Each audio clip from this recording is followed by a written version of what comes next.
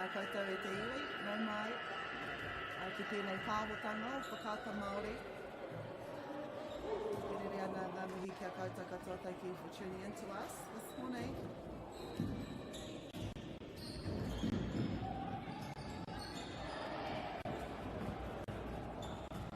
Ko te tukinga i te rangi nei, kei wainga i ngā kapa. Pakeke, ara ko te nama iwa, tua iwa e tuki atu ana ki te nama te kau. This is the, kei te reanga pakeke kōwhai tēnei. E rere ana ngā mihi kia koutou katoa e whakaronga maina, e mātakataki maina. Kutanoa e te motu. I tēnei, te rangi whakamutunga o te whakataitai Poitūkohu Māori o te motu mō te tau 2021. 20 aroha mai. Huge day, it's been a huge week. Engari, kua tae tātou ki te kanikani whakamutunga nei ki. Reira, ko ngā kapa e nei, āhua rereke te kōti i te rangi nei.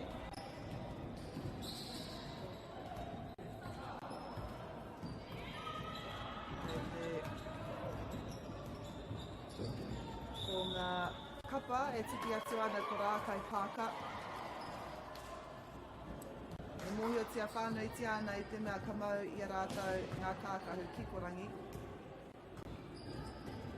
It's been a busy week this week at this competition, I tīmata i te rāhina, right up until today. It's been amazing. Etahi, he said some, etahi authaia.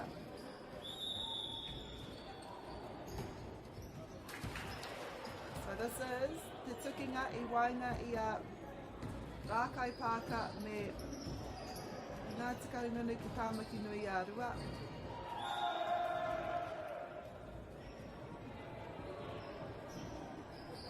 I te wāhanga pakeke kōwhai.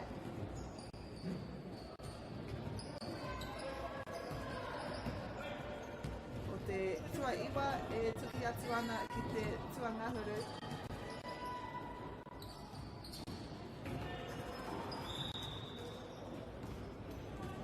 Mō Rakaipaaka, mō te kapa kikorangi. Ko tā rātou tukinga tuatahi I tū I te ata o te taite. Ko tā rātou huarere ko Ngāti Raukawa ki te tonga karaka. Anai hinga mā ngā tatauranga 34 ki te 71. Nā waira, I tērā ahi tuki ai rātou ki a here taunga. I hinga mā ngā tatauranga rua te kau. I nanahi nei, ko tā rātou tukinga tuatoru, just missing out by a point, but 2 muau poko. It was a close game. 48-49 was the end score. Anā, ko tā rātou tukinga tuawha, o tira whakamutunga I nanahi. Kia Ngāti Kuata I hinga turutikau ki te whitu te kaumārima. Koia nei, tā rātou tukinga tuarima o te whakataitai o tēnei tau, kia Ngāti Kahungunu, ki tāmaki nui ārua. Ko tā rātou tukinga tuatahi o Ngāti Kahungunu, ki tāmaki nui ārua. Kia Ngāti Tūwharetoa I hinga te kaumawaru ki te whāte kaumarima. Ko tā rātou tukinga tuarua I tū ki ngā wairaki Ngāti Apa. I hinga 34 ki te 76. Ko te tuatoru ki a Ngāti Wai I hinga 22 ki te 67. And probably their closest game was held yesterday afternoon against Ngāti Tuarangatira. Ko ngā hua o tērā, e hinga mā te rua kau te noa whā ki te 42. No reira, ko ngā kapa e rua nei, e aru ana mō tā rātou tuahanga, tuatahi o te whakataetai. They've come close a few times. Engari, auari ake, Rakaipaaka i arahi ana, i tēnei wā mā te ono tatau.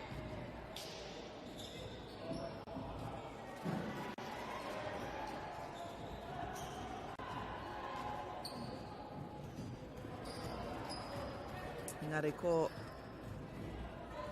Rakaipaaka. He kapa hanu mi tēnei, you'll be able to see that most of the games that we've seen on I te tauwhāinga o Rotorua Event Centre, they have been either male or they've either been tāne or wahine. Engari tēnei rā he kapa hanu mi. Nice shot there by Tāmaki Nui a Rua. Engari ko Rakaipaaka tonu e arahi ana i tēnei wā. Waru ki te kore ngā tatau.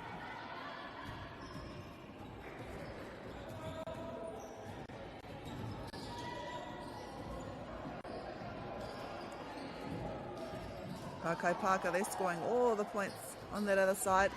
Can't see their numbers, aroha mai.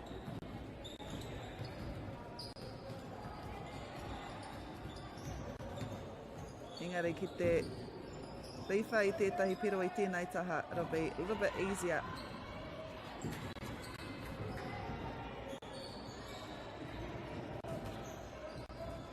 Koronia.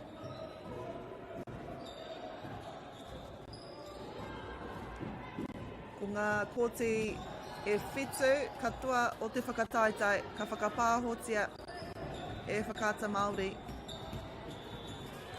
Ko ngā whiringa toa hoki ēnā ka whakapāhotia.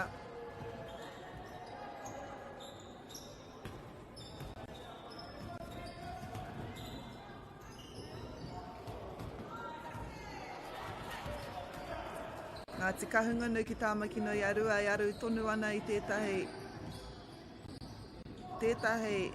kaute.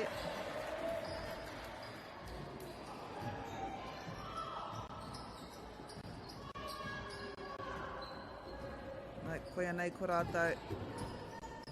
So we'll be able to see their numbers. Engari anua Rakaipaaka.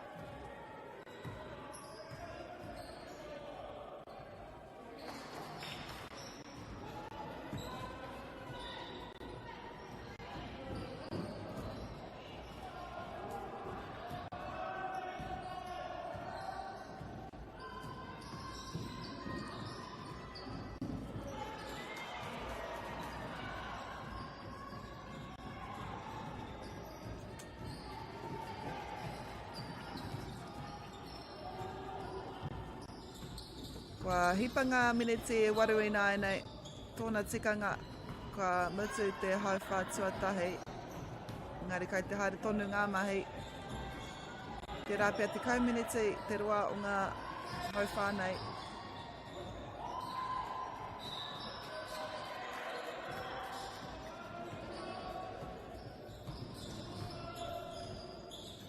Ko Tāmaki Nui a Rua. Ngā tikau ngunu ki Tāmaki Nui a Rua.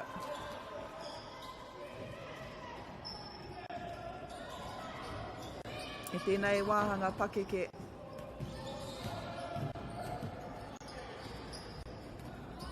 Pakeke mix kōwhai. Ko Ngāti Wai me Ngāti Tūwhare toa. Ngā kaiarahi o tēnei whakataetai. Kare anō a Ngāti Wai kia hinga. Ara, I hinga a Ngāti Tūwhare toa, ko tahi noi ho te tukinga.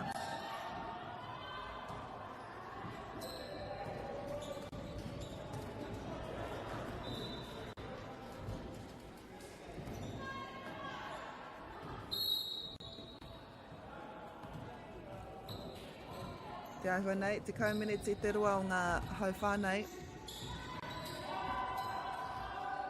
Tamaki Nui Arua looking to get their first points, and they do.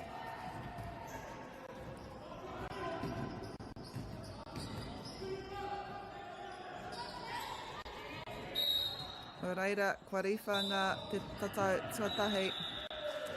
And that is our first quarter time. No reira, ko Rakaipaaka I arahi ana.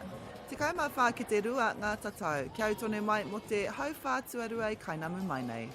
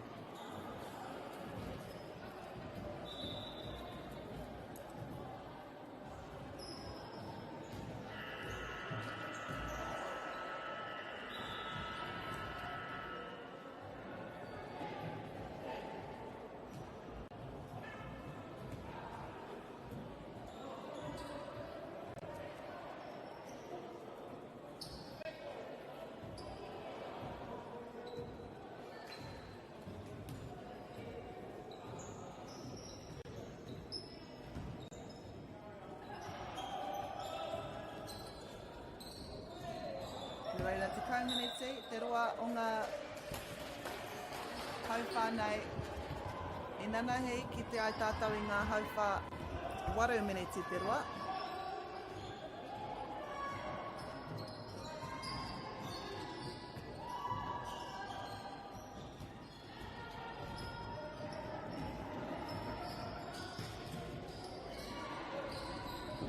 Ko tēnei ko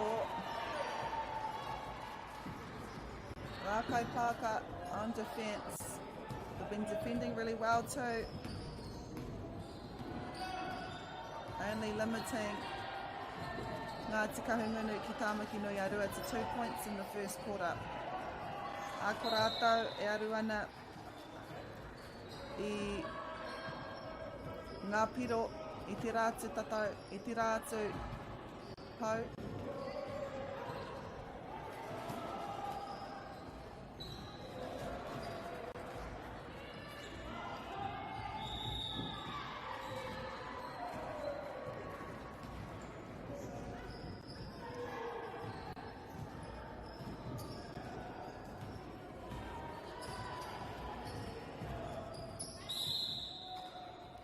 Attempt at a 3 there.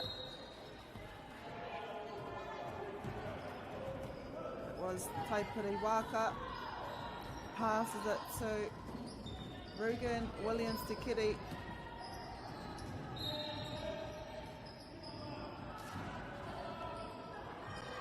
Nā kare ai te pakakiti ngā nama o ngā kaitākoro nei. Engari koe ke tā rātou kau te kaimai iwa inai nei. Wahuri te aro ki te ārai. Great attempt there, engari he Taipiri Waka was there again to get the rebound. Passing it to Jalen Paiwai.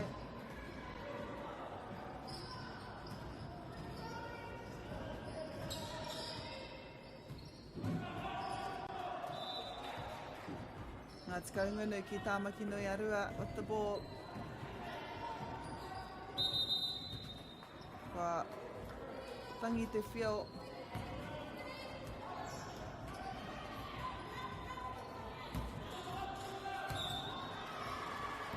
Nei, a Jalen Paiwai me te pōro, ka huati ki tētahi. Kāri tētahi I reira.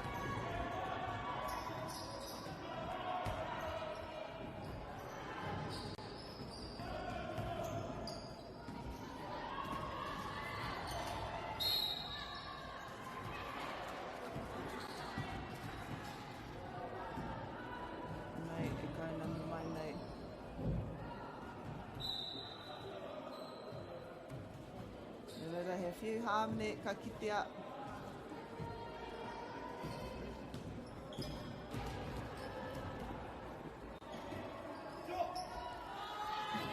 Trying to see a number there.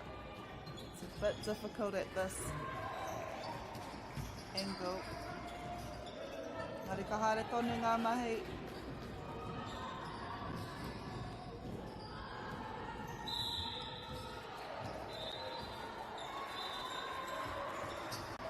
Nei, waiting there was tētahi ngō te kapa nei, great attempts, and a rebound.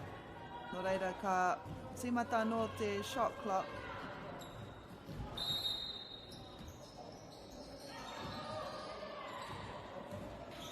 Engari nā Rakaipaaka te kōro, ko rātou hoki a rahi ana, mā ngata tauranga, te kaumā whā. And that's Jalen Paiwai with the ball.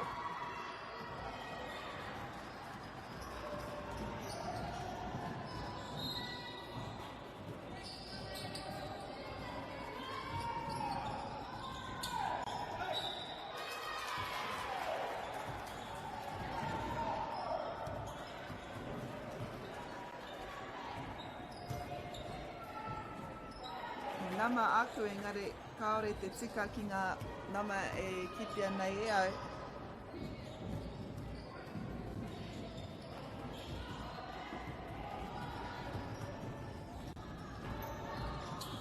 Te kahu ruru ki tāmaki nui a rewa.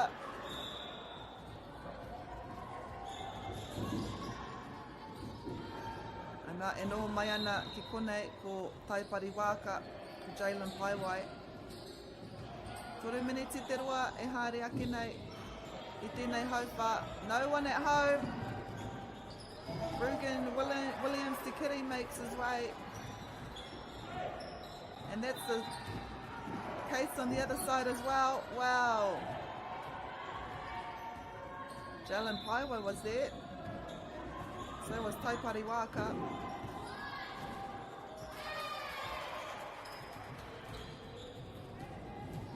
For the three, collected by Taipari Waka. Passes it to Shante Paiwai.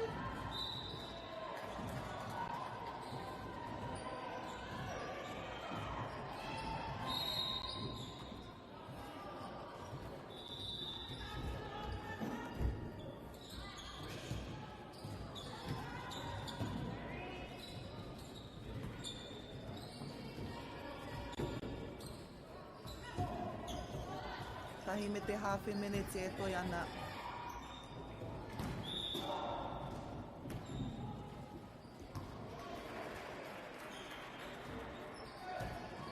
Rāko nama rima te kauma iwa tērā, kare kaitaku na rima te kauma iwa I taku pepa.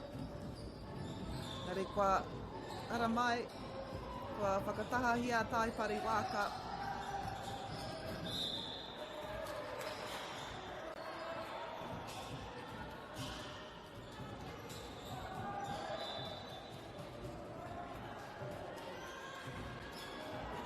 Ia tātou e pātata ana ki te whio whakamutunga.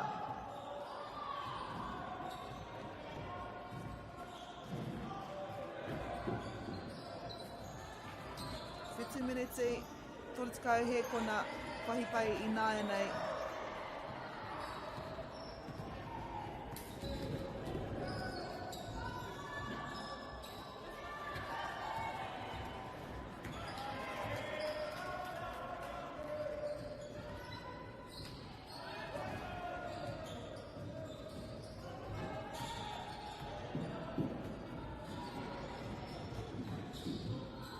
Rakaipaaka, aru ana I te piro. Nari kai te haere tonu ngā mahi.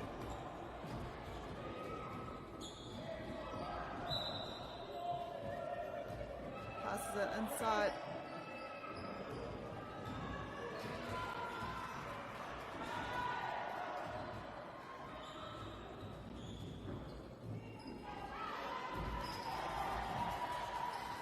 Ngā kau te katoa e kite ana I te rātu moka o te kōsi. Tēnā ko hoki mai, ki konei.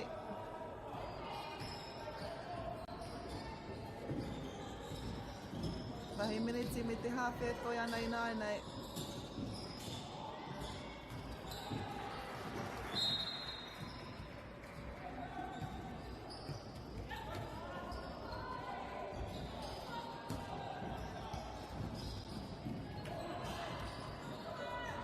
Goes in and out. Completed by ngā tikaunga nei tāmaki nui arua.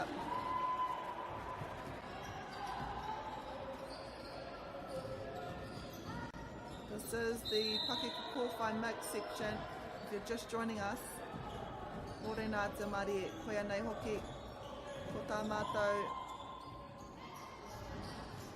tukinga tuatahi o te rā.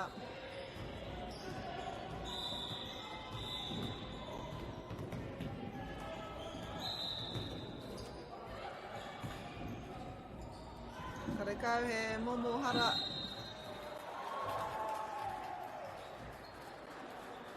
Got 20 seconds left in this half.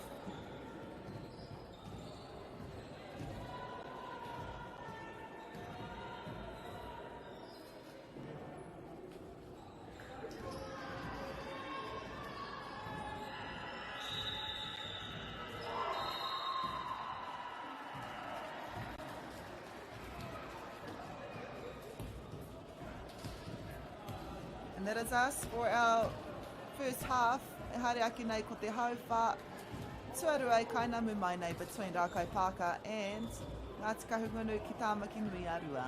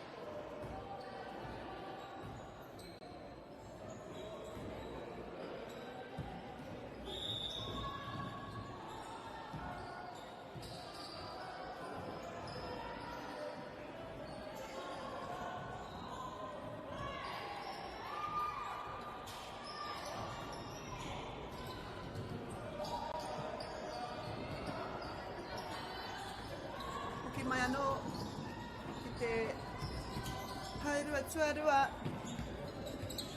te whakataitai, te rangi whakamutinga, o te whakataitai poiuka a Poitūkohu Māori Aotearoa mo te tau 2026.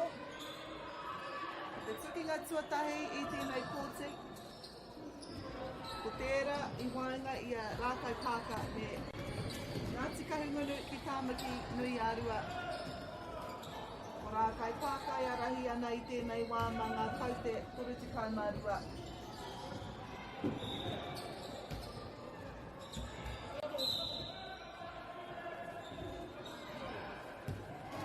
And because we have had one half already for Rakaipaaka, we have them shooting on this side. You're able to see some numbers, weren't able to see them in the first half's broadcasts.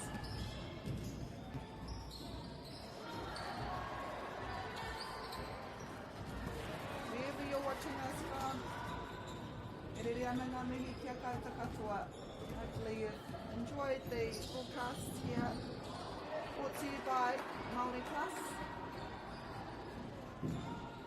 where 7 of the courts for the Pakikese section of this whakataitai e whakapāhotia ana e whakata Māori. If you do have whānau or friends that are playing one of the other 7 courts that we are broadcasting, you'll be able to find them on the Whakaata Māori YouTube.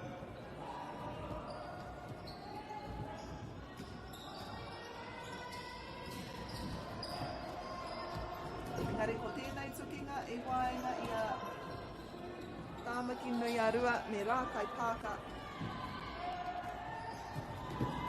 Ko Rakaipaaka e arahi ana i tēnei wā mana kautērua te kaumāwhitu. Whakagā kua karakahia.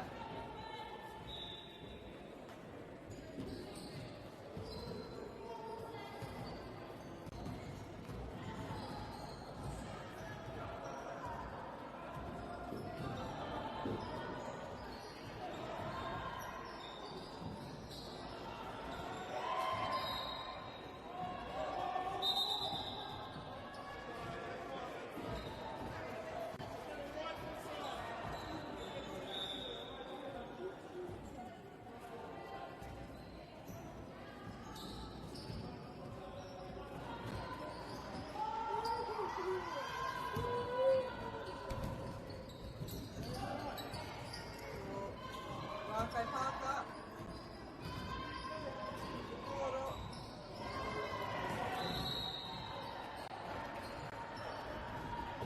reira i tēnei wā.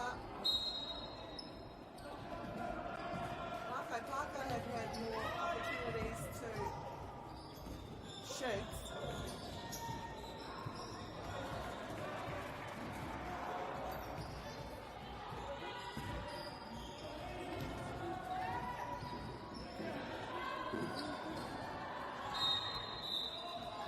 Engari, aru ana kau Ngāti Kaungunu ki Pāmaki Nui a Rua. Kāre rātou mō te tiohu noa.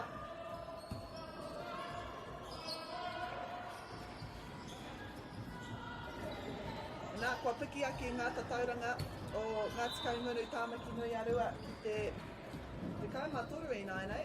So great start to the second half for Ngāti Kaungunu ki Tāmaki Nui a Rua.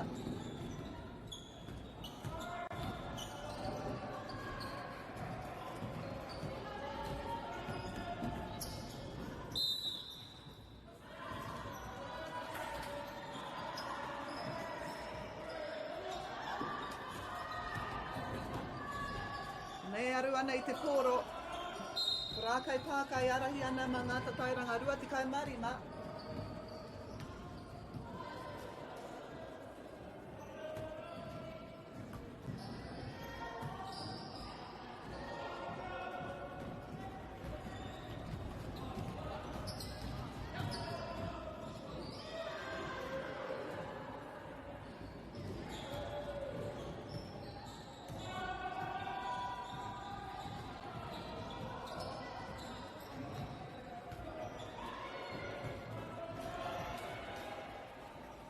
Just making their way slowly but surely,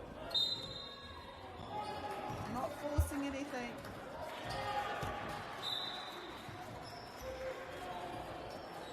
He hara kua karangahia e te kaiwawa. I think that's Jalen Paiwai with the ball. Nori e ke tana nama tuatahi.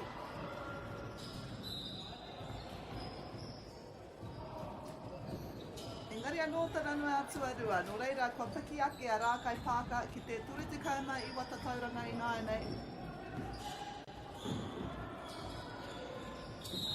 And they will be happy with their progress i tēnei rā.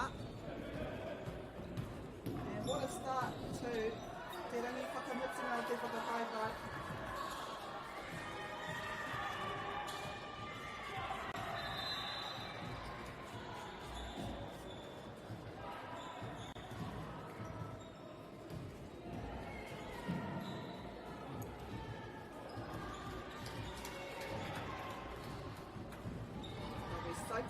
efforts. Inara, kua tata hipa rātou I te toru te kau.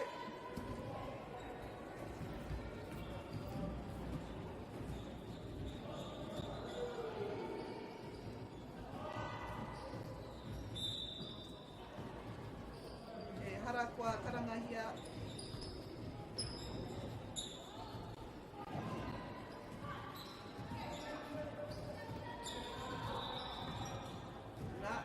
Rakaipaaka mai te toro.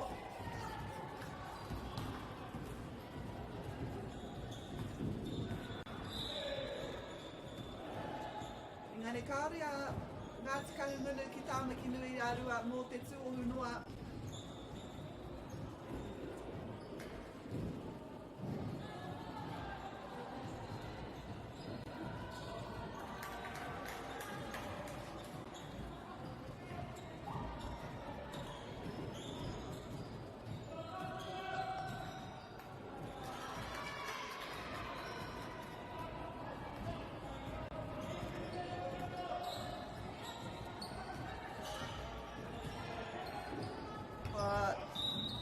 Tata tātou ki te miniti whakamatunga o tēnei hauwha.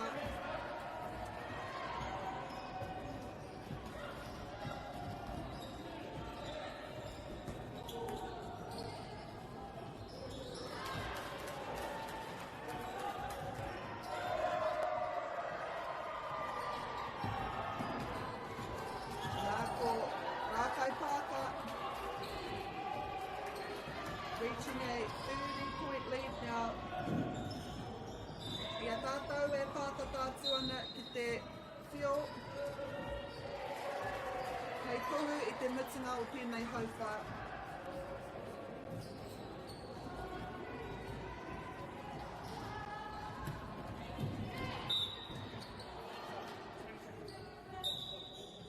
"15 seconds to go."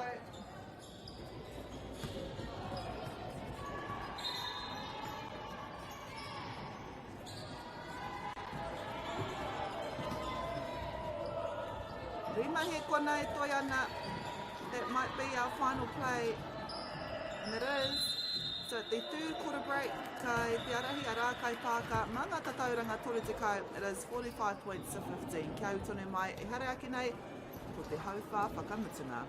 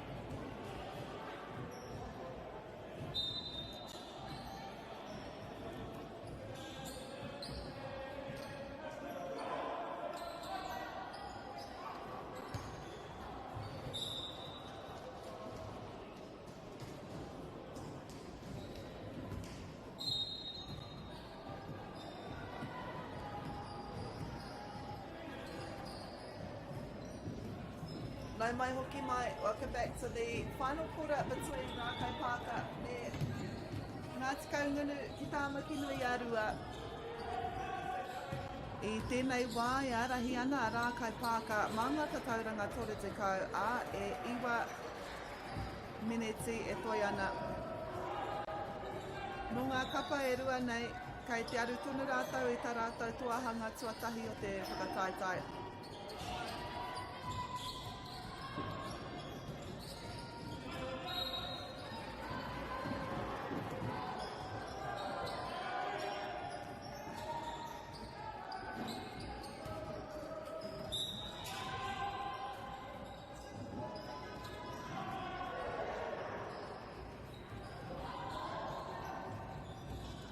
Nei, kei te hoki mai. A Rakaipaaka.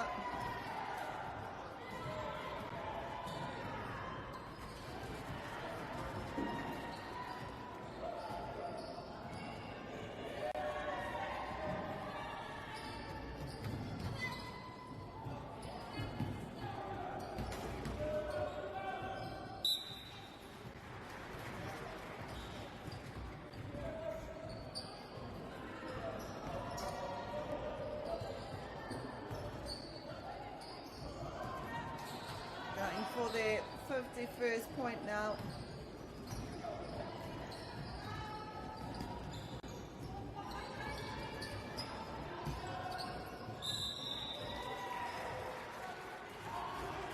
Engari, kaore a ngā tikangunu ki tāmaki nui arua mō te tuohunua. Nice pass there to Esteem Jane. Engari, kaore i eke.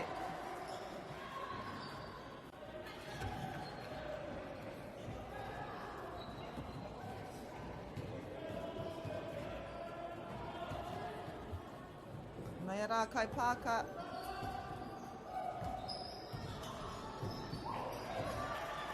This goes through Esteem Jane's fingers. Kei te hau mai a Waka Nicole.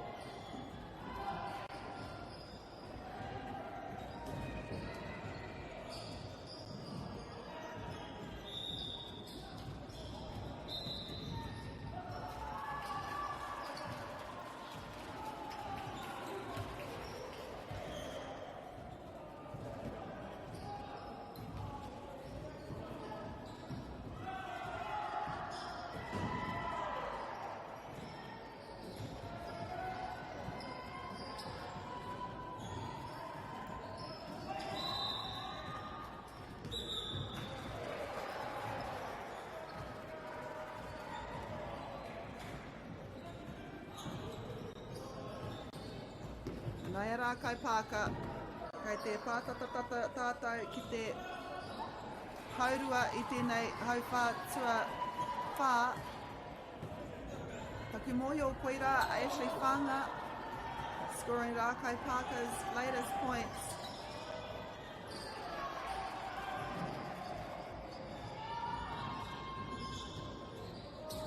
Huge pass there. Sees the hands of Esteem Jane.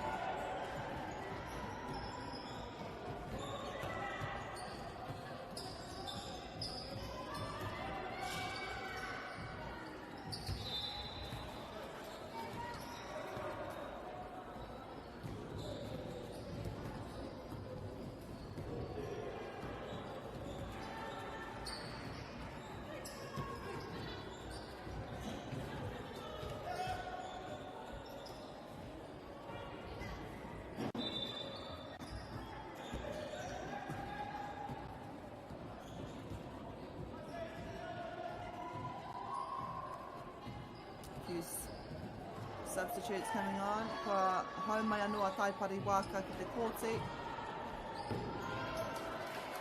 Shante Paiwai, getting that latest.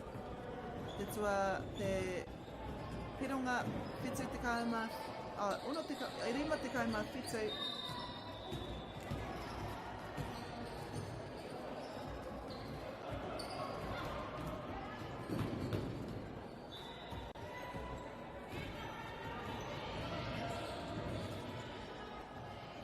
Mai ngā tikaungunu ki tāmaki nui arua. She's got the last points for Rakaipaaka. Shante Paiwai just a bit short there.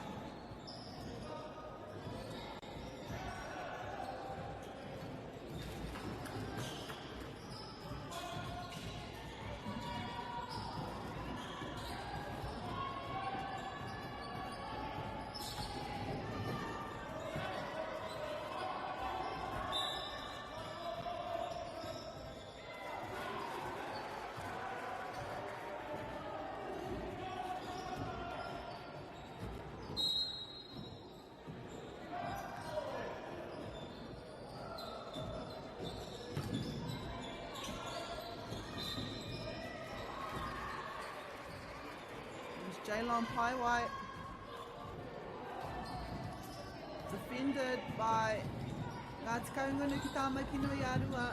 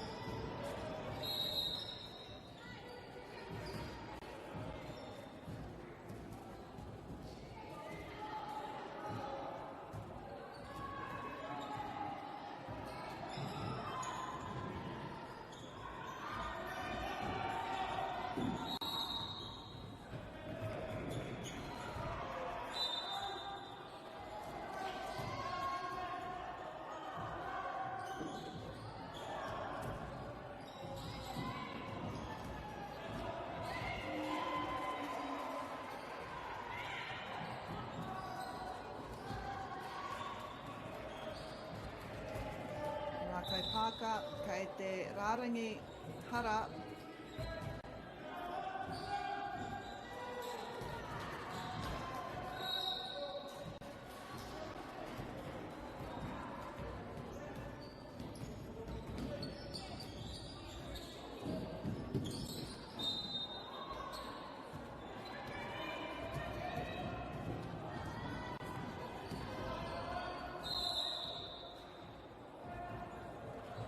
Nai pātatana tātou ki te miniti whakamutunga o te whakataetai nei, o te kemu nei. E wainga i a Rakaipaaka me ngā tikaungunu tāmaki nui a rua. Ko ngā kapa e rua nei, e aru ana i tā rātou tuahanga tuatahi o te whakataetai. Engari, ko tahi noi ho te tua mō tēnei tukinga ko Rakaipaaka.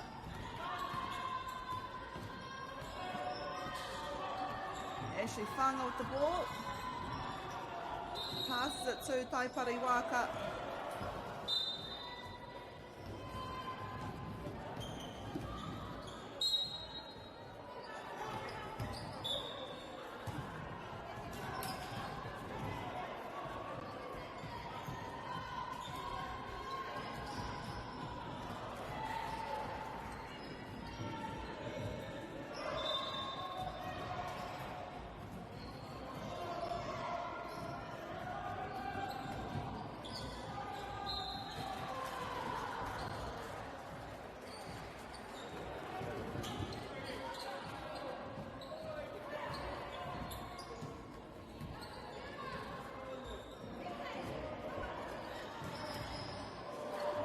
E pātatana tātou ki te whio whakamutunga.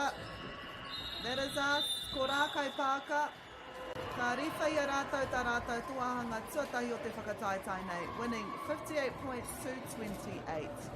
E haere ake nei, ko te tukinga i kainamu mai nei. Ko tērā, between Tūwharetua and Here Taunga, kia utonu mai.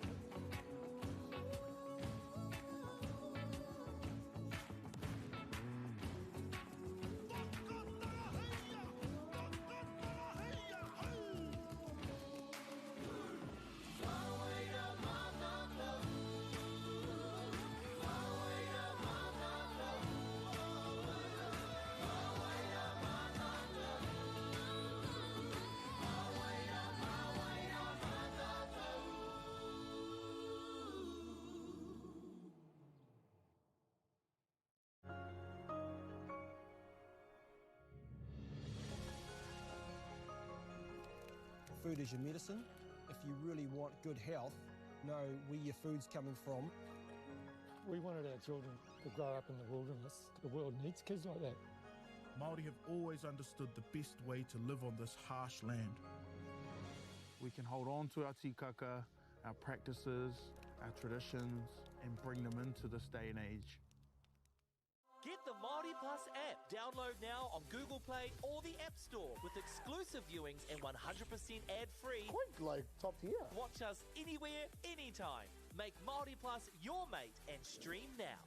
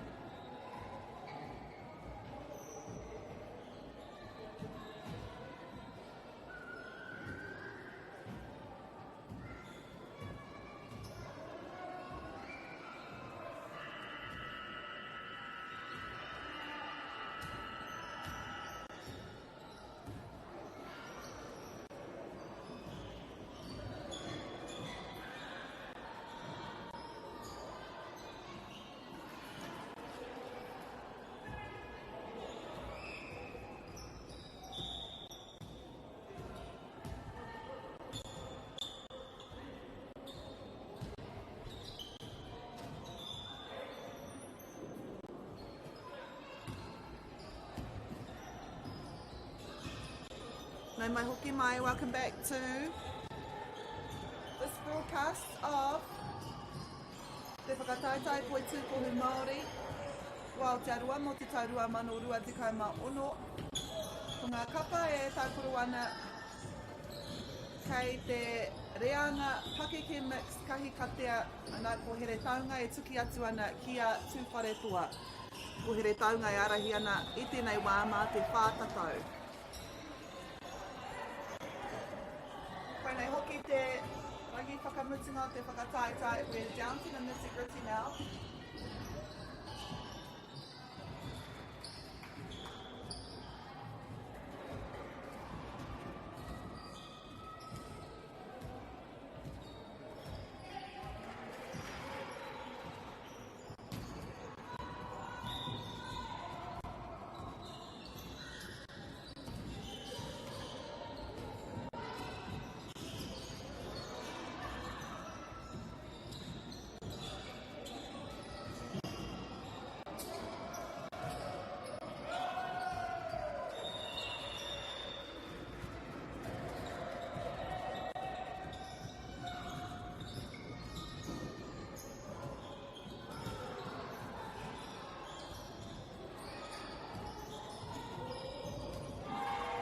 Wharetoa, kai raro mā ngā kau te rua I tēnei wā.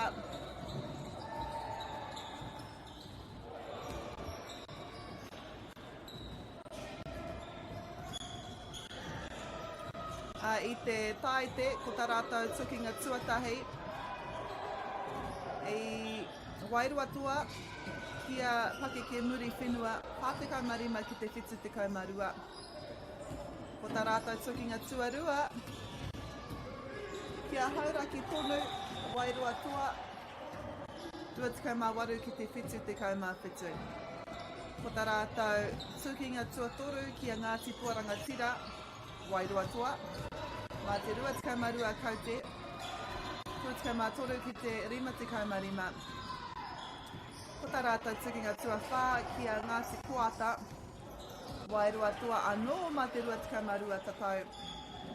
Pātika mā whā ki te ono te kaumā ono. Koia nei, ko tā rātou tukinga tuarima. E aru ana I tētahi toahanga I tēnei whakataitai. Hei te haurua I te kaumārua karaka I tēnei rā. Ko tā rātou tukinga whakamutunga kia rangitāne.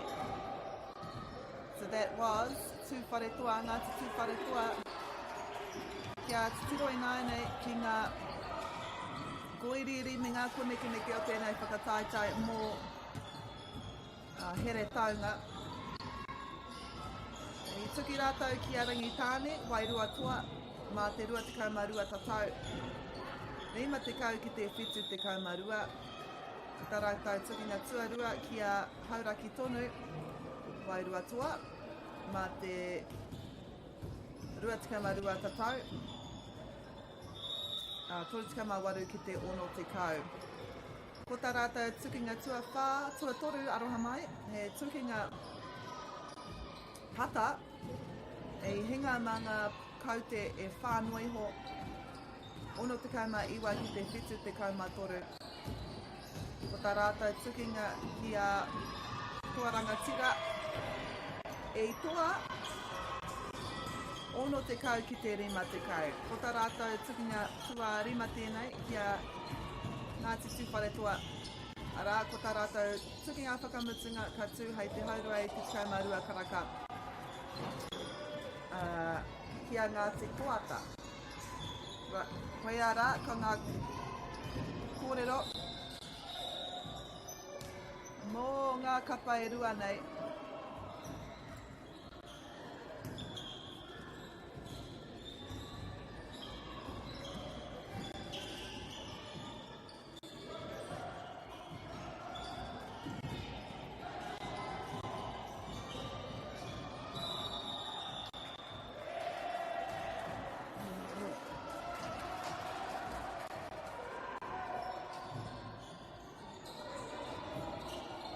Ai tēnei wā ko here taunga e arahi ana.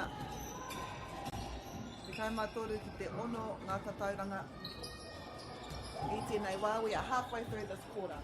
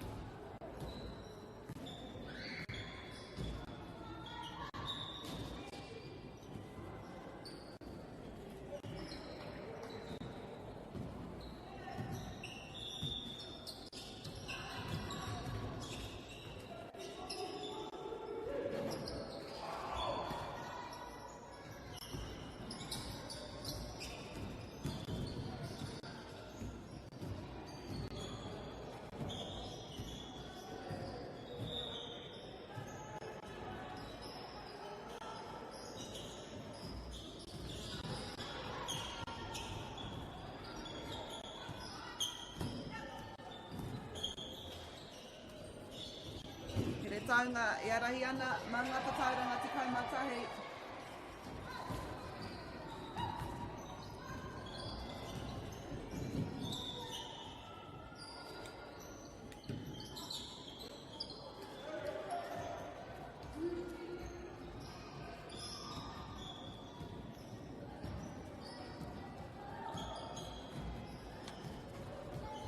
E toru mene te toi ana i tēnei hau whātuatahi.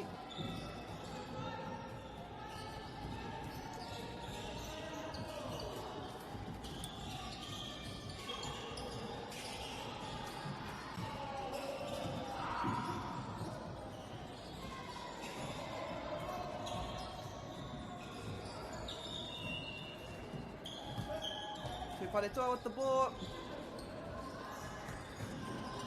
I think that was Tyrone Kepa.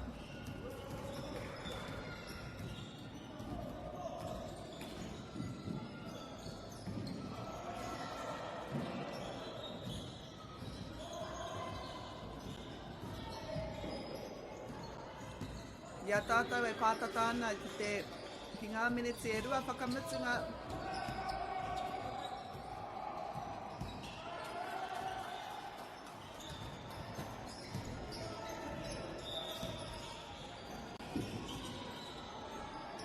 It was Piti Tāhine Tuapawa Kepa.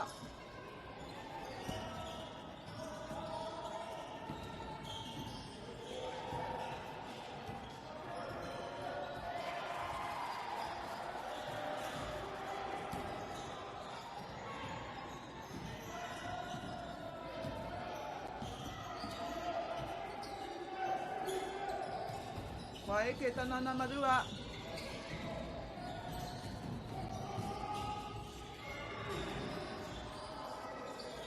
The tainga with the ball.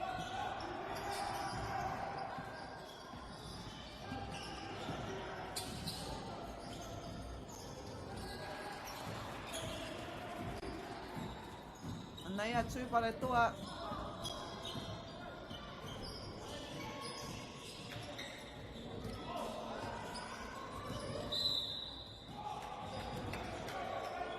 Te minute whakamutunga tātou i nai nei.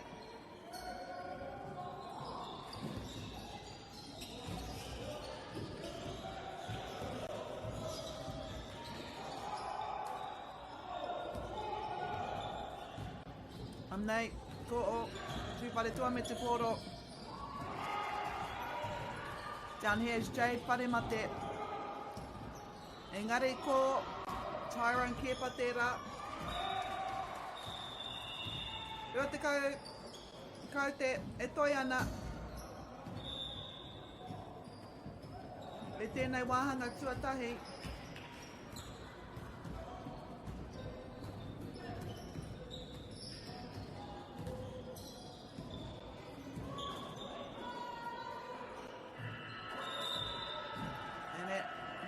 First quarter, the end of first quarter is Heretanga leading to Wharetua Ruatika mā whā ki te waru.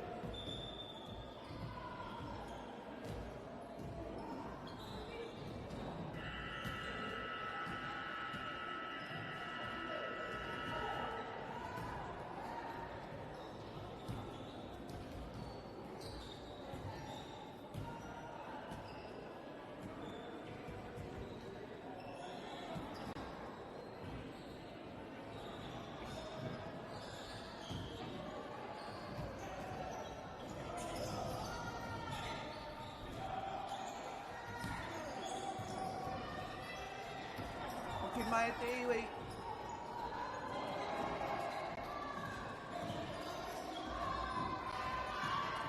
stolen by Poitūkohu.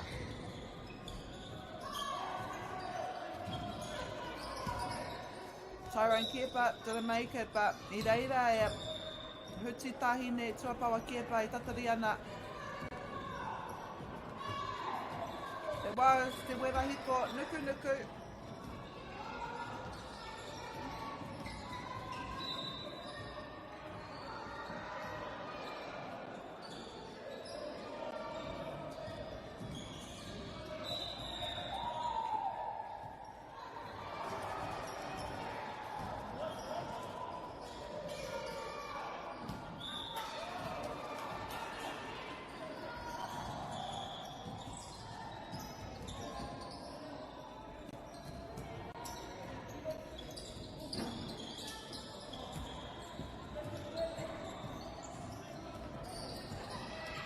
Hey, go Kepa with the ball.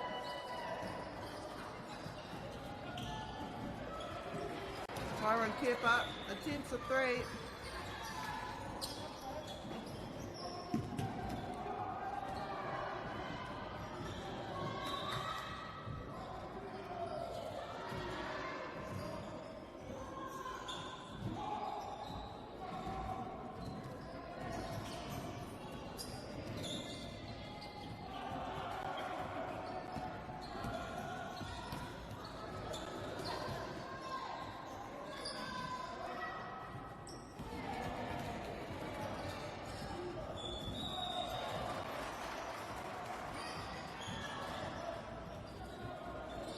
Te whare toa, kai raro mā ngā kau te waru noiho.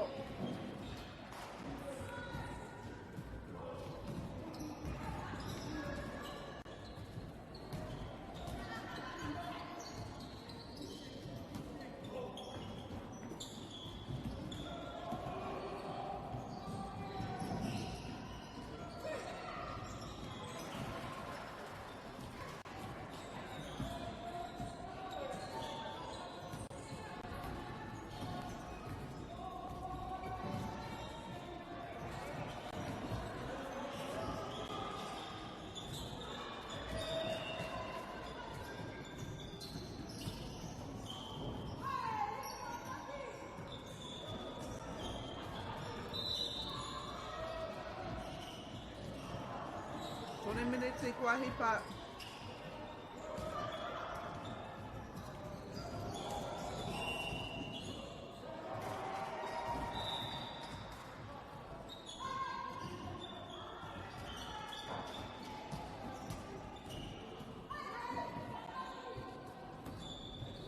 Nei a here taunga.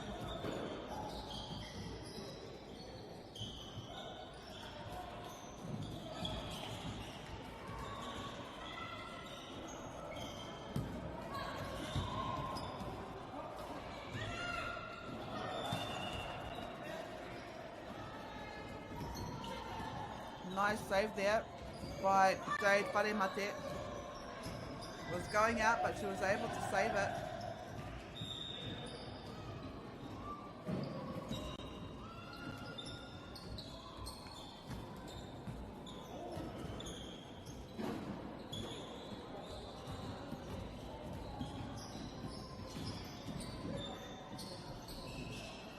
Ah, three there by Te Wirahiko Nuku Nuku.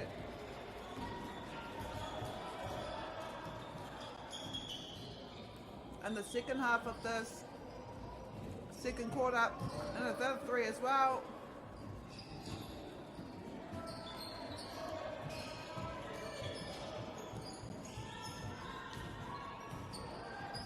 Ka konei e tatari ana Elizabeth Tuapawa Kepa. That was a far shot.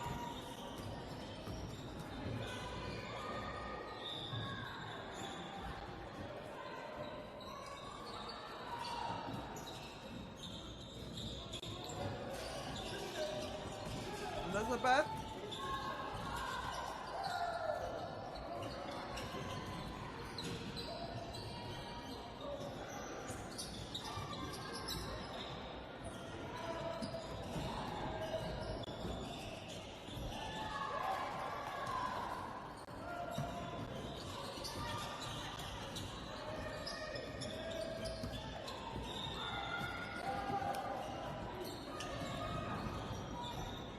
Ratukai Matore, Heiga Kepa. Ko te aputai tēnei wā, still a 8-point ball game. Ko here taunga tērā, I arahi ana.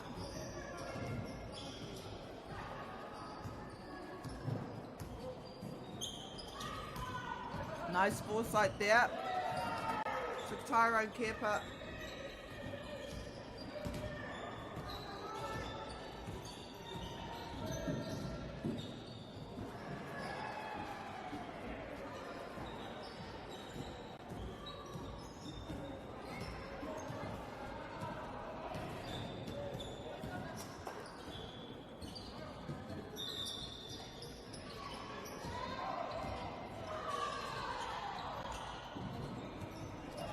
Nei, Elizabeth Tuapa Kepa, kau ko wera he ko nuku ke.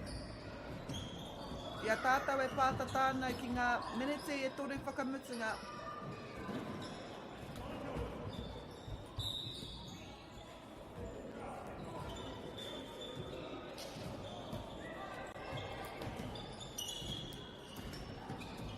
Tyrone Kepa with the ball.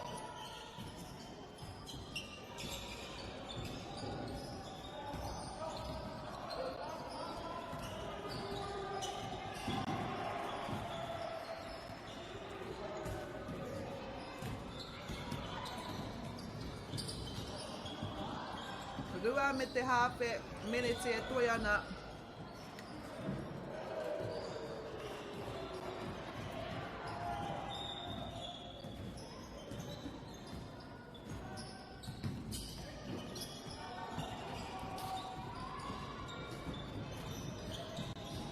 Passes it to Elizabeth Tuakawa Kepa.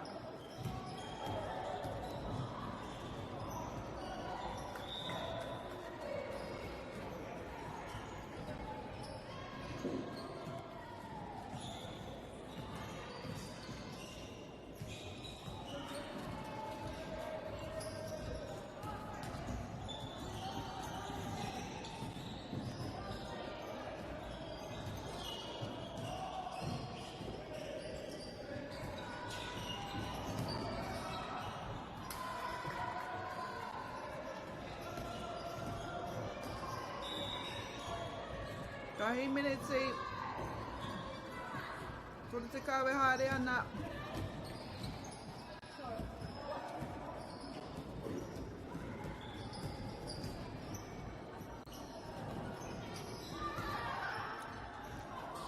Kua puta te āputa ki te kaumatoru I nāi nei.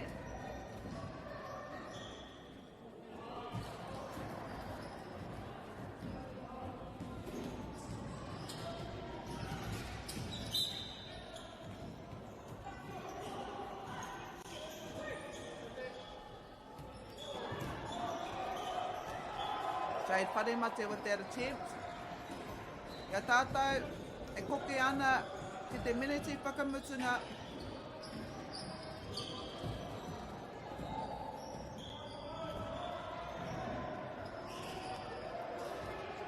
Final minute in this first half between Here Taunga and Tūparetua. Te wāhanga pakeke kahikatea.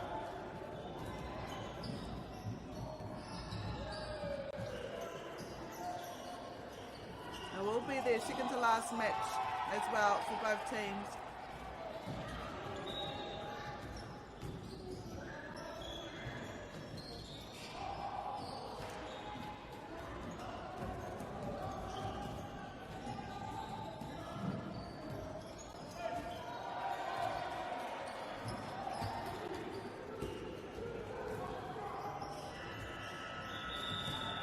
That is us for this first half. It is Here Taunga leading by 21 points. 2-2 Wharetua. Kia utone mai mo te haurua tuarua e kainami mai nei.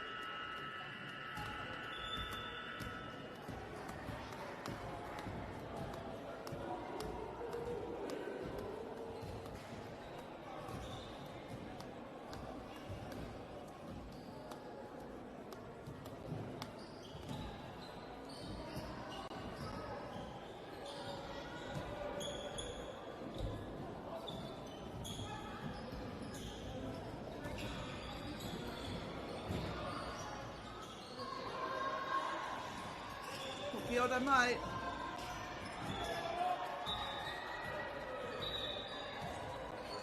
The second half of this Pakeke Kahi Katea match between Tūwharetua and Heretaunga. Ko Heretaunga, kei te kākariki e arahi ana I tēnei wā.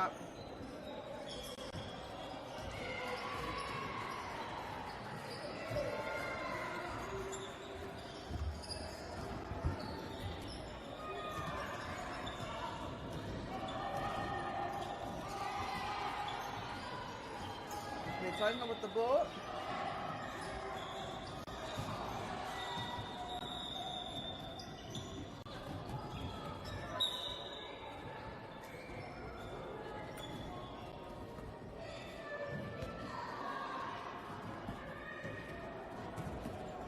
Heretaunga. Charlotte Tulio was there but was intercepted by Tūwharetua. Kei konei me tana kotahi, ko Saul Sadler.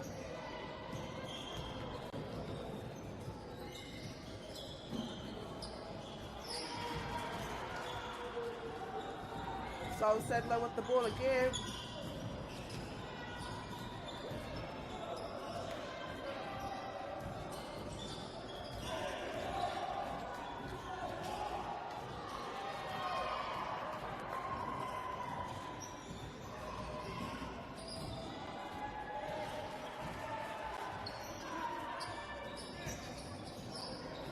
Oi tata.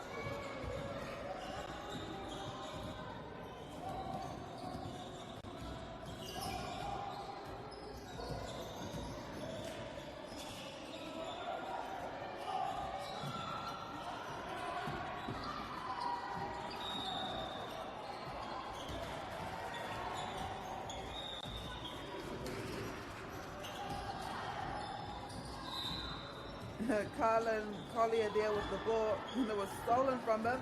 Didn't know what was up to.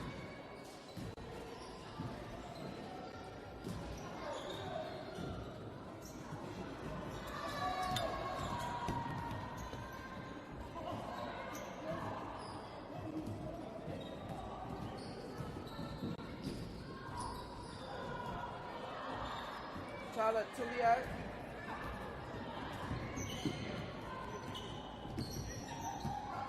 Three.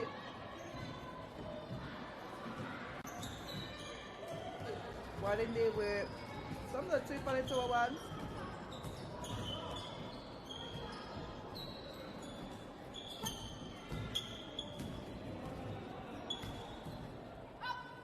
Goes for the three. And they will need some of those for Tūwharetua. Behind by 19 now.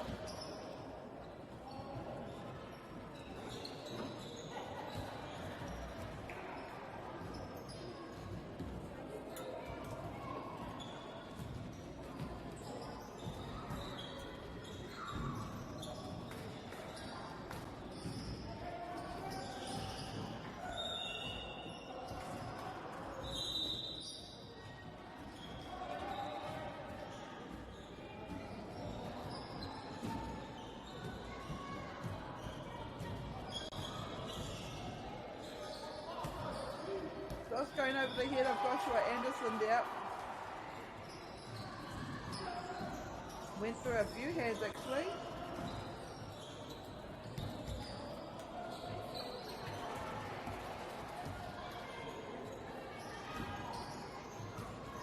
Hager careful with the throw in. So Jade Parimate.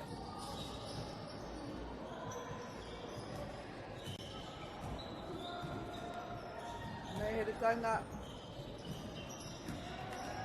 Nice hook shot there by Joshua Anderson.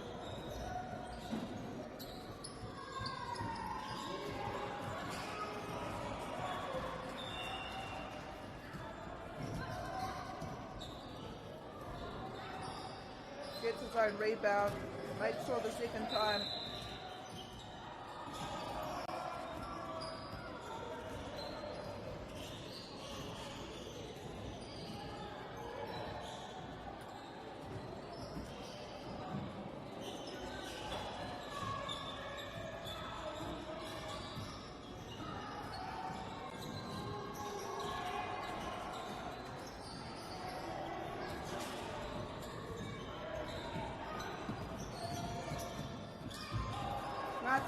Rotorua. Behind by 21. Charlotte with the ball. Passed it to Sterling Clark-Lloyd. Charlotte to Lloyd.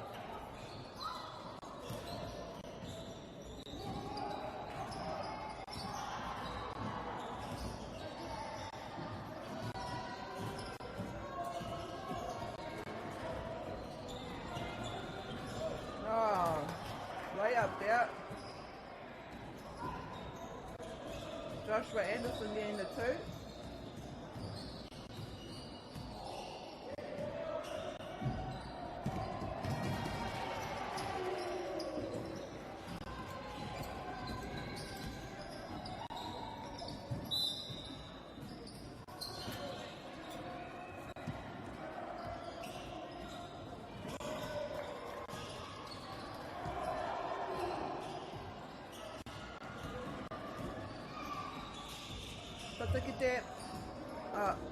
Just under 3 minutes left in this third quarter.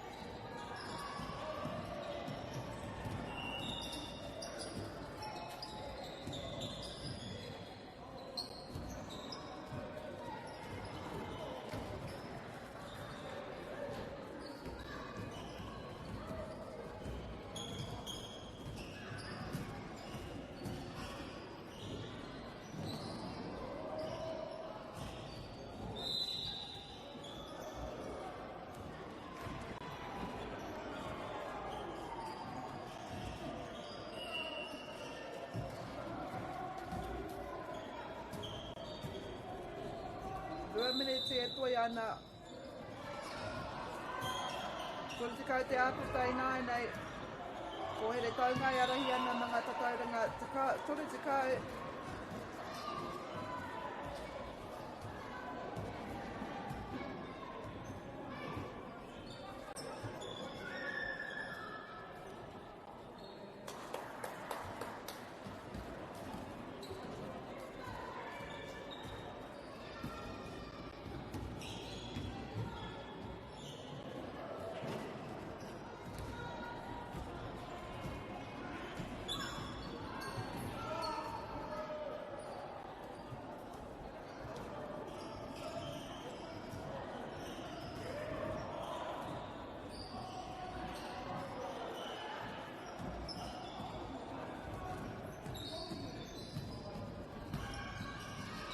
Just under a minute to go now. Joshua Anderson with the ball.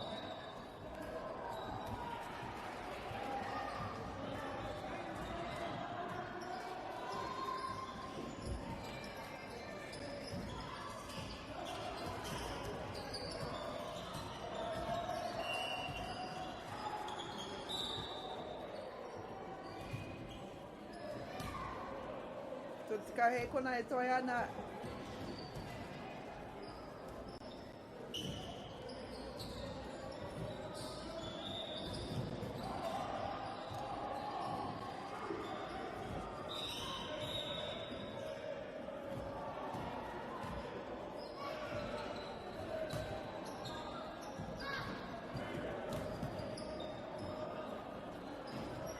Koe rā te tangi, ai tohu I te mutunga o tēnei hau whā tuatoru. At the moment, it is Here Taunga leading 77 points to 43, kia au tonu mai.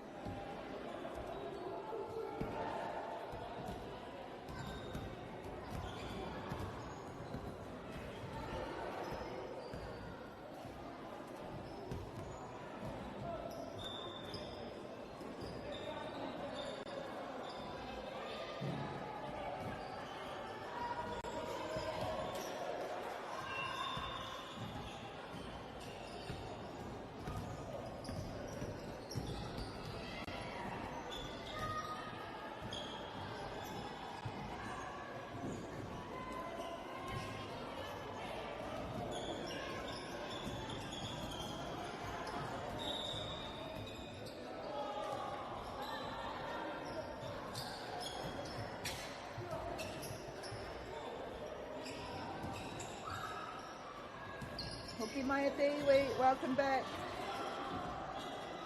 I te hauwha whakamutunga I Wainganui ngā kapa nei, paki ki kahi katea, he whakataitai hanu me, this is here taunga with the ball.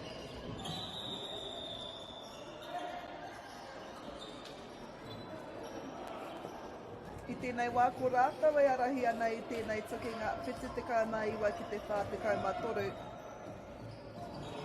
A whai muri tēnei tukinga, e rua anō a rātou tukinga, kupahi anō I ia kapa.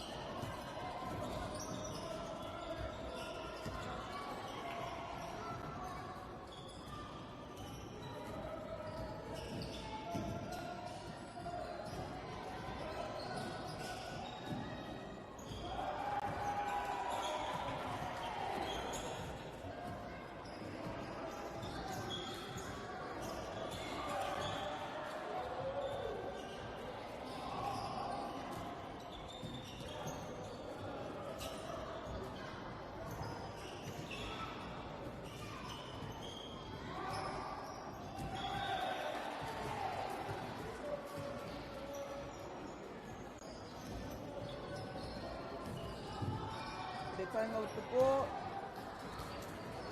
It's pushing up even further.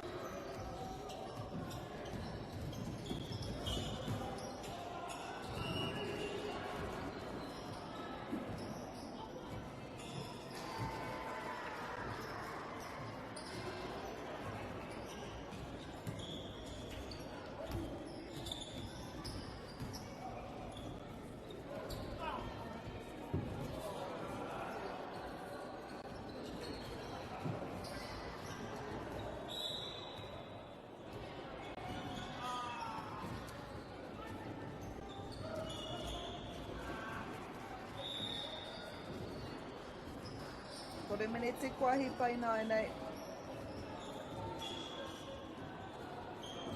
Anā ko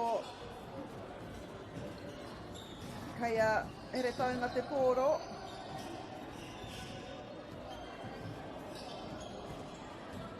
Here taunga with the ball. Takes the three, unsuccessful. That was Carlin Collier.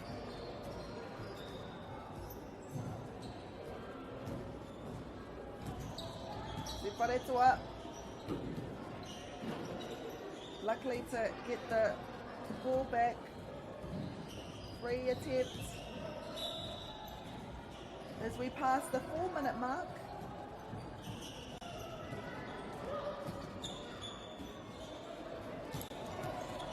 Joshua Anderson here, able to get the bucket even though he wasn't expecting the ball.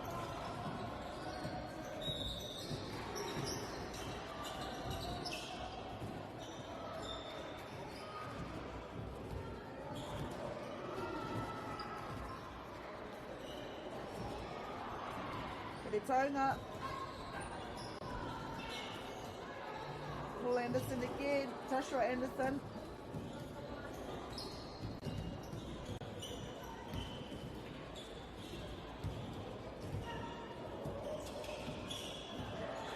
As we near the last 5 minutes of this match.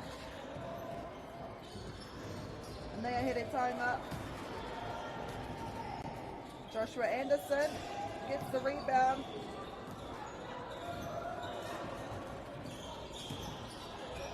And it's intercepted.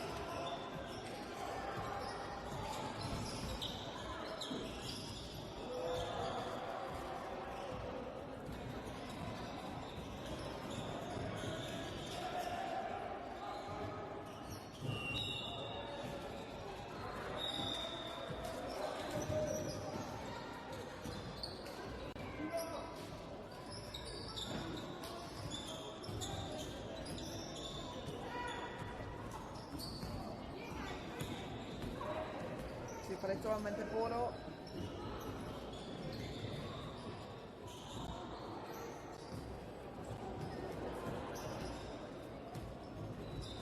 Mayam here taunga.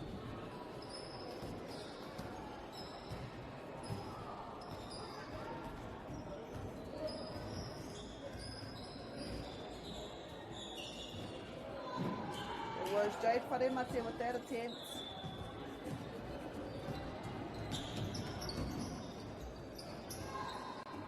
Itiaki te whāminete toia nei. Elizabeth Tuapawa Kepa with that attempt. Joshua Anderson. Passed it to Sterling Clark Lloyd.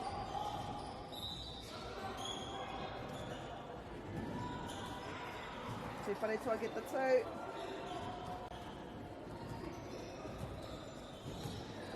And now, iarahi ana a Te Wharetua ma ngā tatauranga.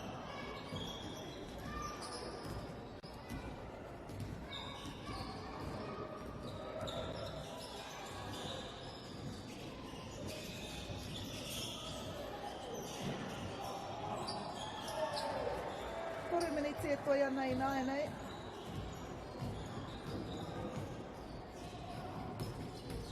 Passes it back to Joshua Anderson. Gets the bucket.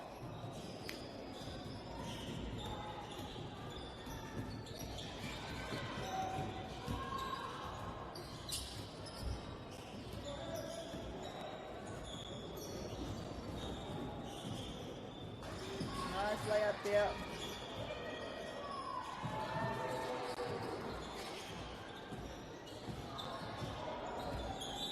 Points is the difference in 9-8.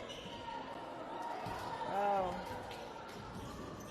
Make it 47.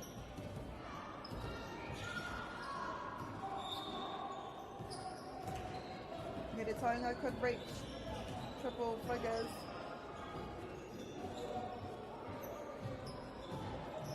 Nice shot there by Te Wharetua. Itiaki te Rua minute toia nei. That was Jade Wharemate with that shot for Te Wharetua.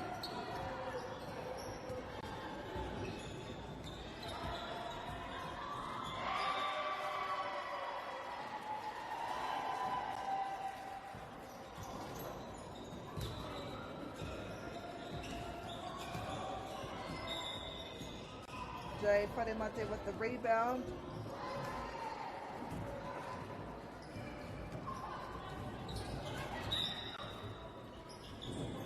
Oh, wow.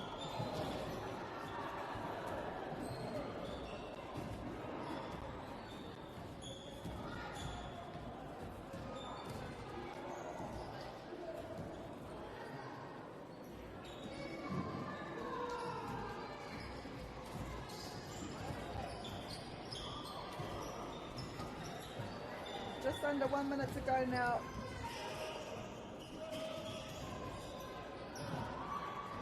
Iarahi ana here taunga mā ngā tatauranga Poitūkohu Māori Poitūkohu Mātahi nei.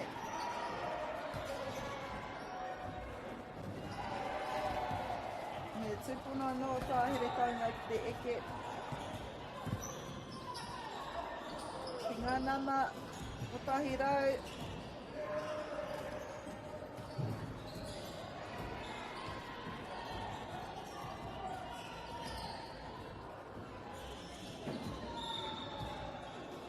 Kaumene, te kauhe konei e toi ana, konei pia te hiro whakamutunga.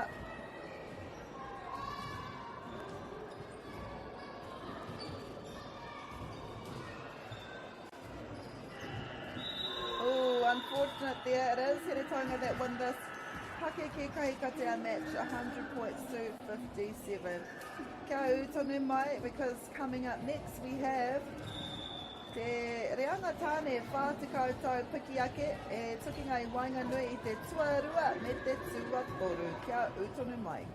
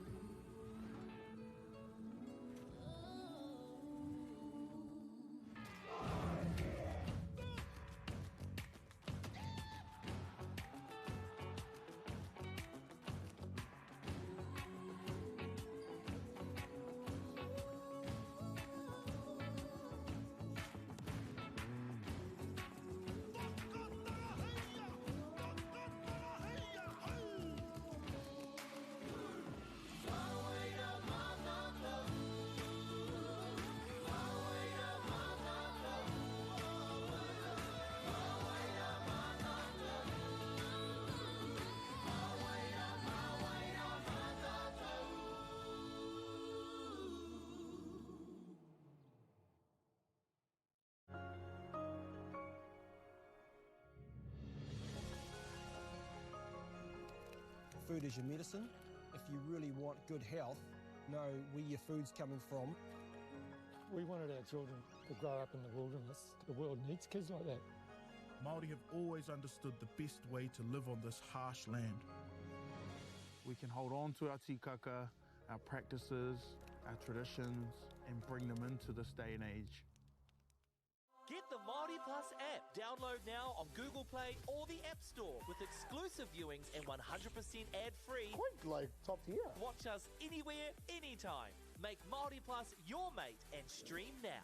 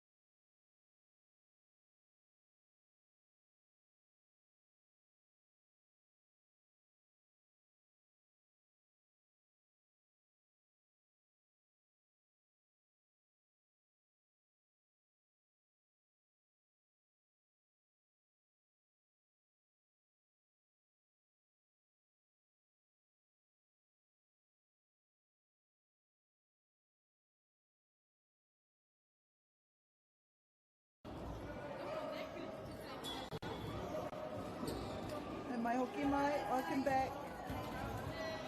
Ki tēnei, soki ngai wainga nui a kuata me here taunga, mo ngā tāne, whā te kautau te pake ke piki ake. Ko here taunga e mau ana i te kākareki, ana ko kuata e mau ana i ngā hāte mā.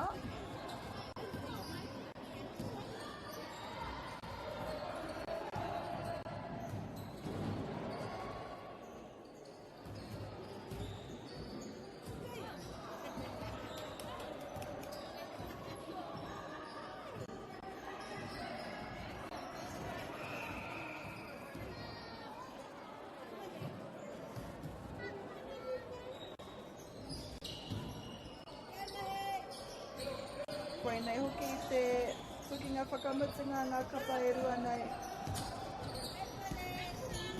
Tāne kauri, whā te kautau piki ake. Konei ki te whakataetai, Poitūkohu Māori o Aotearoa mā te tau 2024.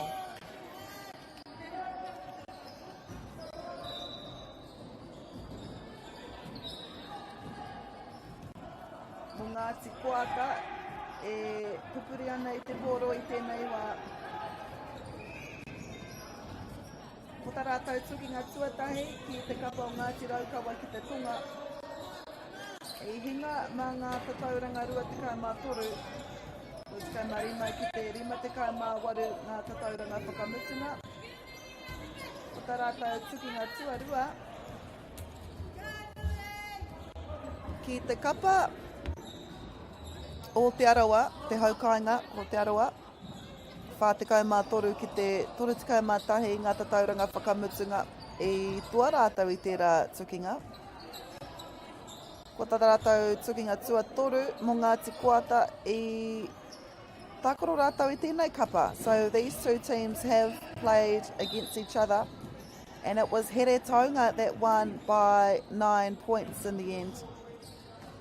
A tight match. 37 points to 46 was the end score of that match. Ko te tukinga tua whāma Ngāti Koata.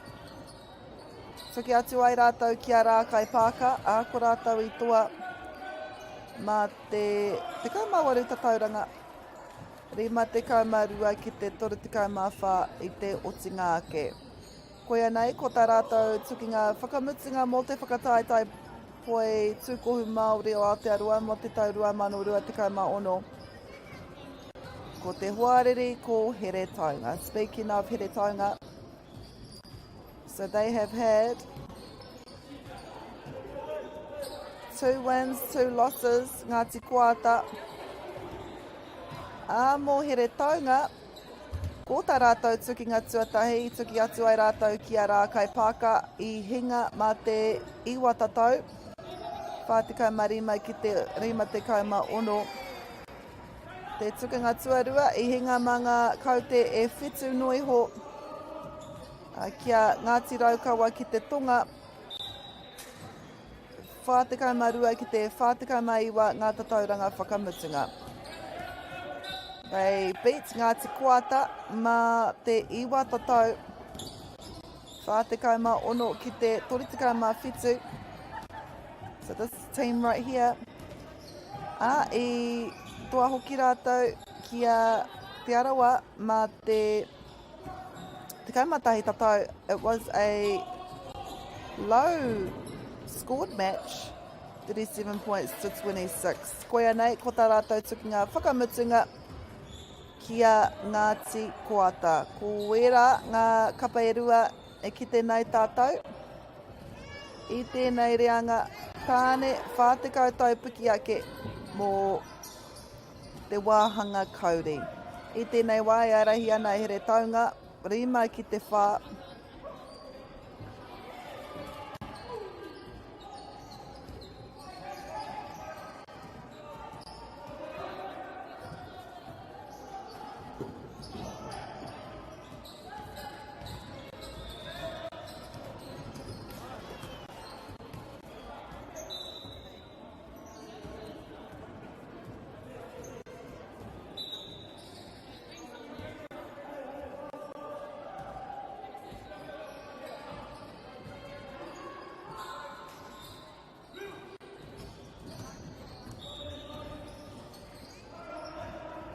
Ire taunga with the ball, but it is collected by Ngāti Koata.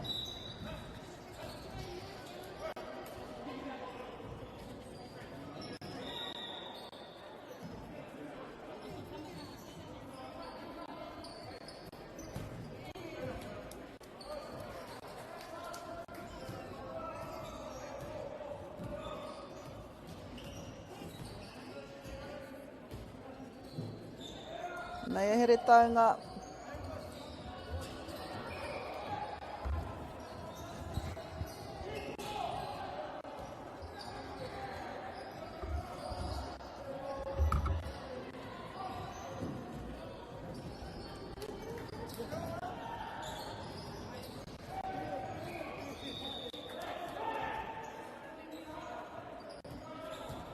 Aaron Kiang passes it to Jeremy Banks, who gives it to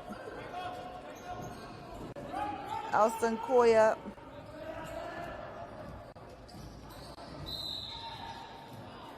Foul has been called.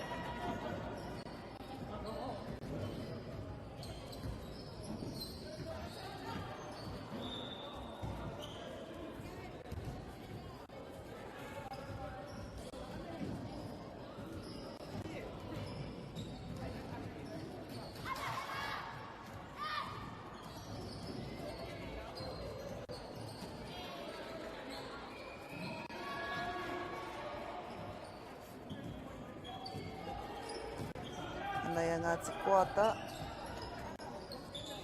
Just a little bit short there by Aaron Kiang.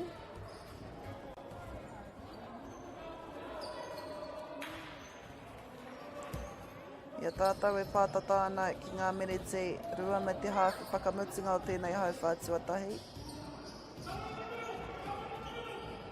Sanford Webster.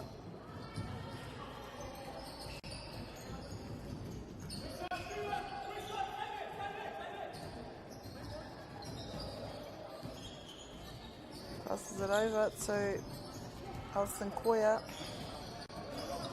He sees Jeremy Banks there, passes it to Aaron Kiang. Alison Koya with the roll, sees his teammate all by himself. Great defence here by Heretaunga.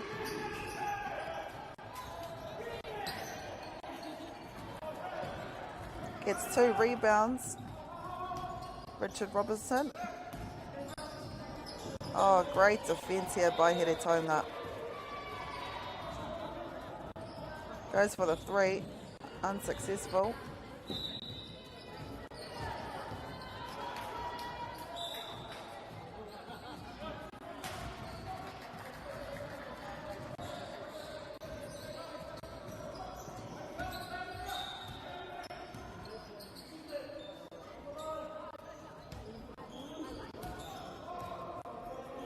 Defending nicely here, Heretaunga.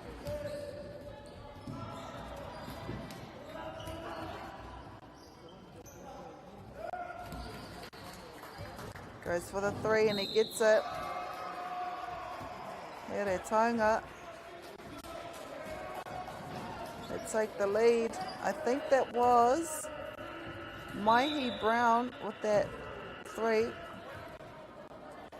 Ana koe rā te mutunga o te hauwha tuatahi.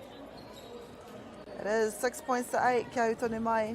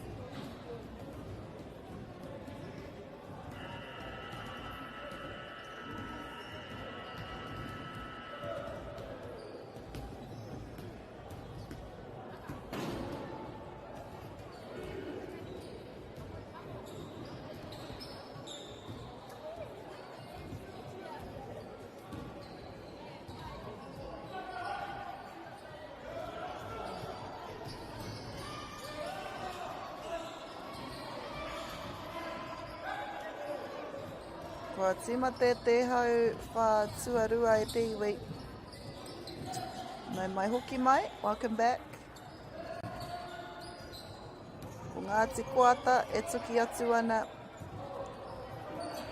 ki a Heretaunga. Nai ki te tātou i tēnei tukinga i nanahi nei. Ko Heretaunga i tua mā te iwa tatau nui ho.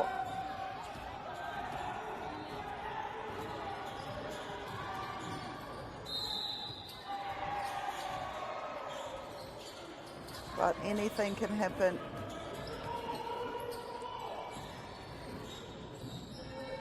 Ia tātou e pātata atu ana.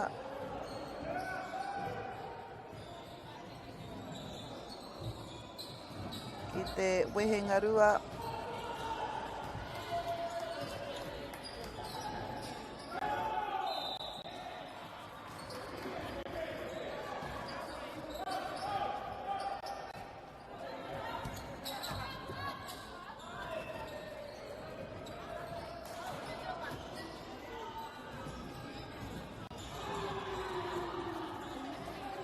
Kei te noho ori te nangata tauranga I nāi nei.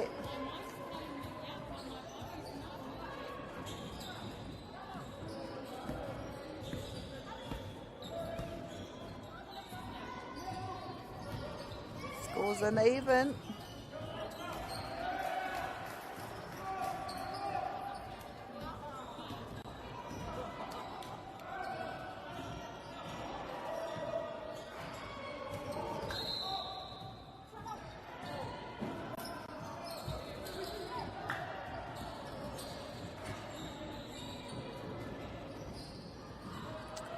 Engari ko Ngāti Koata, e arahi ana I nāenei mā te rua kau te karemato I te mōhiohia te wā. Aroha mai, kua raru te wā I tēnei taha. Engari kai ka haere tonu ngā mahi.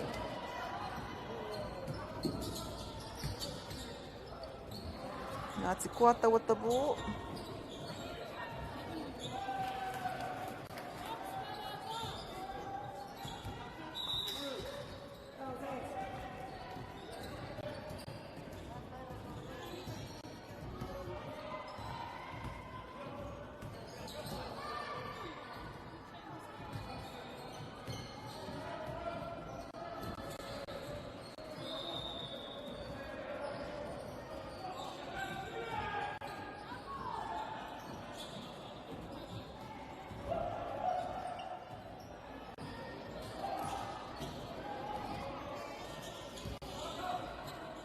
Ko tata ki te wehenga rua o tēnei hauwhātua rua. Ngāti Koata I arahi ana mā te rua kau te.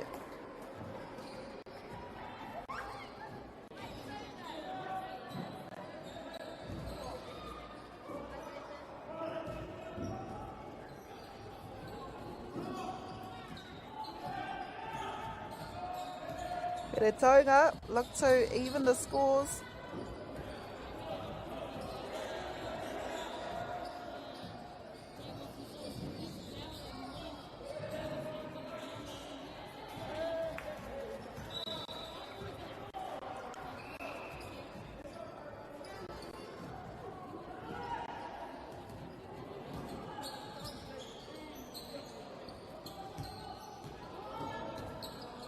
Patariki Hippolyte there.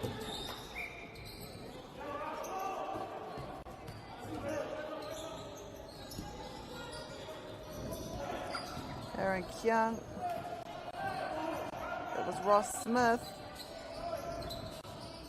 Oh, the skills of the men. It was Robinson, aroha mai.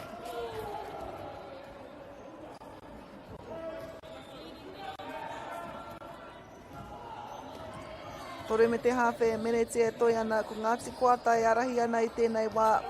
Mā ngā tatau e waru e whā aroha mai. Bear in mind that it was Here Taunga that won the last match between the two teams here by 9 points. So anything can happen.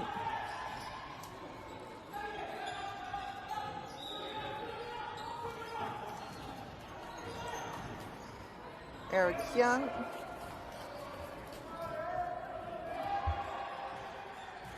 Right, Bishop with the ball. Passes it to Stanford Webster.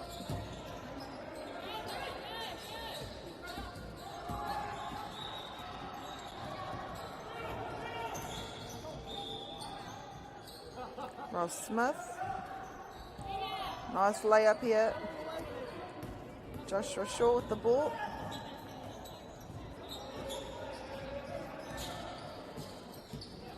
Joseph Shaw gets the three.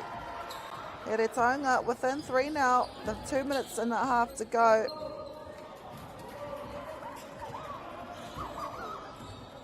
Which makes for some exciting basketball here. E rua, ka whakawhiwhia kia Aaron Kiang.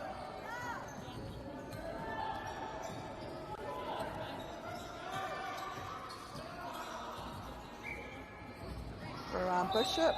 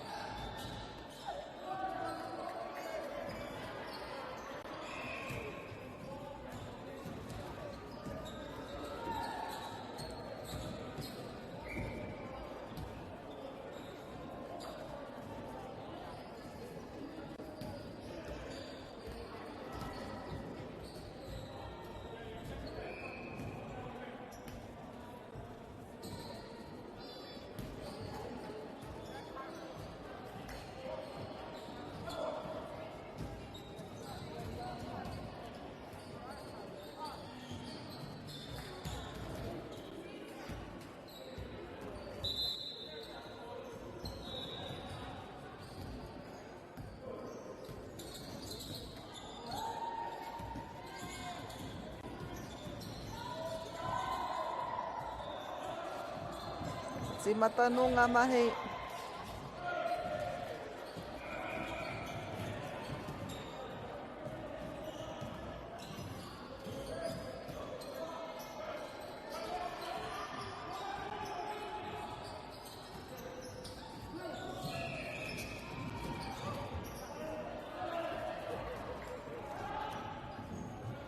Nā ko tata tātou ki ngā hekona whakamutinga te kau, hekona te kau whakamutinga, ko Ngāti Koata e arahi ana mā te toru kau te i tēnei wā, te kau mā ono ki te kau mā toru.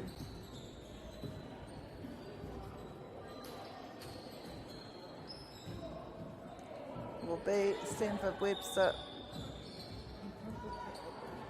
Kei te rāringi hara. Gets his team within 2.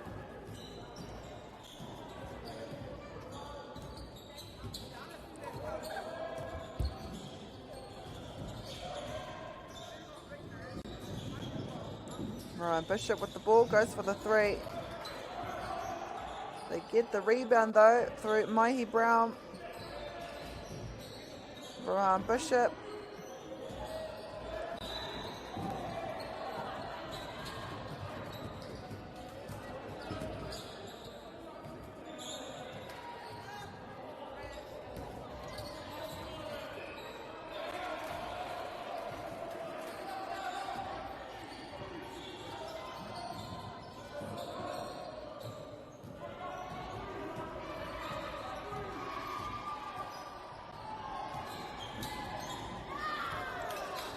Should be the end, there we go. And at half time, ko Ngāti Koata e arahi ana mā te rua kau te noiho. Te kau mā ono ki te kau mā whā. Kia au tone mai e hoa mā.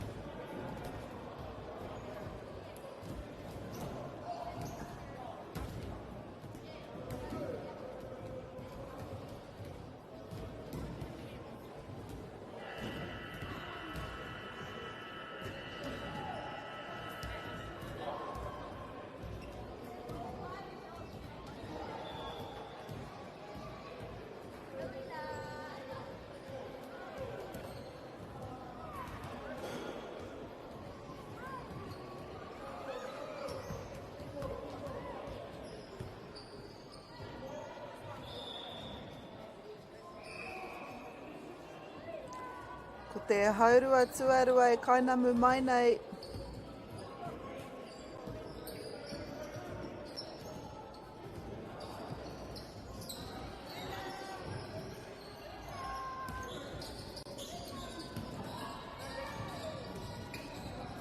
Kei a Ngāti Koata te pōro.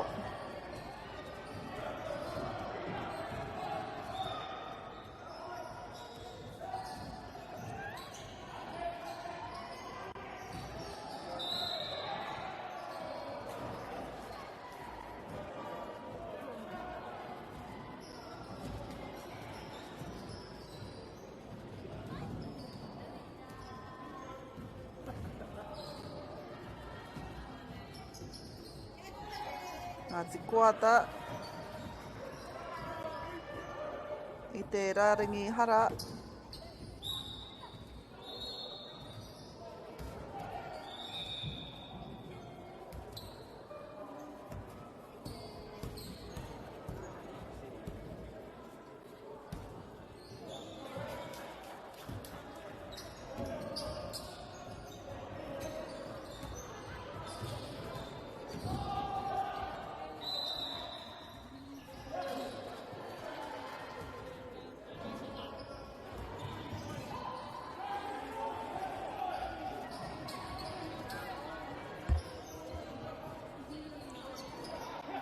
Mahi Brown passes it to Rowan Bishop, to Willard Sinix.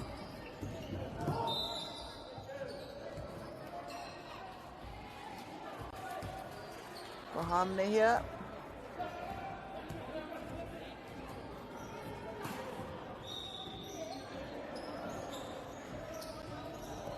Mahi Brown gets the hook shot.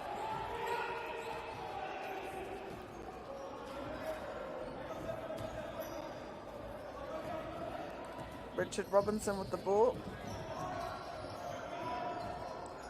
Passes it to Patariki Hippolyte.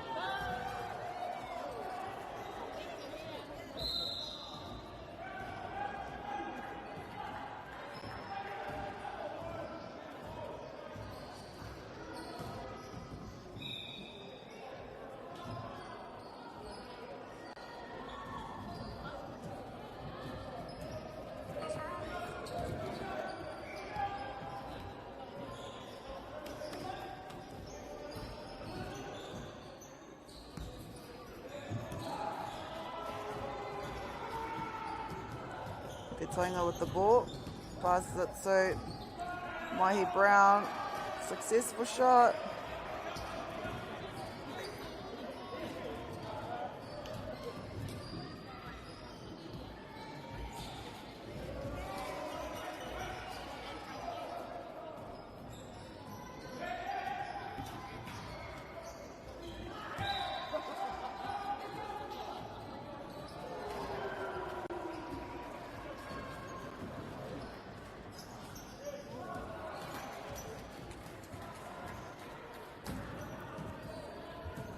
Whamenetsi, Wahipa.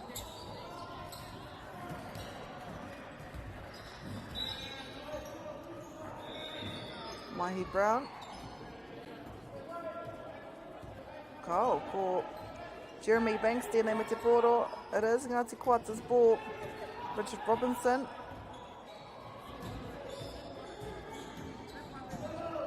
Trying to find someone to pass it to. Goes for the three, unsuccessful. So, e noho ōrete ana ngā tatauranga I nāi nei.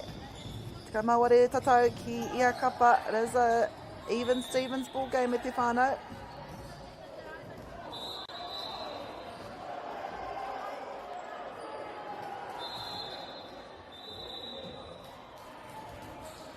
Kei te amua muhetahi ki te kaiwa wau. Tensions are felt, and it's because it's a close game.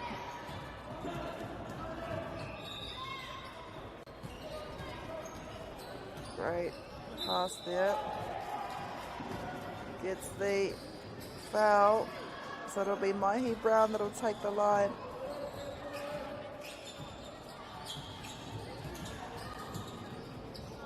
E rua ngā tatau.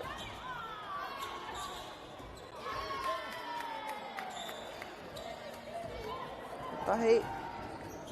Here Tonga to take the lead.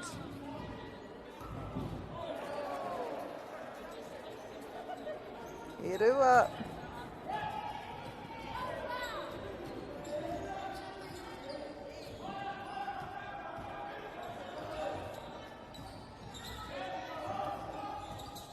Nice three there. Ngāti Kuata. Thanks to Aaron Young. Tonga had the lead for a little bit. Engari kua hoki mai a Ngāti Kuata. Richard Robinson with the rebound. He passes it to George Ford.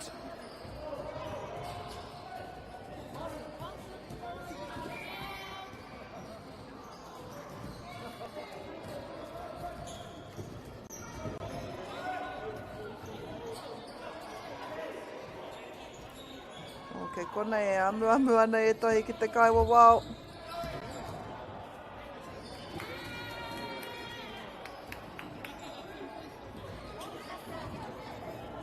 Bit of a hustle in here in this match.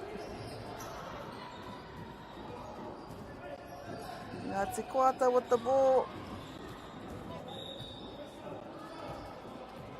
Great game played here by Ngāti Koata.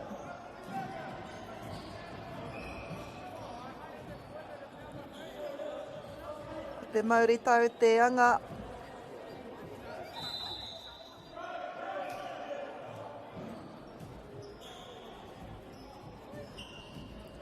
Nei kei kone e tatari ana a Michael Walmsley.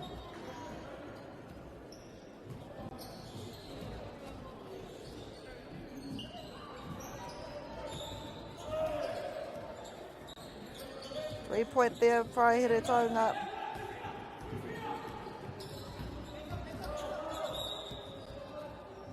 Ngāti Koata. They get the foul.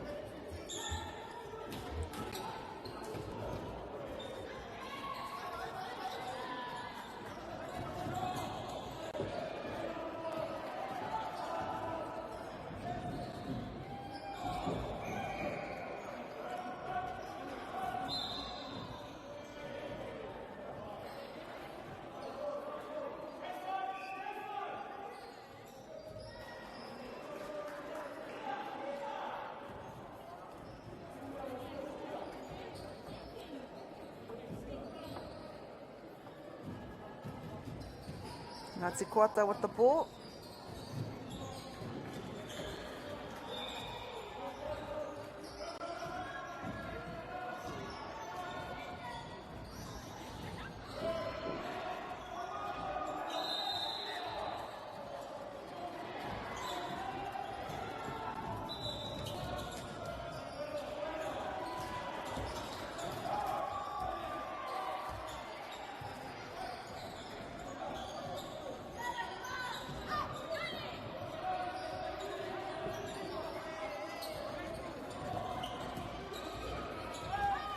Nei a here taunga I arahi ana mga tatauranga e rua I tēnei wā. For the three, they get it.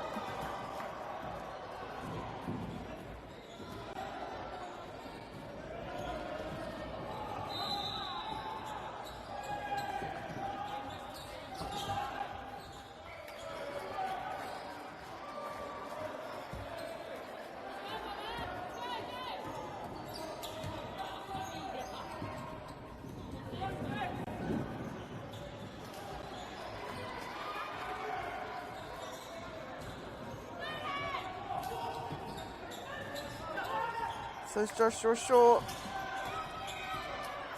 Passes it to Rohan Bishop. Back to Rohan. And that ko mitu te hau wha tuatoru. It is here taunga I arahi ana I tēnei wā mā te rima kau te 21 ki te 21.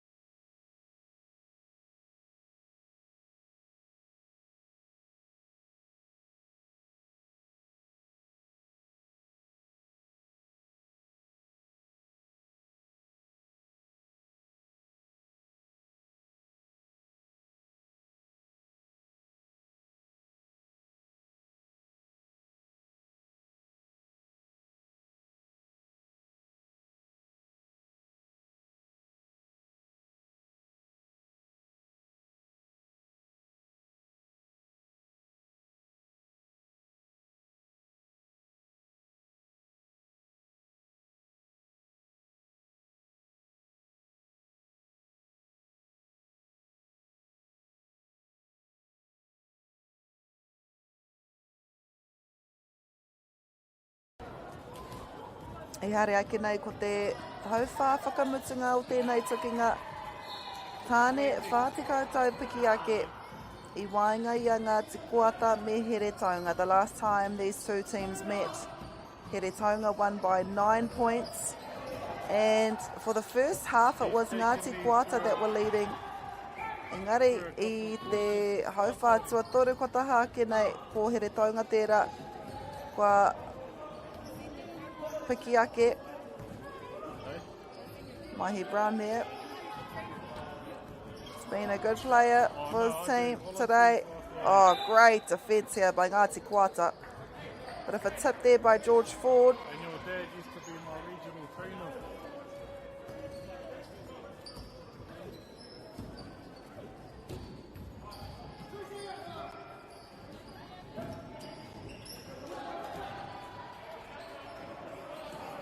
Off. So it'll be Richard Robinson brings those ball down.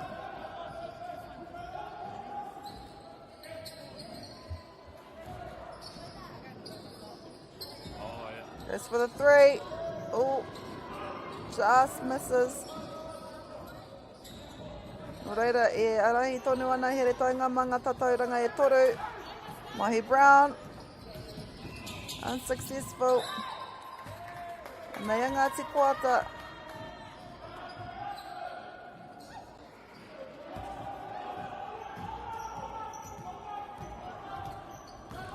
Great drive here. Great drive there by Willard Sinnox. Foul is called.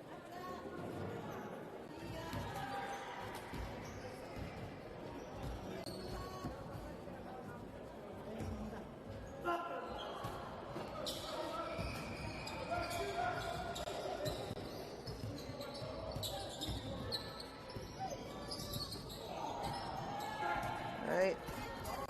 It's up there by Richard Robinson. Passes it to Joshua Shaw. Gets the foul as well.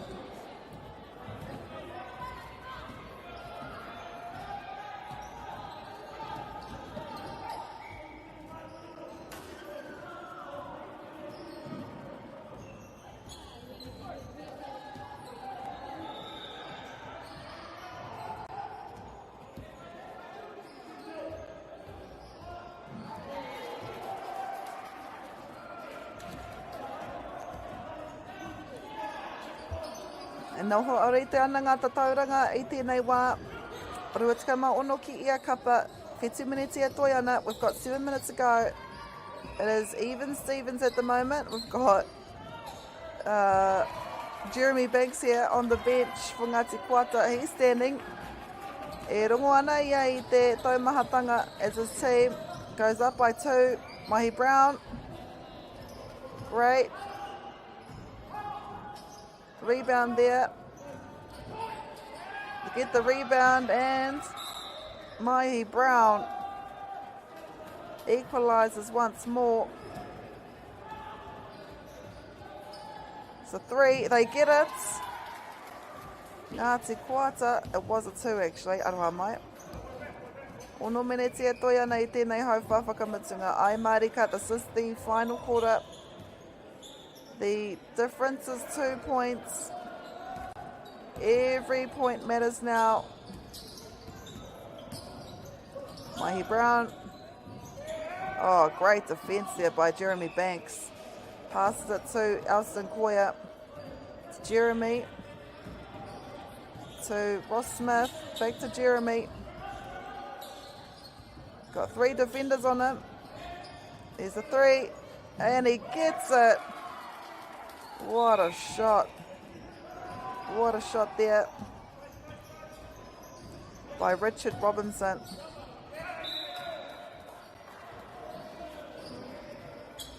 Te maminete e toi ana ko te āputa I tēnei wā, rima tatau.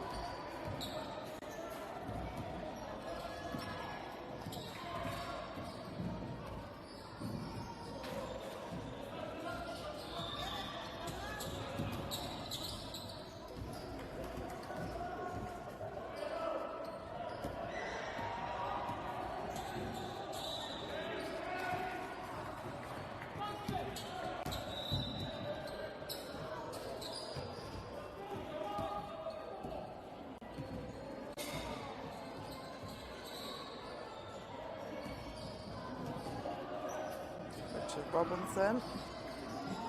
Could have been a 3. Merikauri Eke gets the foul. Michael Walmsley.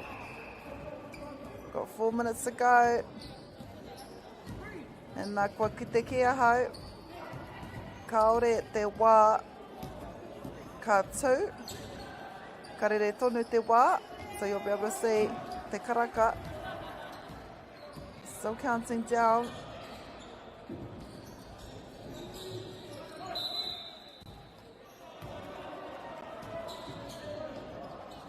Get another shot here.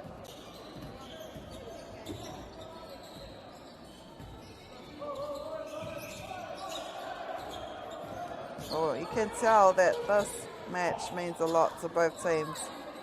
Tension in the air.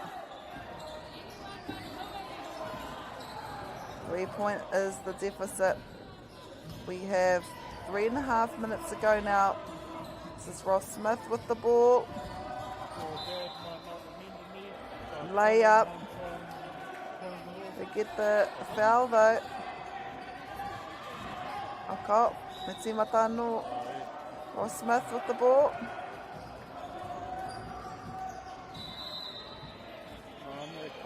Toru minute e toi ana. 3 minutes to go. The time is still ticking down. George Ford with the ball. Gives it to, I'm going to say Ross Smith. We've got Patariki Hippolyte on his feet here. He can feel the tension. His team is only winning by 5 points, but it might be enough. Who knows though, anything can happen. What a game. A foul is called.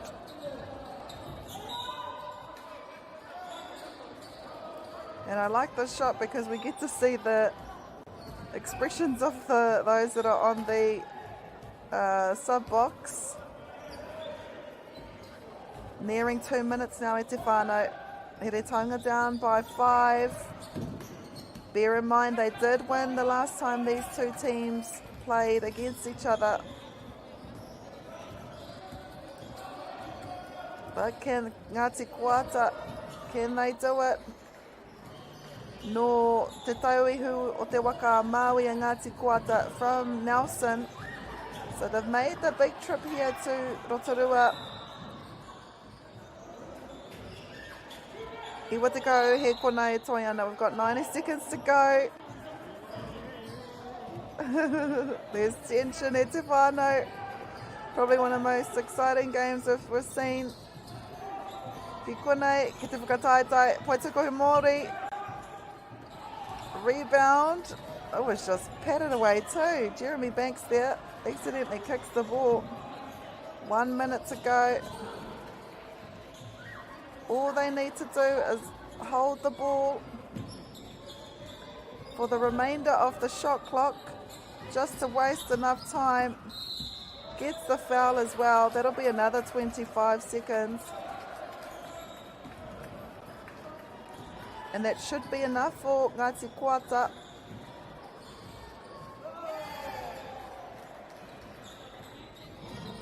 There's one.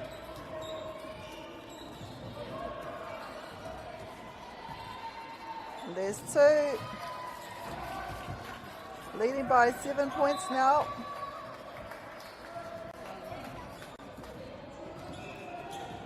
Rua te kau he kona e toi ana I tēnei tukinga ko Ngāti Kuata tērā I arahi ana ma ngā tauranga e ono. He re taunga ahakoa I toi a rātou tēnei tukinga I te praere kotaha kenei. It looks like they might get this one.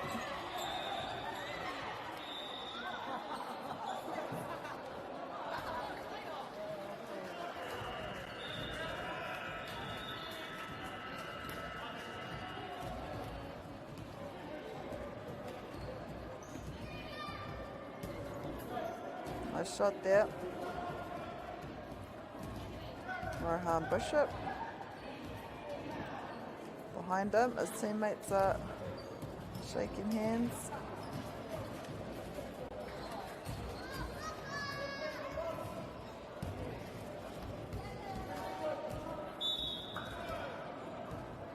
And it will be 36 points to 33.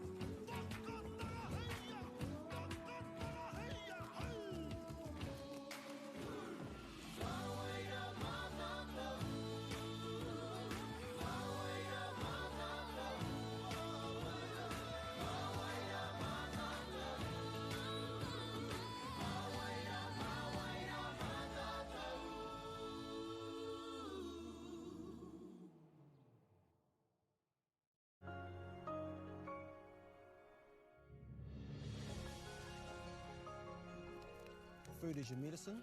If you really want good health, know where your food's coming from. We wanted our children to grow up in the wilderness. The world needs kids like that. Māori have always understood the best way to live on this harsh land. We can hold on to our tikaka, our practices, our traditions, and bring them into this day and age. Get the Māori Plus app. Download now on Google Play or the App Store with exclusive viewings and 100% ad-free. Quite like top tier. Watch us anywhere, anytime. Make Māori Plus your mate and stream now.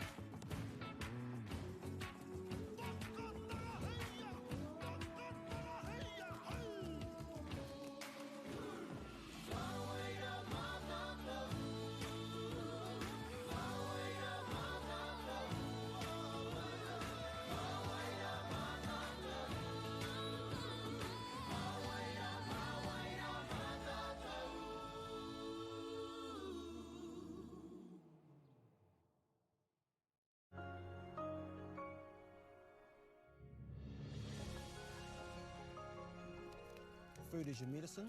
If you really want good health, know where your food's coming from. We wanted our children to grow up in the wilderness. The world needs kids like that. Māori have always understood the best way to live on this harsh land. We can hold on to our tikaka, our practices, our traditions, and bring them into this day and age. Get the Māori Plus app. Download now on Google Play or the App Store with exclusive viewings and 100% ad-free. Quite like top tier. Watch us anywhere, anytime. Make Māori Plus your mate and stream now.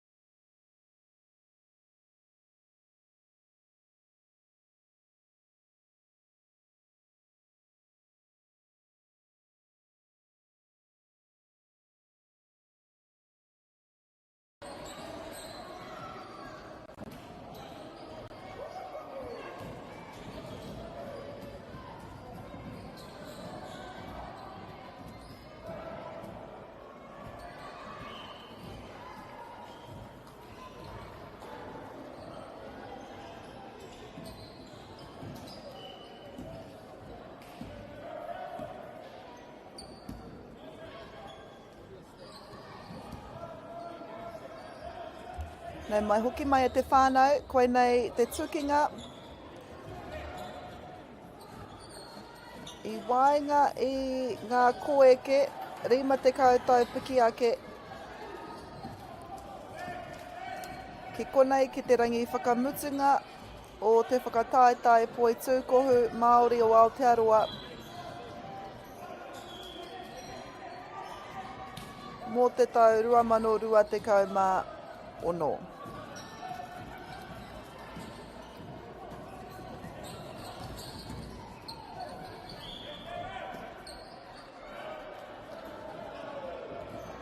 Ko te arawa koeke e tuki atu ana kia Ngāti Toa Rangatira.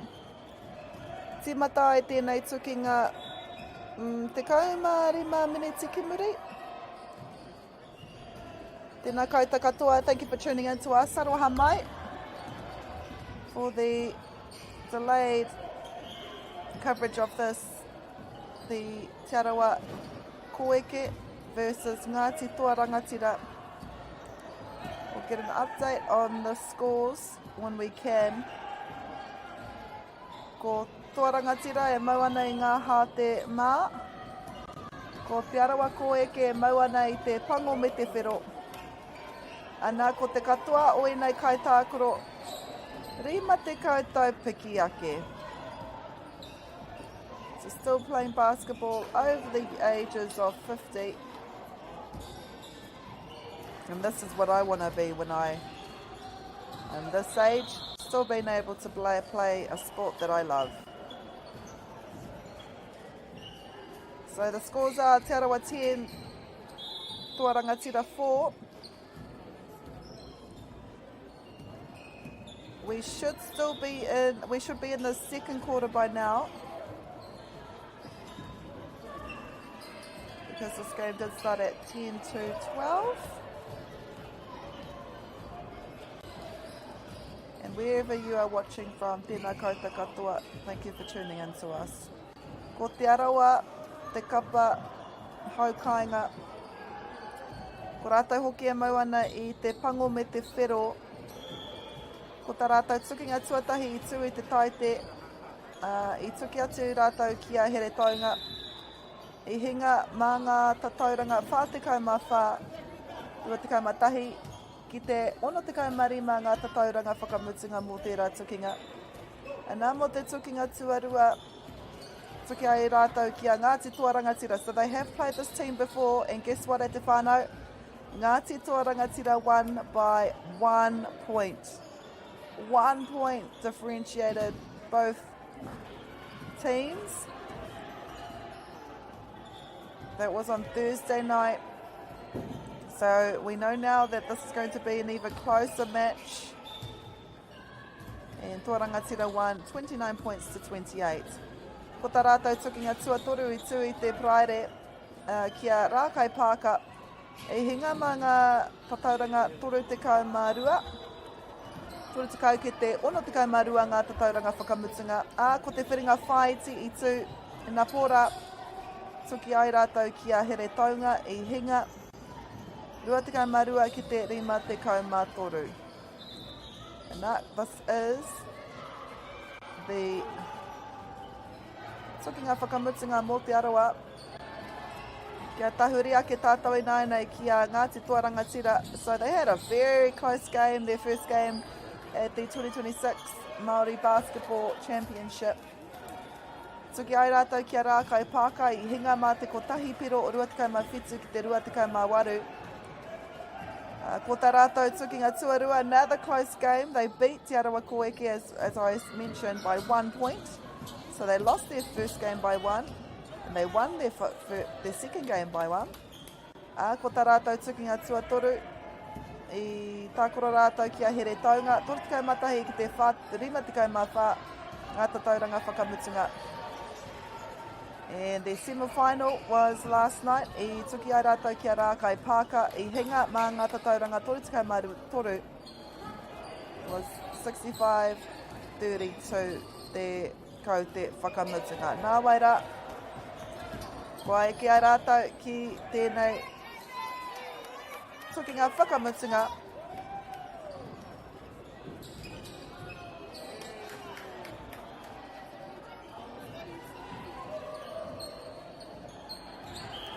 here at the Sportsdrome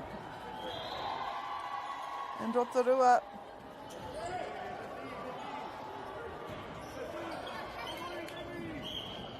So it's toa rangatira. Ako ake nei whakaingoatia e au ngā kaitākoro o te kapa nei.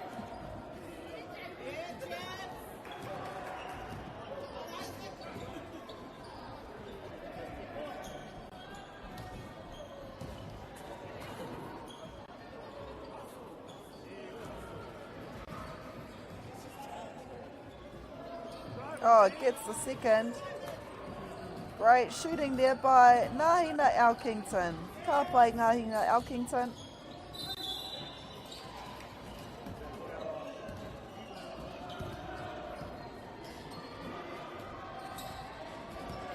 Ngāhina Elkington again, passes it to Owe. Shane Metakingi. But it was intercepted by Auariake. That is te wehenga rua ko te arawa e arahi ana i tēnei wā te kaumawha tatauranga ki tā tuarangatira rima. Kia utone mai e hoama.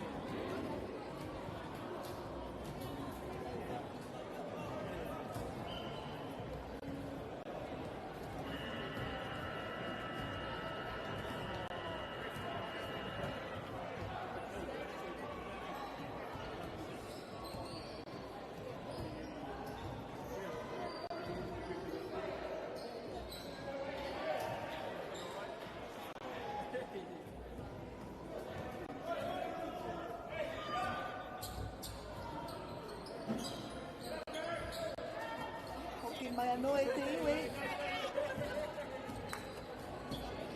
The third quarter.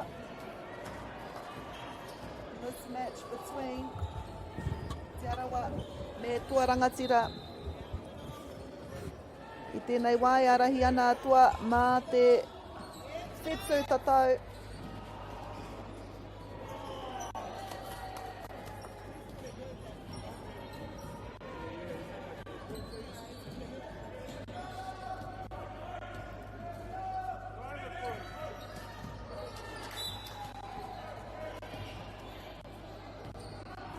That was te rapua hau i tana ingoa.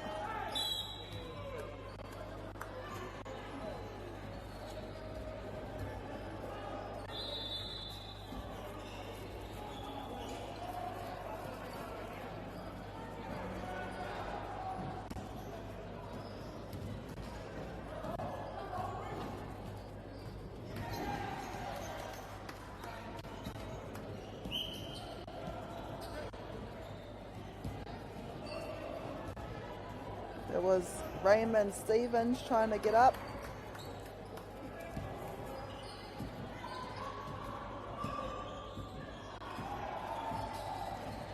Engari, kua hau kotia e Te Arawa. And they make their way. John Verco having a bit of a laugh there. And he intercepts the ball, John Verco. Can he make it? He hara kua karangahia.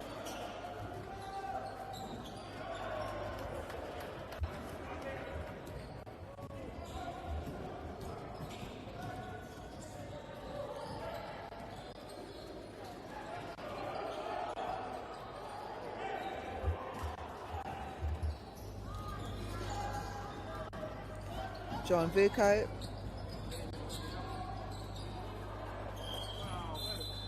Kaori eke tana koro tuatahi.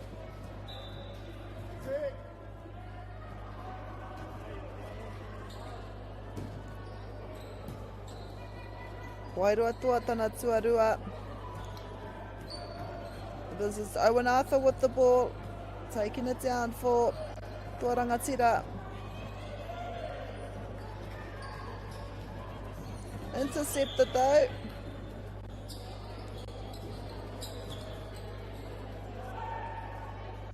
Has been called back. John Verco, sneaky shot there from him.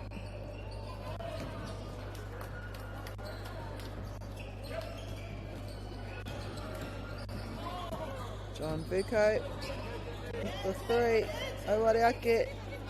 It is rebounded by Owen Arthur, who passes it to Melanie O'Connor.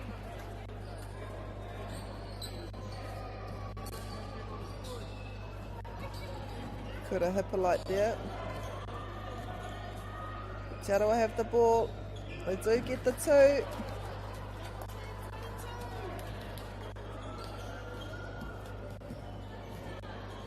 I think that was Tanya Rogers.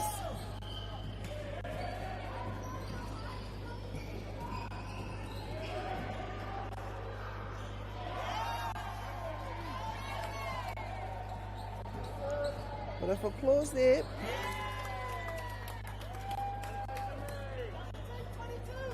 And they are Te Aroha rebounded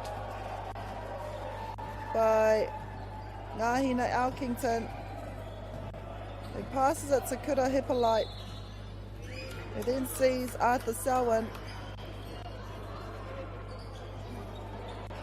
Great defence here by Te Aroha.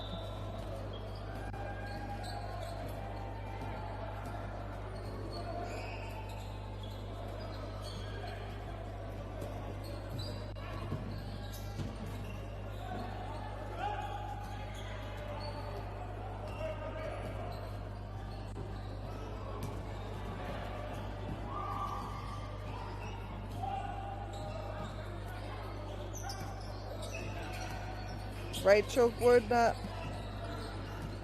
to Raymond Ray Stevens. Ngari kua hau kotia e Tuarangatira.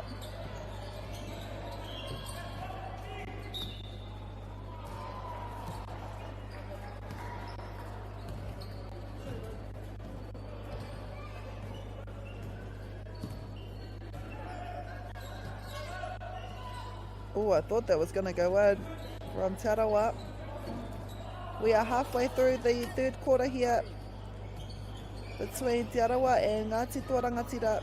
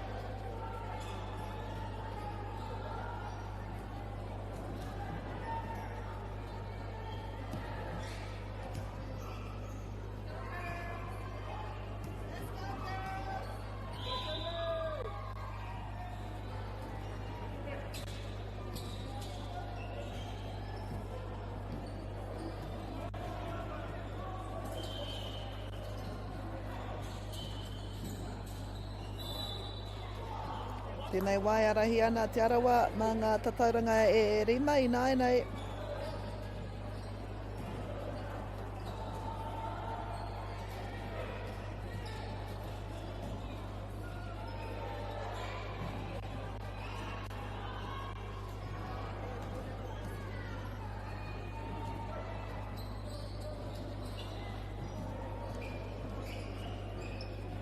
Koia nei ko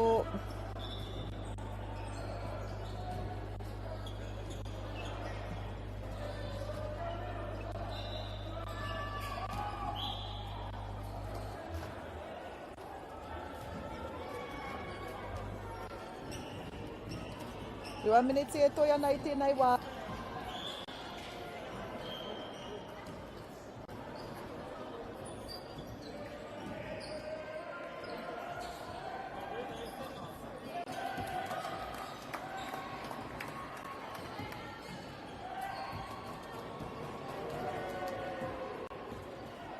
E rahi ana te arawa I tēnei wā.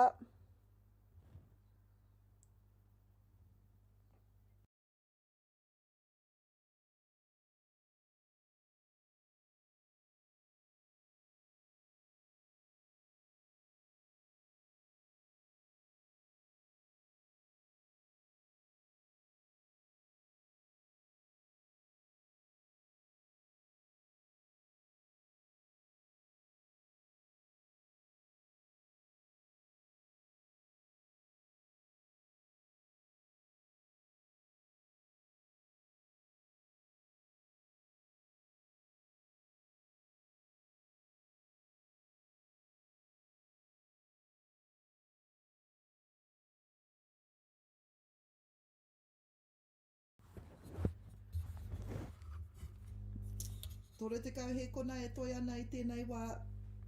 Ai arahi ana te arawa ma te toru kau te noiho, could they potentially expand that? This is Rachel Guerda. Engari kua hau kotia e tētahi no toa rangatira. Ia tātou e pātata ana ki te whia o whakamutunga hei tohu I te mutunga o tēnei hauwha. This might be our final play.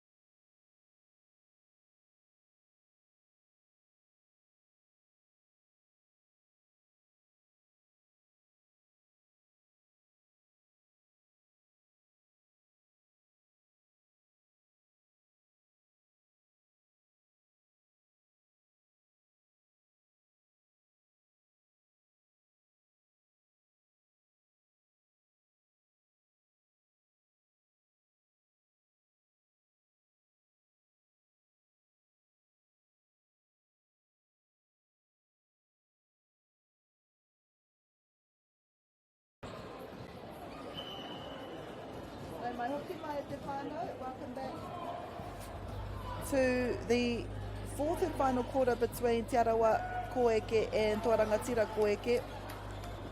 Koe nei, te tukinga kaura. I wainga I a Te Arawa me Ngāti Toarangatira.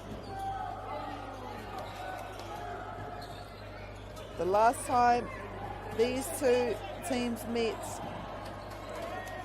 they lost to Toarangatira by 1 point. At the moment, ko rātou, kei te arahi I tēnei tukinga I tēnei wā mā ngā tatauranga e rima. Me tā rātou manako kia noho tonu ai rātou ki reira. I nā rā, koe nei tā rātou tukinga whakamutunga o te whakataitai mo te tau 2020. Exciting here.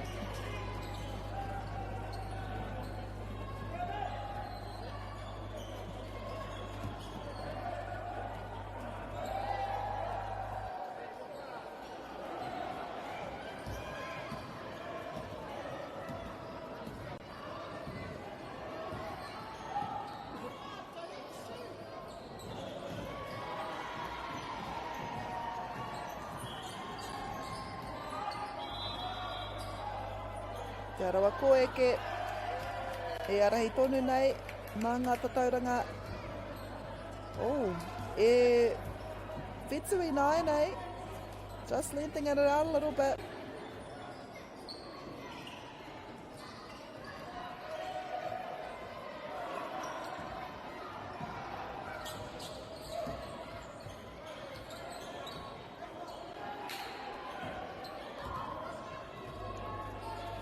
And nei, ko te arawa me te poro. Goes for the 3. I think that was a 3 as well. Exciting basketball here. It's going to be an exciting game.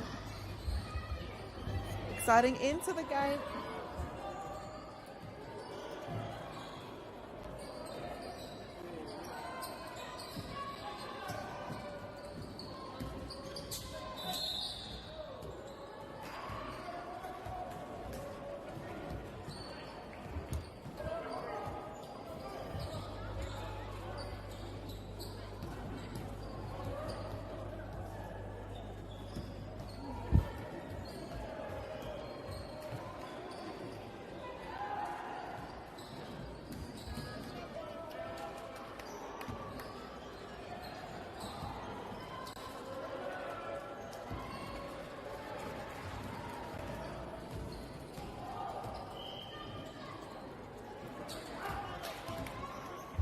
Nei, a tātou e pātatāna ki te whio whakamutunga.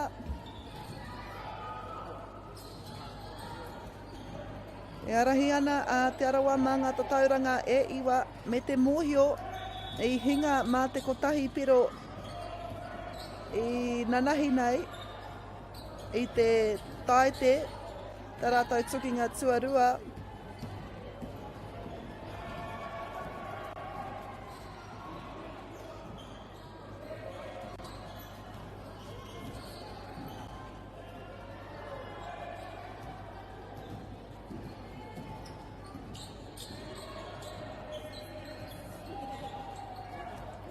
And they, ngā te arawa, they get the rebound through the hands of Raymond Ray Stevens, passes it to Tanya Rogers.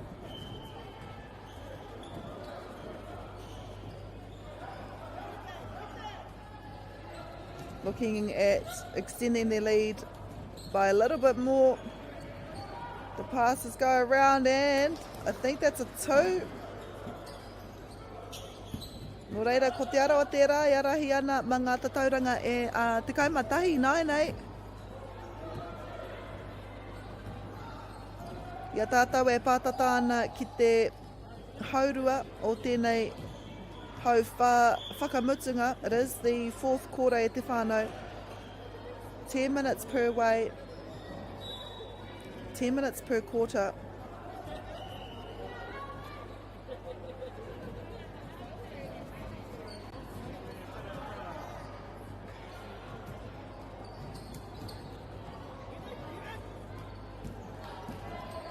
Nei, tua rangatira, kaori e ke te whiu, we are halfway through it now.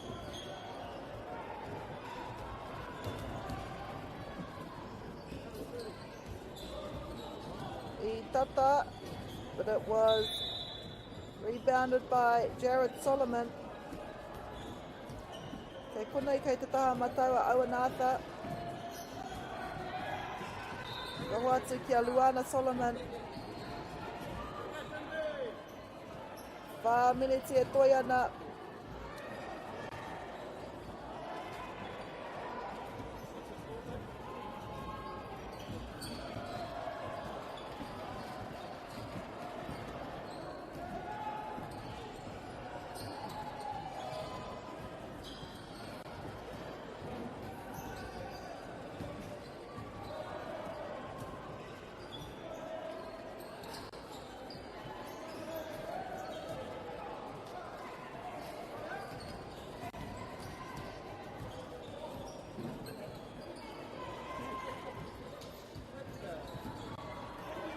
Te arawa with the ball. Engari, kua hamnehia rātou e te kauawao. This is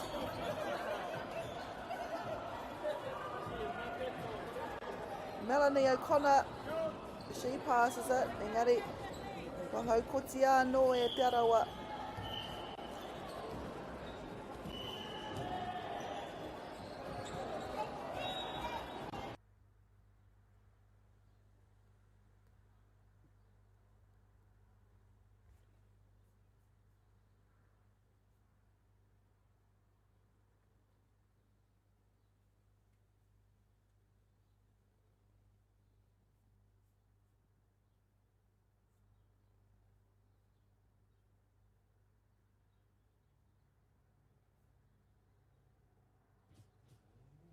This is an opportunity that we can't pass on.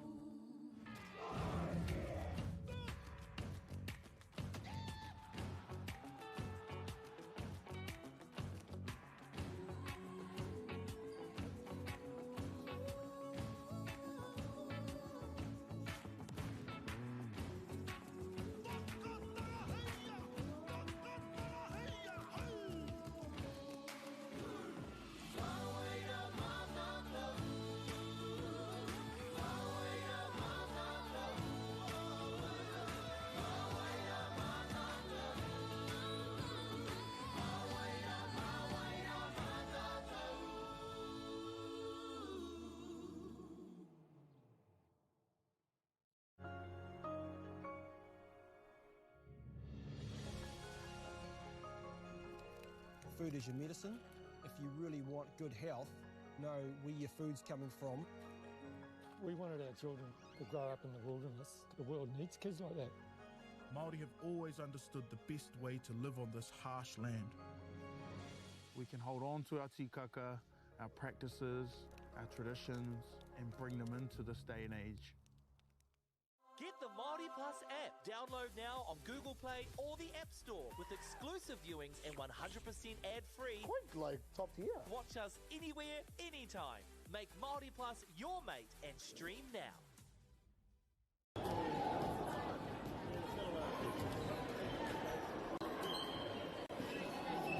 Aroha mai e te whānau, i raru tā mātou hononga. Engari e pātata ana tātou ki te meneti whakamutunga o tēnei tukinga i wainga i a te arawa me toa.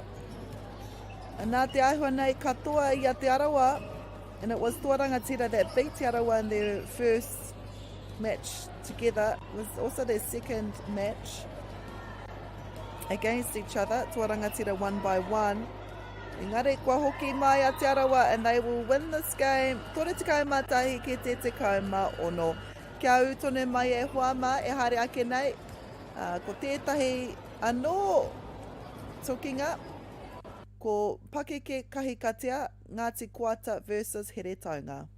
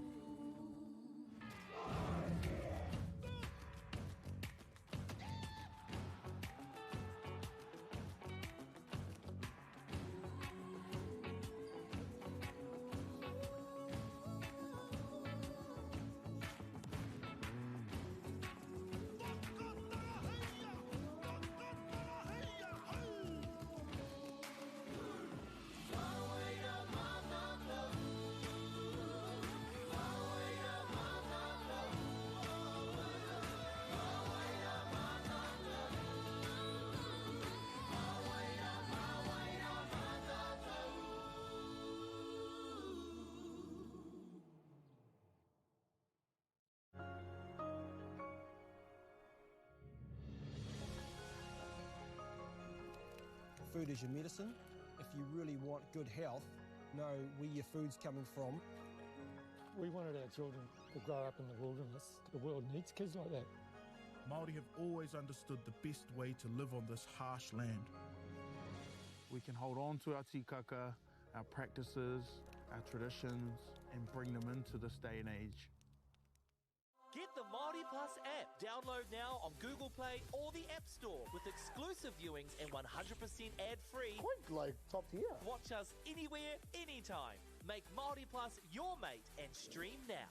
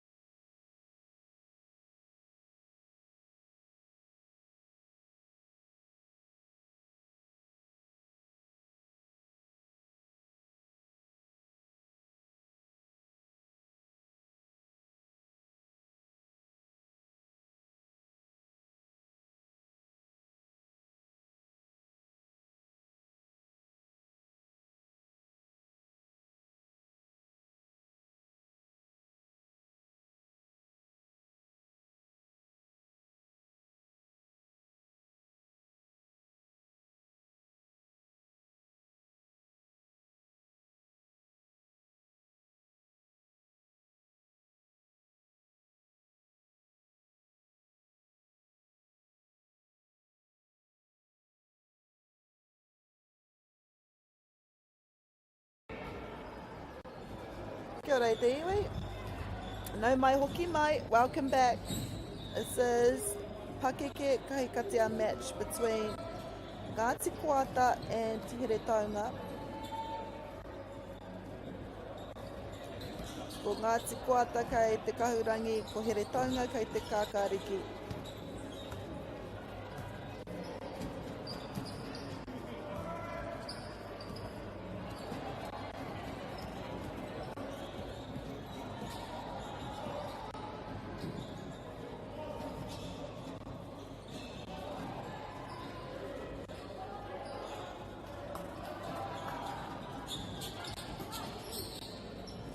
Nā, kua tīmata te tukinga.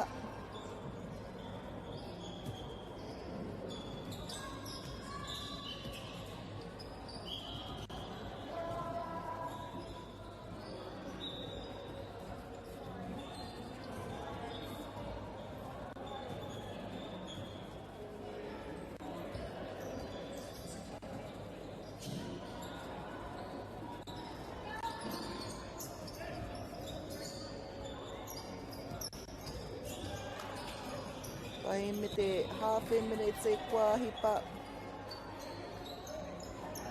Nā ko te konei. Kei tēnei taha ko te pau o here taunga. And the other side will be where Ngāti Koata will shoot for the next two halves.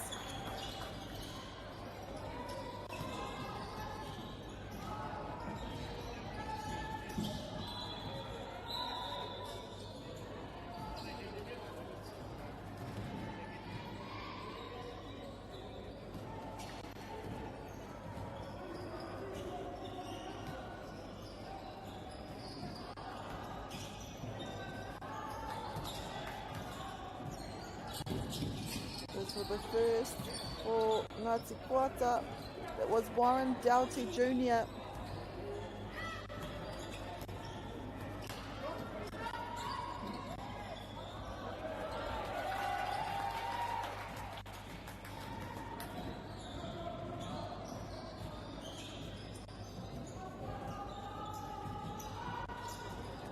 Rua ki te kore I tēnei wā.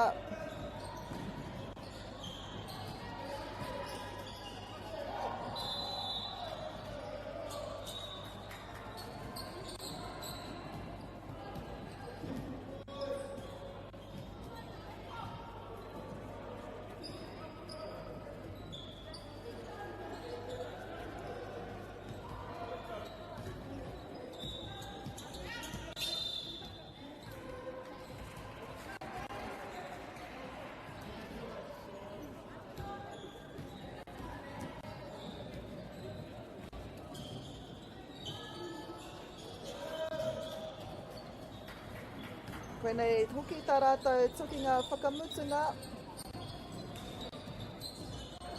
So it's been an exciting few days of basketball here. Koe nei hoki te rangi whakamutunga.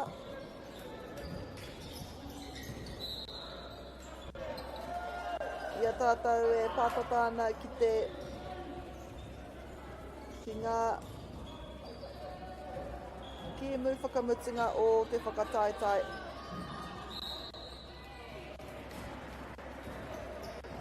It's been an awesome few days of pai ke te poro.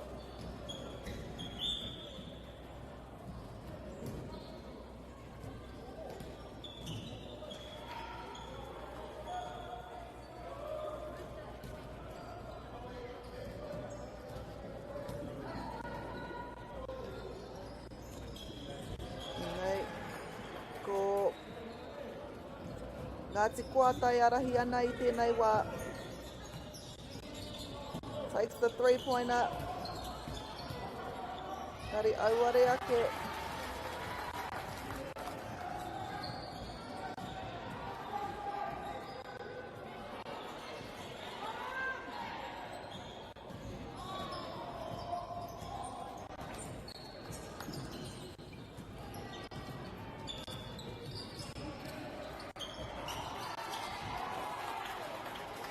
Tātou e whakatatāna ki te mutunga o tēnei whakataitai. Engari ko Ngāti Koata I arahi ana I tēnei wā mā te rua kaute.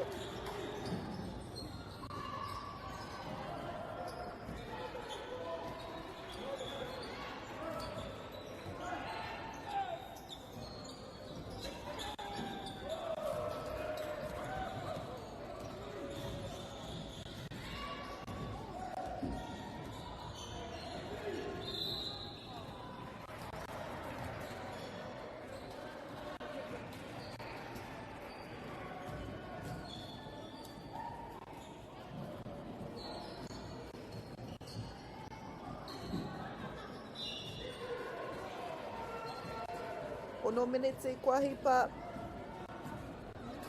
mō Ngāti Koata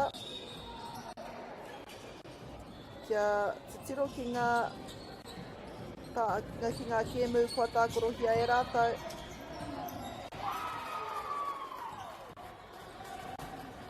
There's the Pakeke Kahikatea section.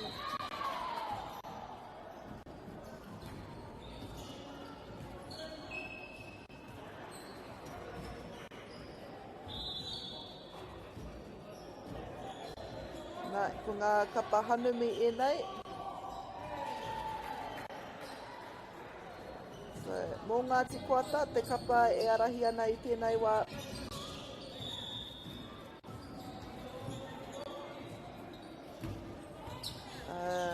Kua rāno atu ngā kēmu kua tākorohia e rātou. Ko te tuatahi i tākoro rātou ki a Ngāti Toa Rangatira, i hinga kawa i toa i te rātukinga, 43 ki te 28. Mo te tukinga tuarua, i hinga ki a rangitāne 34 ki te 48. Tā rātou tukinga tuatoru, he tino whaiti te āputa i wainga nui ngā kaperua. Engari, ko hauraki tonu i toa mā te toru piro. Tuki atu ai rātou ki a Ngāti Tuwharetoa i toa mā ngā tatauranga rua te kaumārua. Reira, koe nei te wā tuatahi kua tākoro rātou ki a here taunga.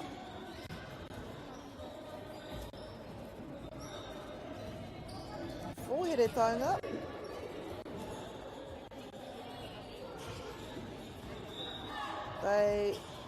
Their results.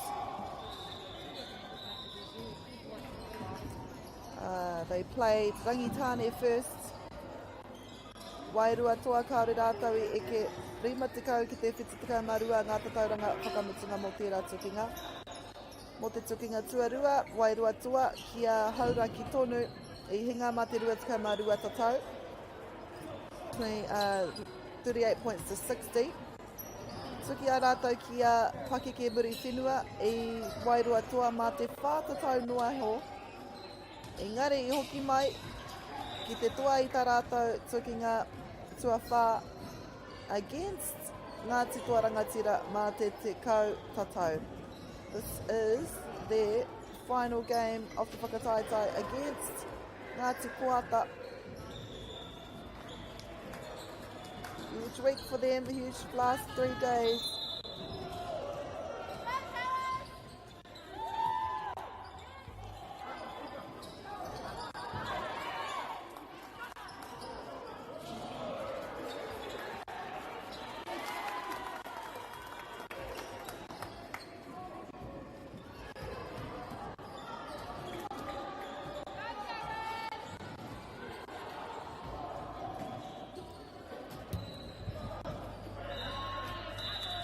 And that is the end of our first quarter. Ko Ngāti Koata i arahi ana i tēnei wā, 11 points to 9, kia utone mai.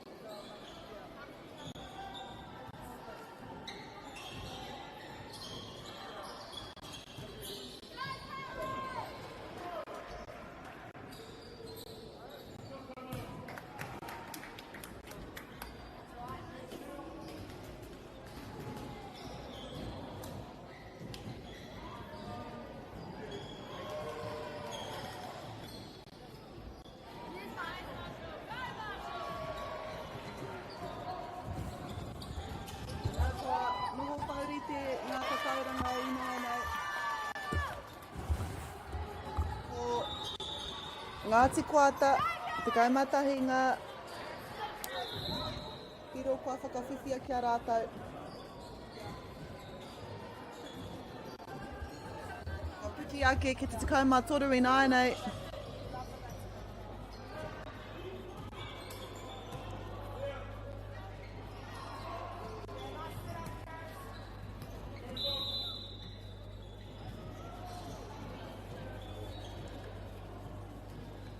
Nā e tukinga nui whakaharahara tēnei mo ngā kapa e rua nei.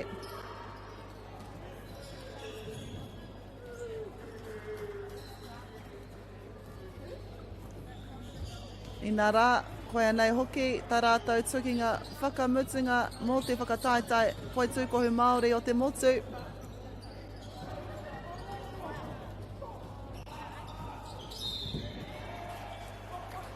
Ngāti Koata with the ball.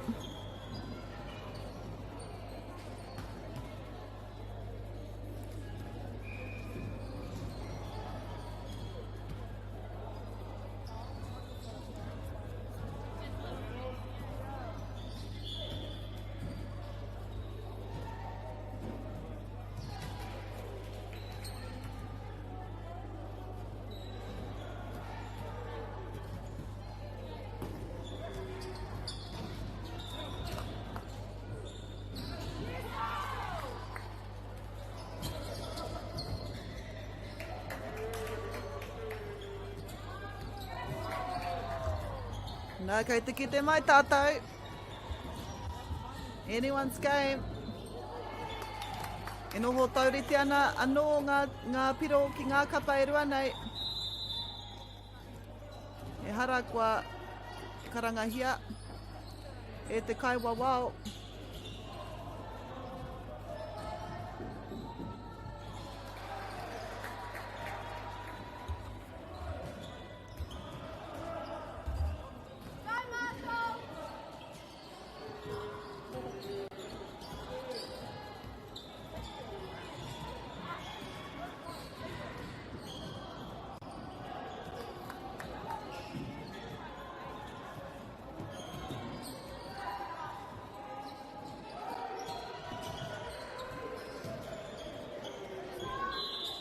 Noho tōrete ana ngā tatauranga.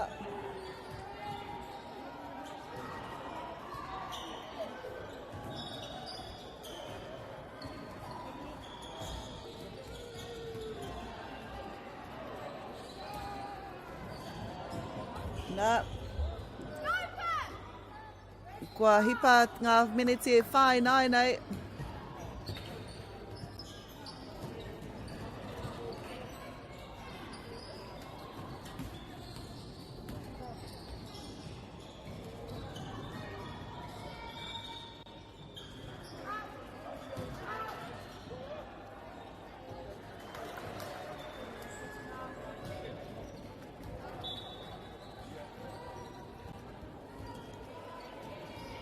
Kua hipa ngā miniti e rimai nai nei. E noho tauriti ana ngā tatau. There could have been a 3.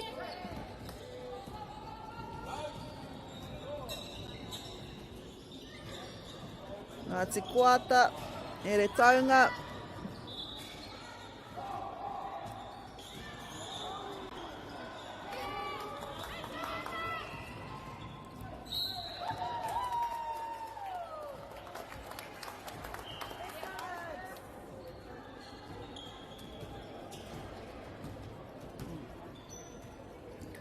Anei a Ngāti Koata me te pōro.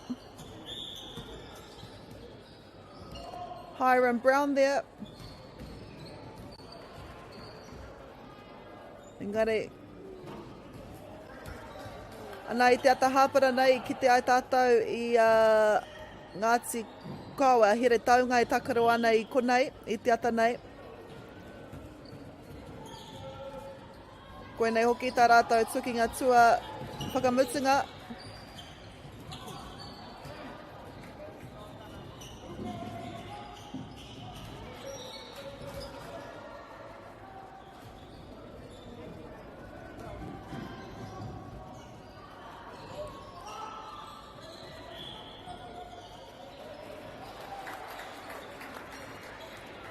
Toro me te hawhe miniti e toi ana nei a Ngāti Kuata. Me te poro. There was Hiram Brown, unsuccessful. The rebound collected by Joshua Anderson.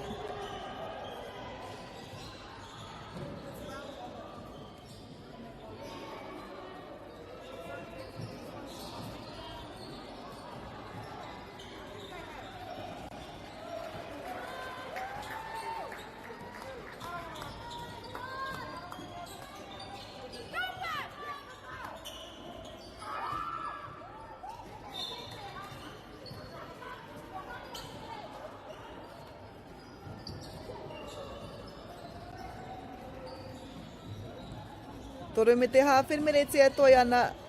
Kei a here taunga te pōro.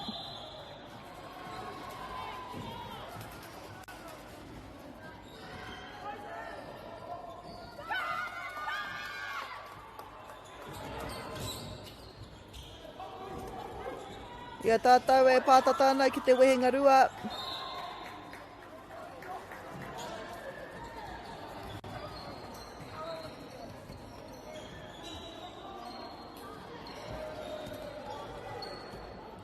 Ko eke a here taunga ki te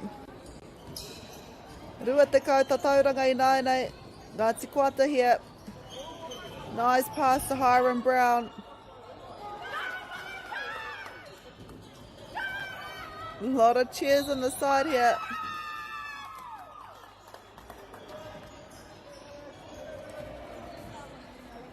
Just under 2 minutes to go in this first half. Here Tonga up by 7.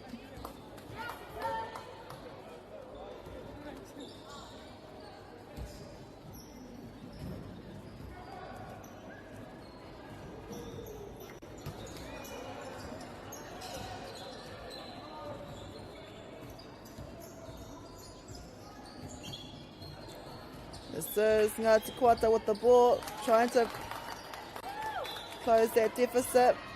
Dina McCarthy there. Gets the ball back, passes it to, I think that was Hiram Brown.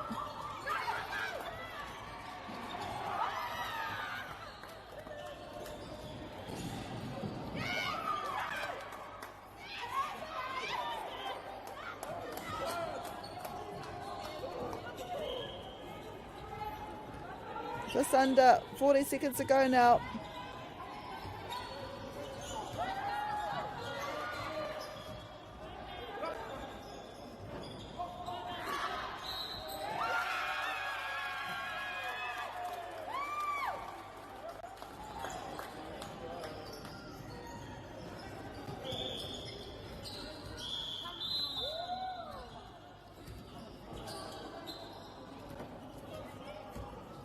And that is the end of the first half. It is Heretaunga leading 20 points to 15.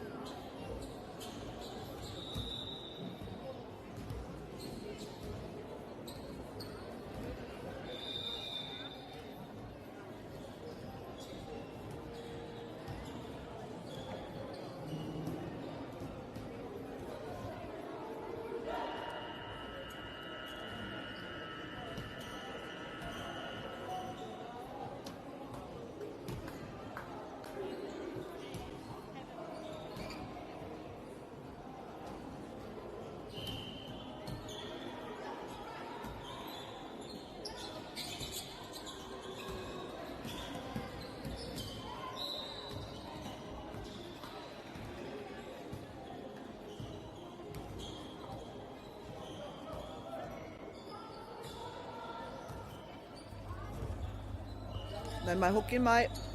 Kua tīmata te haurua tuarua.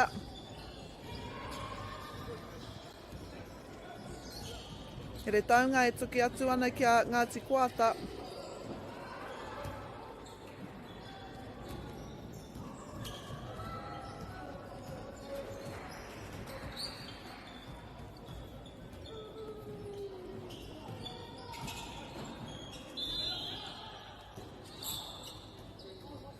Foul is called on Here Taunga.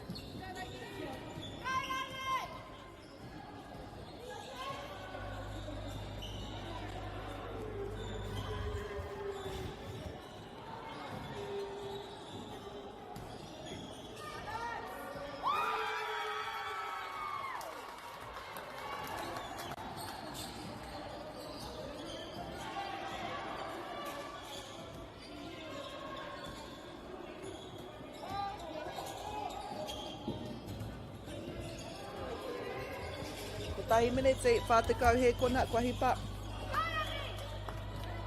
Ko here taunga e arahi ana mā ngā whitu, mā ngā tatauranga e whitu.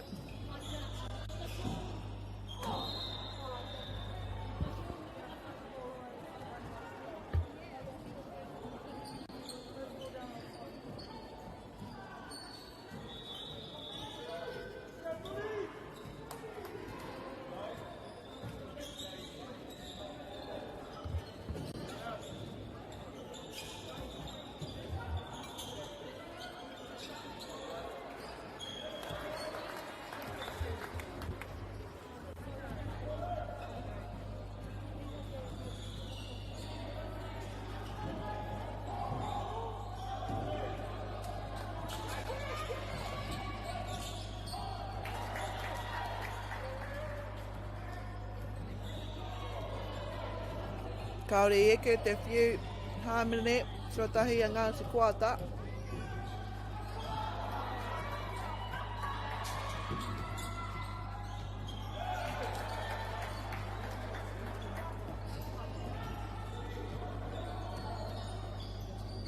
Anei a here taunga.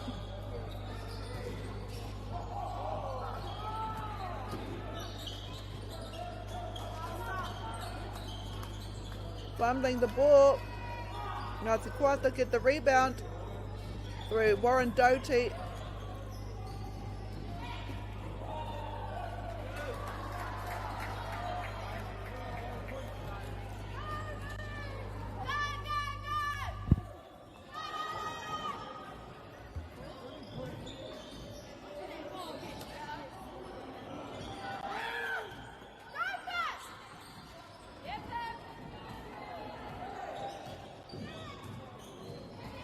Tanga with the ball.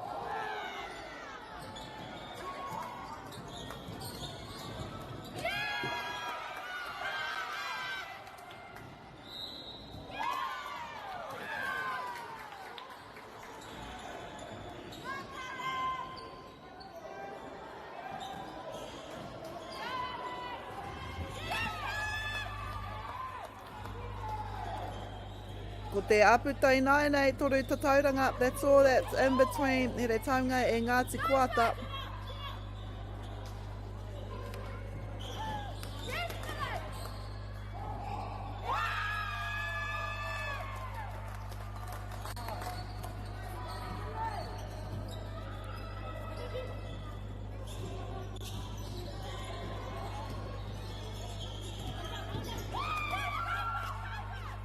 Here Taunga with the ball. Joshua Anderson here. Successful shot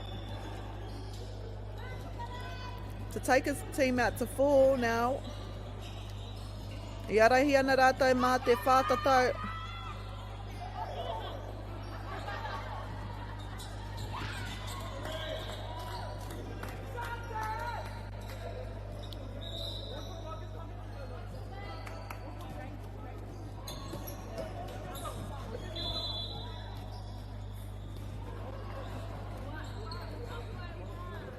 He hāmene kua karanga here. So, Here Taunga will make their way to the 3 point. Free throw, aroha mai. Ngari auare ake ko te āputai nai nei whitu tatauranga I wainga I ngā kapa e rua nei.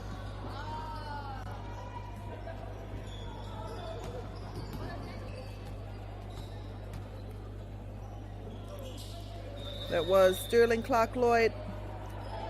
Passes it to her teammate, ka whai hua.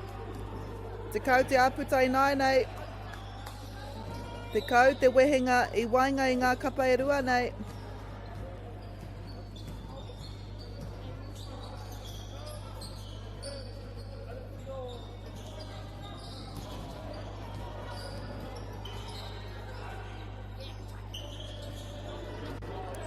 Warren Doughty Jr. with the rebound. He'll also take the ball down.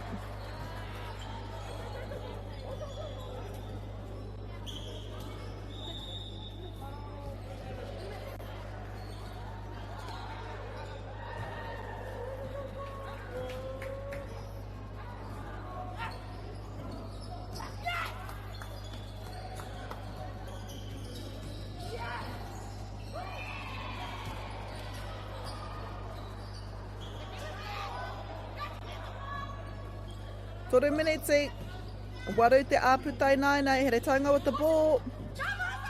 And it drops.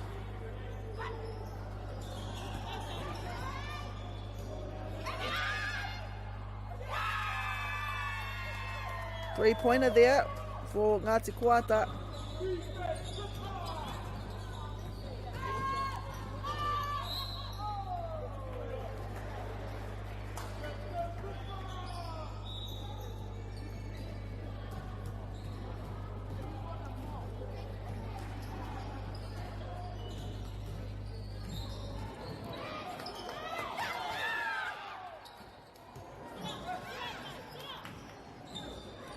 Just over 2 minutes to go in this third quarter.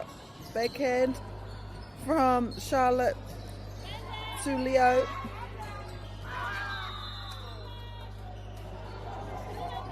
Joshua Anderson gets the points.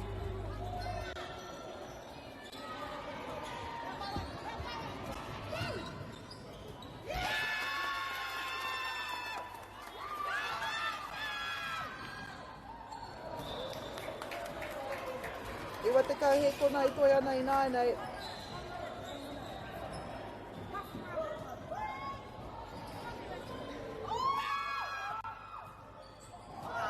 Koe nei ko Joshua Anderson.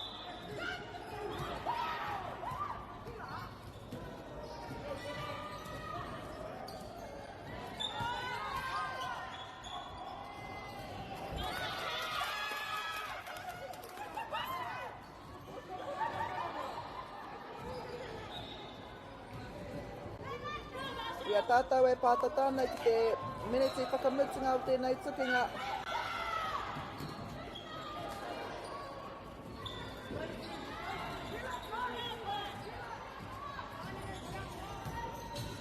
Nei a here taunga.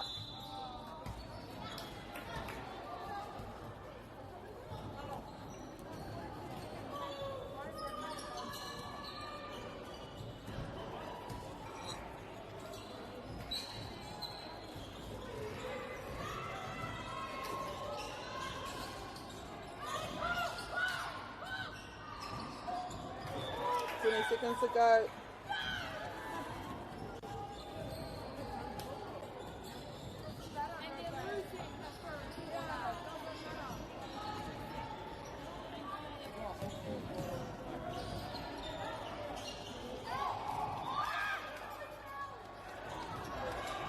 Huge pass there by Warren Dowdy. Could see the time clock. And that is the end of the third quarter. Tonga lead, 38 points to 24.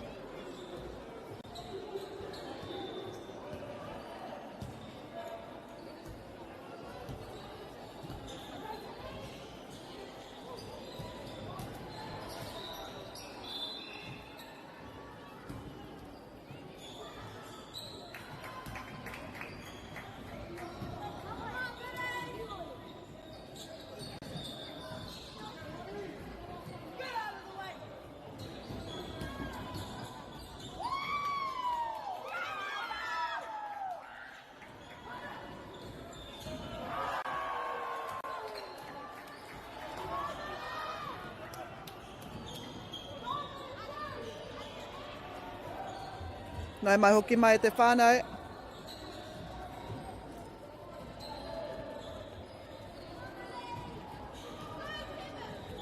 Ko te āputa I tēnei wā, it is 9 points between the two. Ko here taunga tonu e arahi ana I tēnei wā. This is the fourth and final quarter.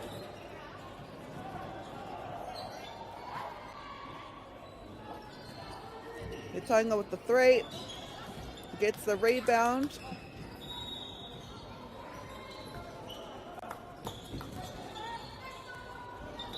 Nice save there. Ngari waho tana wai.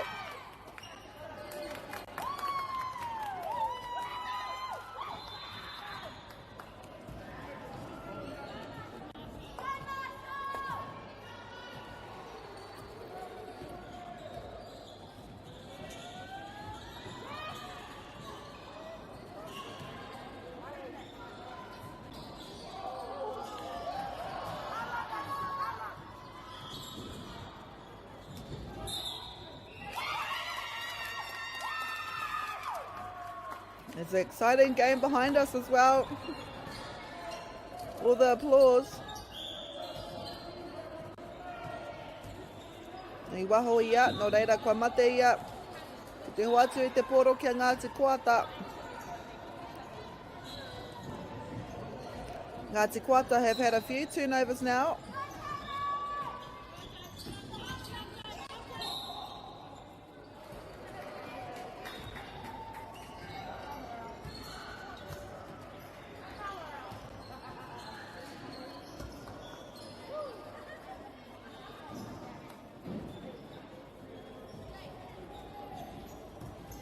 Nei, here taunga me te poro.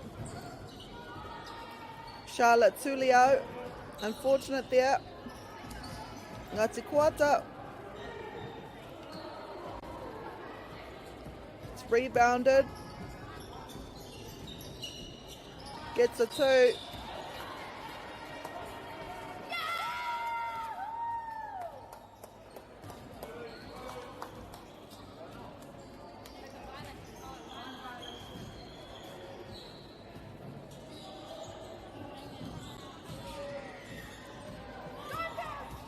Anaya here taunga.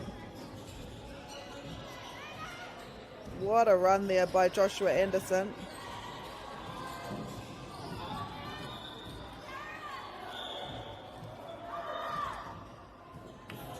Foul has been called. 6 minutes to go in this game.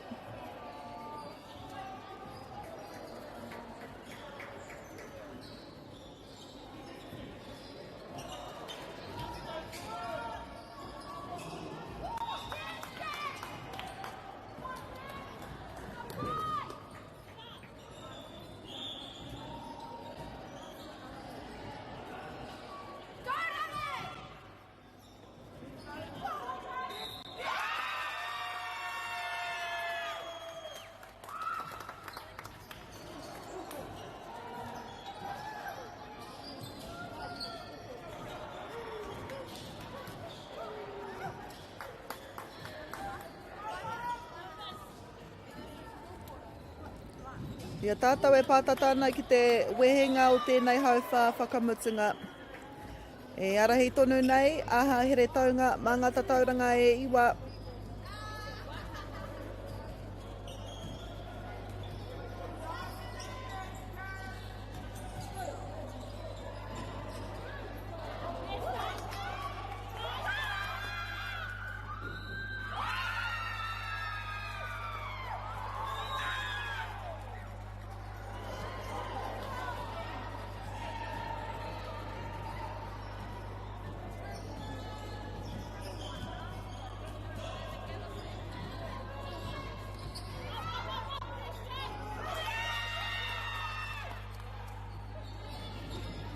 Re taunga me te poro.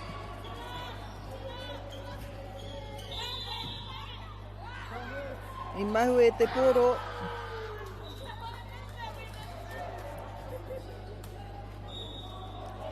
Te ahua nei he aamne kua karangahia.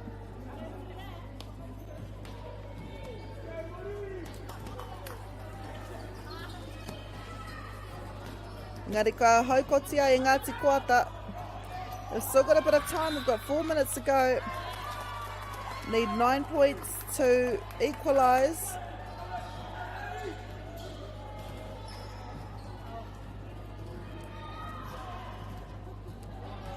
Ko te mate ke kaore etahi o ngā whiu I te uru ki te Pākete. No one home there.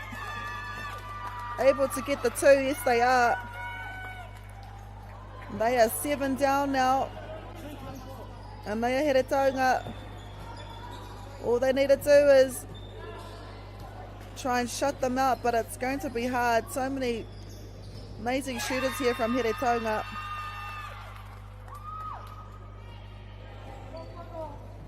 And they are Ngāti Koata.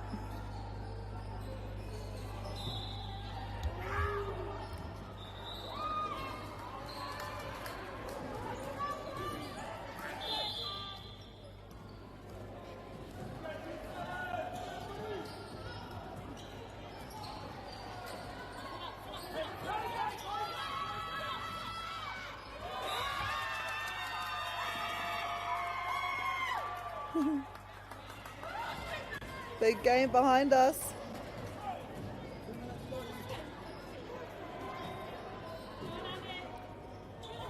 Rua me te hawhi miniti e toi ana. Here Taunga at the free throw line. Able to edge just a little bit more in front. Ko te āputa, that it will be 8 now. Speaking of 8, we are in our 8th minute of the 4th quarter. E rua miniti e toi ana. It's also a rolling clock, so ahakoa ngā hara, ngā raruraru ka pupu mai, ka rere tonu te wā. Just to keep on time, I te mea, e tuki ngā noa e kainamu mai nei.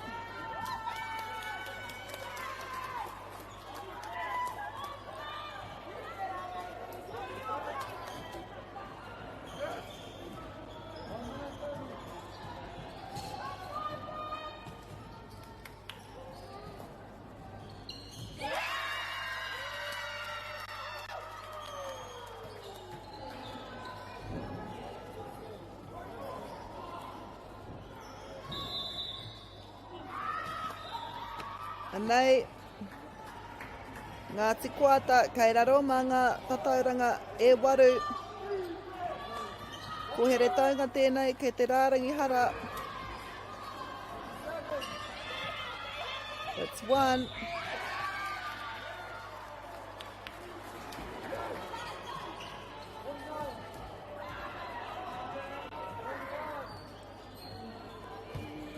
That's 2. Kia te kau, ngā tatau, e wehi ana I ngā kapa e rua nei. And I think, here taunga, time is on their side. I nā rā, rua te kamawhitu, heko nei e toi ana. It's always going to be hard to come back in 20 seconds time to try and score 8 points. E mihi ana, ki ngā kapa e rua nei, as we will probably see the final play of the match.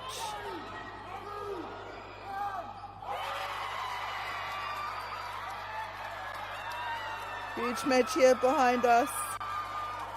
Kei ware tātou, there's also a huge match in front of us as well.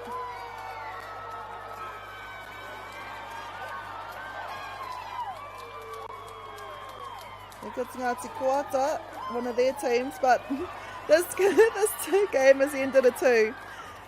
Ko ngā tatairanga whakamutunga 46 points to 37. We have a short break coming up next, though. We have the Tāne 40 plus game. It is your gold medal match.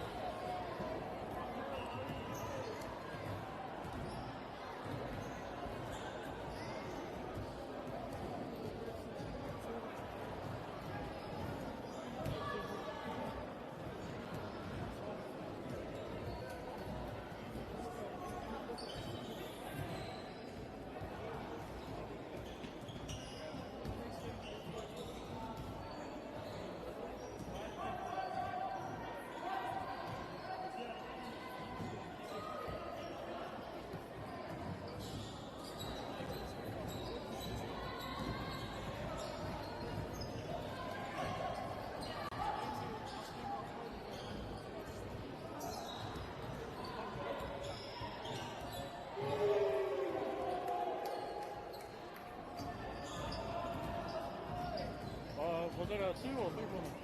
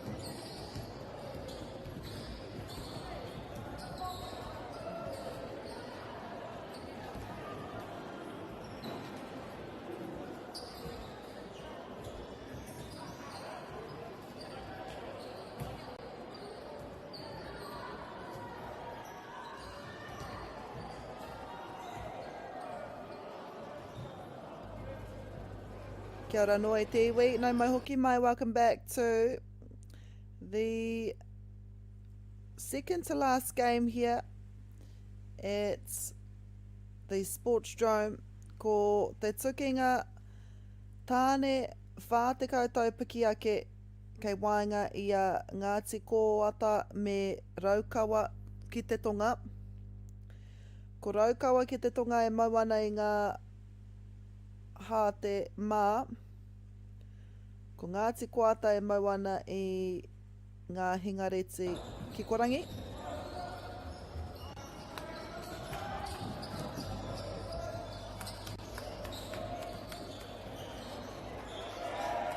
Ngāti Raukawa ki te tonga. Koe nei te whiringa toa. This is the final. The grand final. Mō ngā kapa pakeke tāne whātekau taupiki ake kauri ki konei ki te whakataetai Poitūkohu Māori Aotearoa mō te taurua mano rua te kaumā ono. Te tukinga tuatahi mā tēnei kapa. I tākoro rātou ki tēnei kapa Ngāti Kōata, and the last time these two teams played against each other were actually on Thursday morning. So it's been 2 days now, but it was Ngāti Raukawa ki te tonga that won 58 points to 35 to Ngāti Kōata. Ko tā rātou tukinga tuarua kia here taunga, a i toa whitu, mā te whitu tatau, whātekau mā iwa ki te whātekau mā rua. Ko tā rātou tukinga tua toru ki a te arawa, and they won by 51 points, warutikau mā rua ki te torutikau mā tahi. A ko tā rātou tukinga tua whā ki a Rakaipaaka, and they won by 22 points. Yesterday afternoon, 55 to 33 was the final result. So they have been undefeated this whole competition. They're playing Ngāti Kōata, a team that they had their first game against and who they beat by 23 points on Thursday. But anything can happen here. He rāhau, he kapahau. And for Ngāti Kōata, they'll be wanting to do well.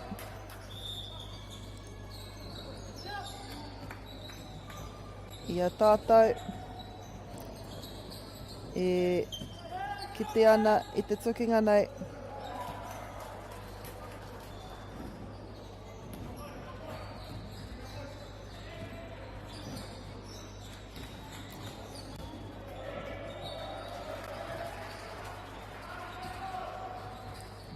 Ngāti Raukawa ki te tonga.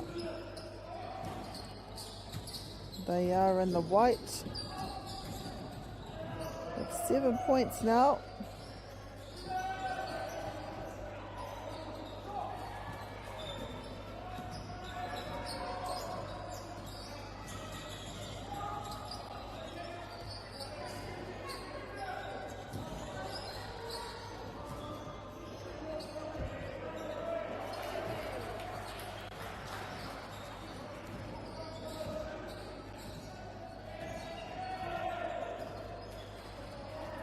Nā kei te titiroa hau ki ngā ingoa o ngā kaitākaro nei. Passing it to Patariki Hippolyte. We just saw them play here not so long ago on this court.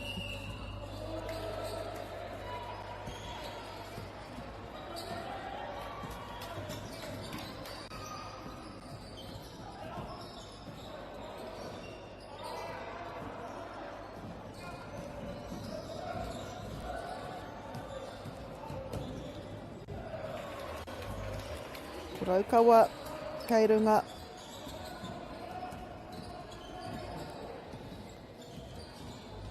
Ko rātou kua toa i a rātou tukinga katoa. We have a strong team here.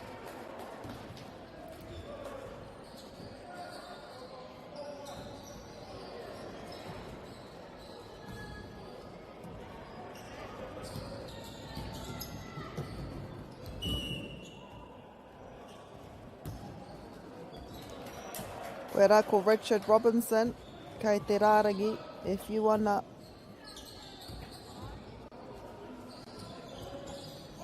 Anō hoki. It is Quinton Solomon that takes the ball down. Kei reira e tahi o ngā hoa tākoro e tatari ana. Troy McLean with the ball. It was him trying to get it. This is Brendan Pungia. Me te poro. He kaitākoro omua o te kapa Tall Blacks. He kai whakataki omua anō hoki mo te hōtaka e kia nei ko Good Morning. Aaron King here. He was in fine form this morning against Here Taunga. Alison Koya gets the rebound. Passes it inside to Ross Smith, but there was a attempt to intercept. And what a beautiful shot there by Brendan Bune. And they are Ngāti Kuata. George Ford.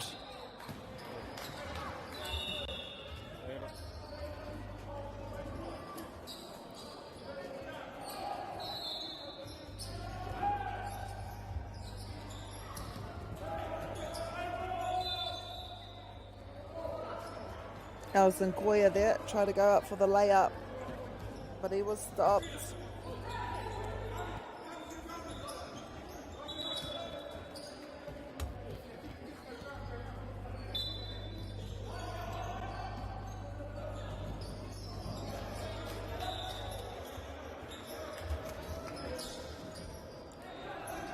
It was George Ford with the three, the attempt to get a three.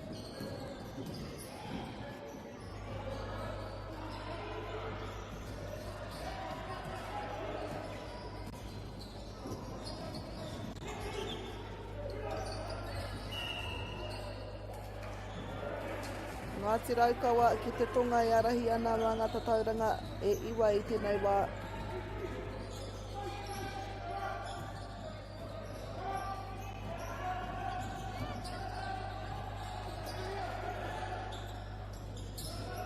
Jeremy Banks here gets his own rebound.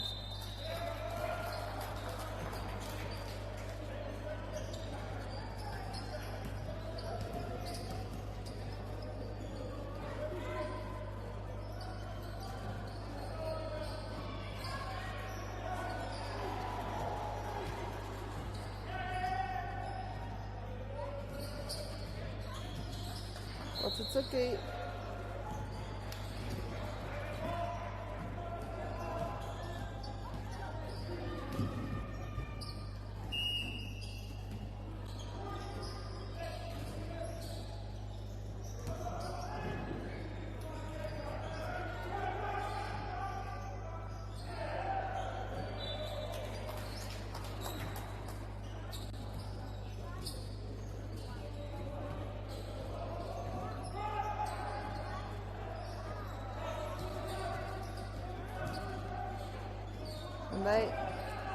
And they tātou kei te mene te whakamutunga. Another three there by Brendan Byrne. I think that's his second in this first quarter. Whātekau he kona e toi ana. Oh, what a shot there by Richard Robinson. Ono tatau te aputai tēnei wā. Oh, Quinton Solomon with the three. Rua te kau he kona e toi ana I tēnei wā. E waru ngā tatau e wehi ana I ngā kapa e rua nei.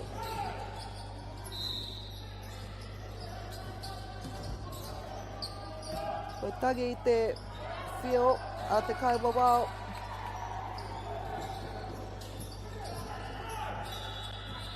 And that is our first quarter time. So it is Raukawa leading 22 points to 14.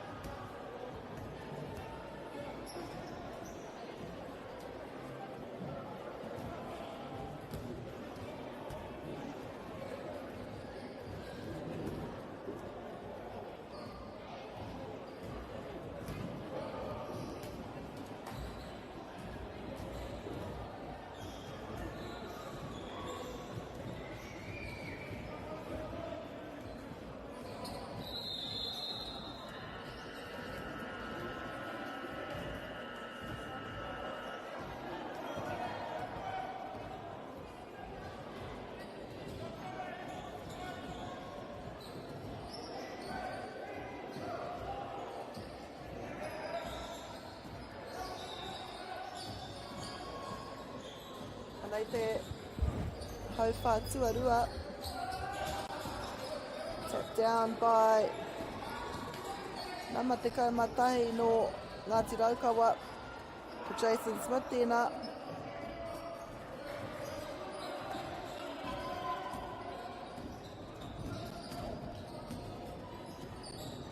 It is Ross Smith, goes up for his Ngāti Koata team. E whātatau te wehinga I Wainganui ngā kapairua nei.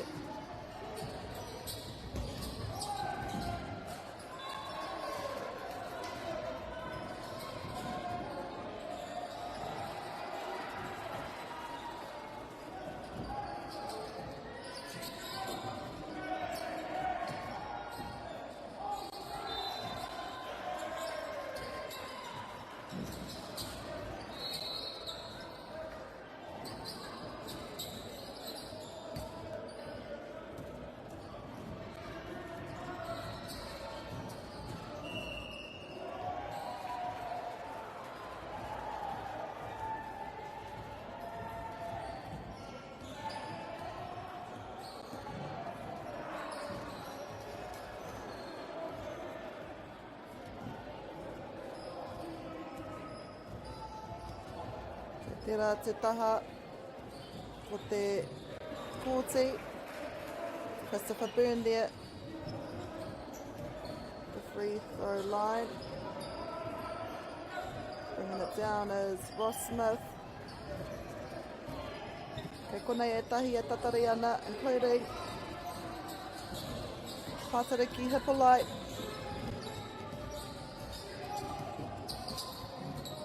There's Brendan Pongia. There's a attempt with the three.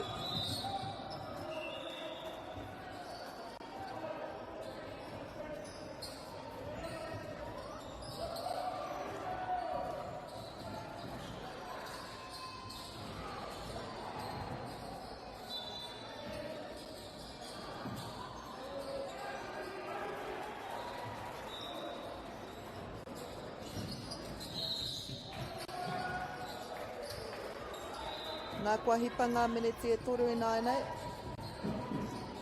Ko Raukawa tonu e arahi ana mā ngā tatauranga e Urima.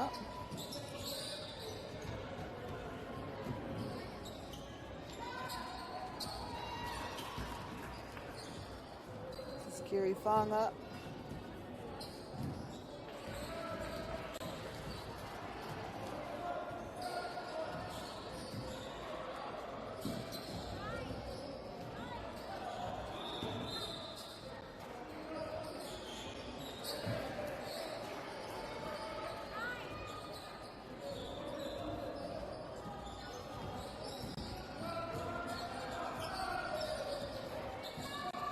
Nei a Ngāti Koata.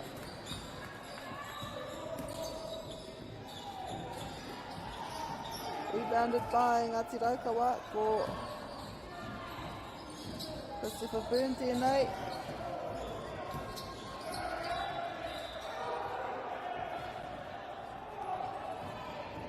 Kua hipanga meneti e whāinai nei e ono kei te toi.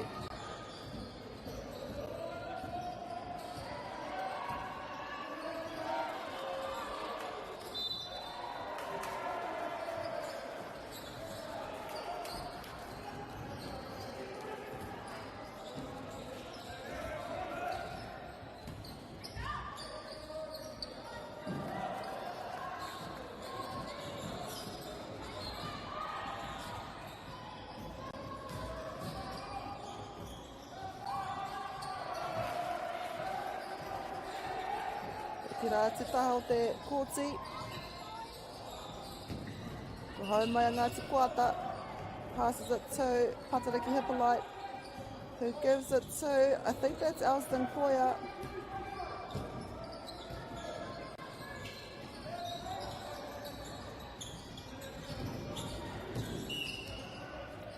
Jeremy Banks. So that's Troy McLean. And one.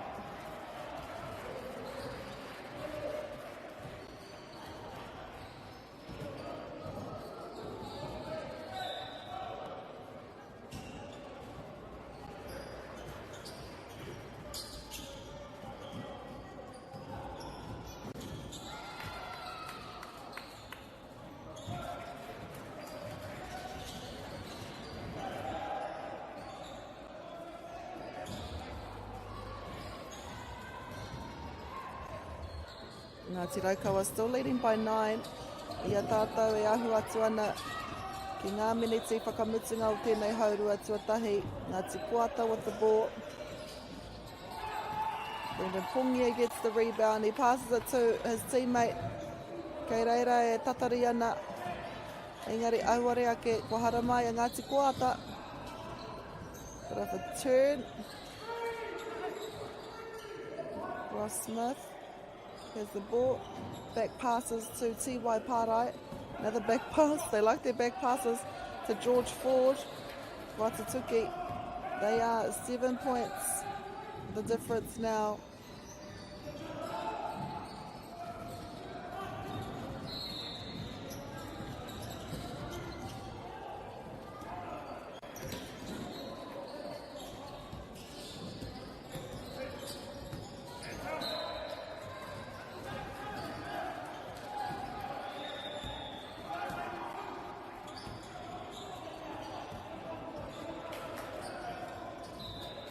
Raukawa with the ball. It was Brendan Byrne. I believe he gave it to Caslow Evans Sr. Ngāti Kwararuraru. Ngāti Raukawa defenders make their way back here. The influx of Ngāti Kuata players. But too many wee picks behind that one from T.Y. Pārai. Brendan Byrne passes it to his teammate. I think that was, it was Troy McLean that got that 3, which takes him back up to leading by 10.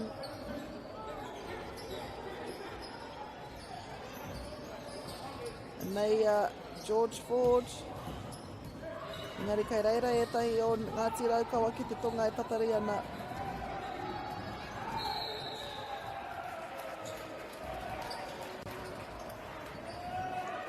Ia tātou e ahu atu ana ki ngā miniti e rua whakamutunga o tēnei haurua tuatahi. E arahi ana Ngāti Raukawa i tēnei wā mā ngā tātou te kaumarua. Me te manako kia whakanui ake tērā āputa.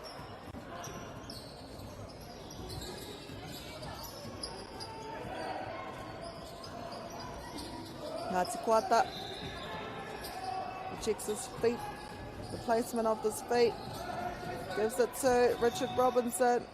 He's there to get his rebound. Ana kua karangahia tētahi Hāmene.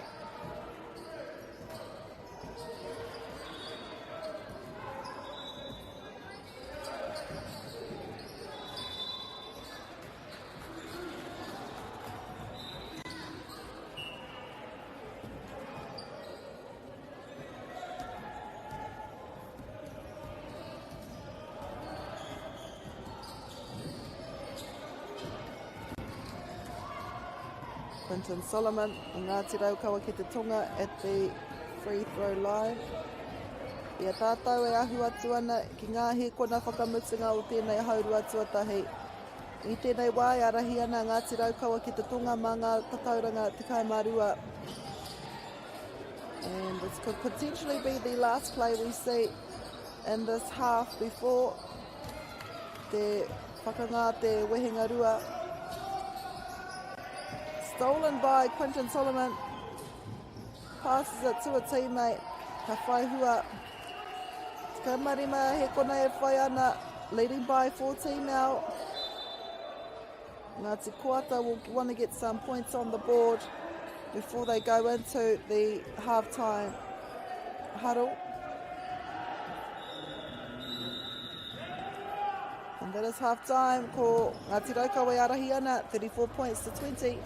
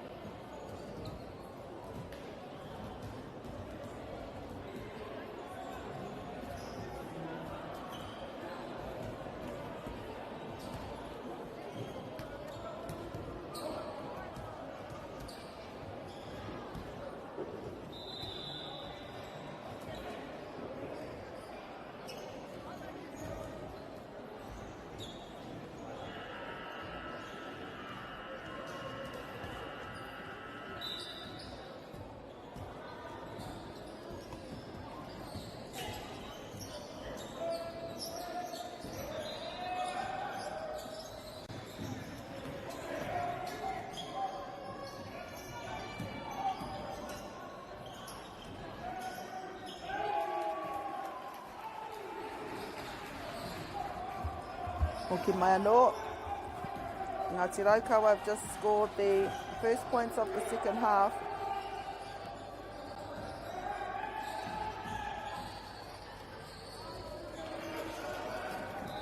And they will be shooting down this end now.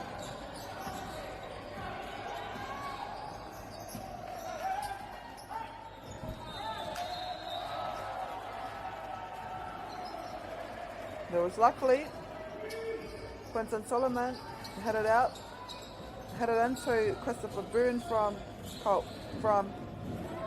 Richard Robinson, who then hit it out, so it will be at Okawa ball.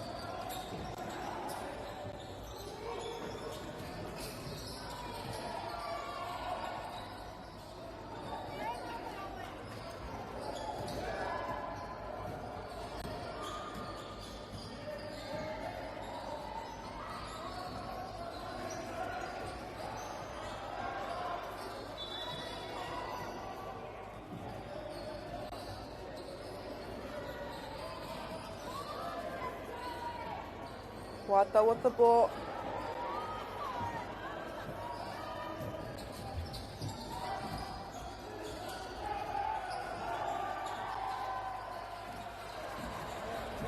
Nei Ngāti Raukawa with the 4, with the 3, aroha mai. That was Brendan Pungia. I said with the 4 because he wears number 4. Number 4 with the 3, I was supposed to say.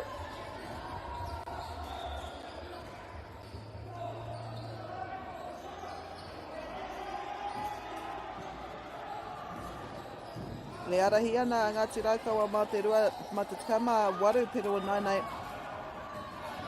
Great way to start for Ngāti Raukawa ki te tonga. Oh wow. Now leading by 19 points.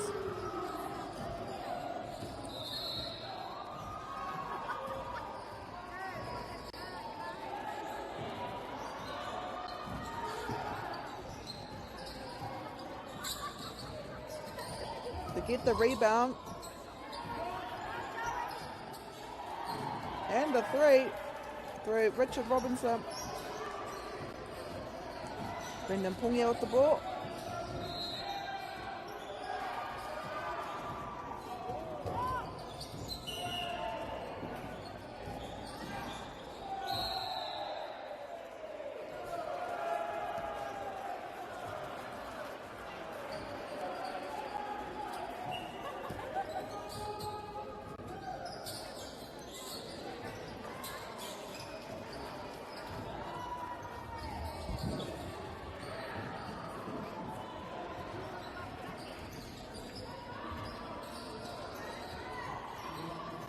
Nei Ngāti Raukawa.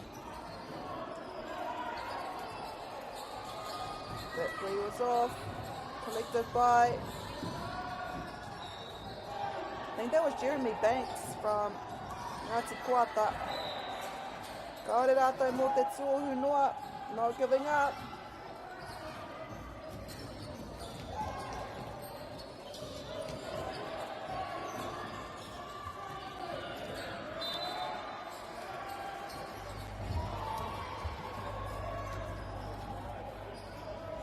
O tata tātou ki te haurua I tēnei hauwha tuatoru. I arahi ana ara Ngāti Raukawa mā ngā tauranga tikau marima I tēnei wā.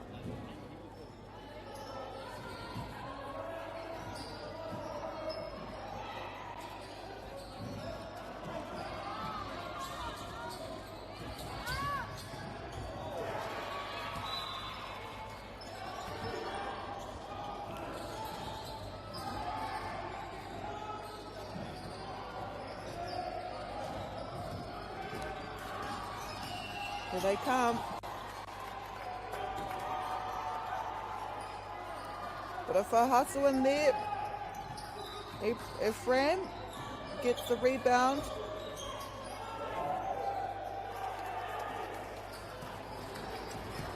And the easy 2 there by Christopher Byrne. Over halfway through the third period.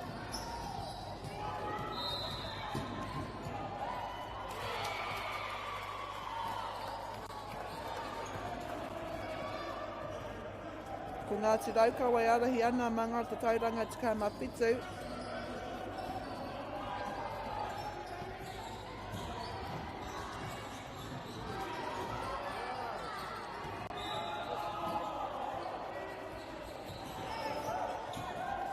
And they noa Ngāti Raukawa. Brendan Byrne.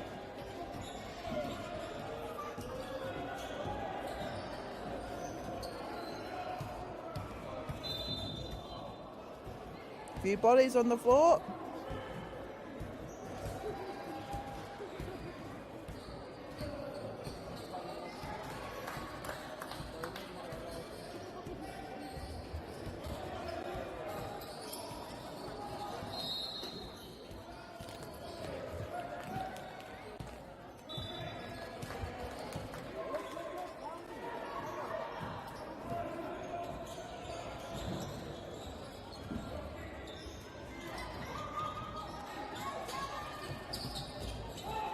Brendan Pungia here,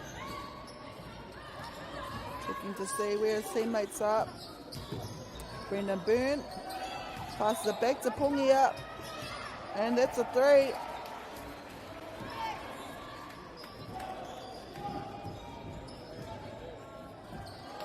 Ross Smith with the ball, passes it to Richard Robinson. Pungia again. Brendan Byrne gets the rebound, decides to do it himself.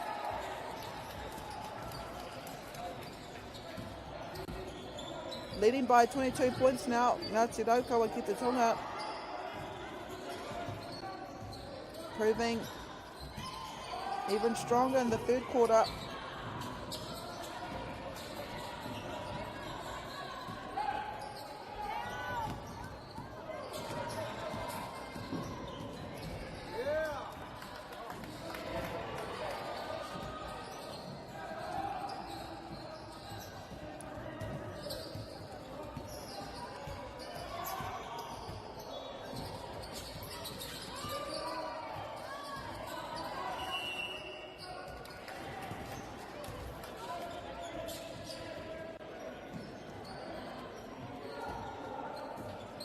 E tia ki te ko tahi miniti pātekau he kona e toi ana I naenei.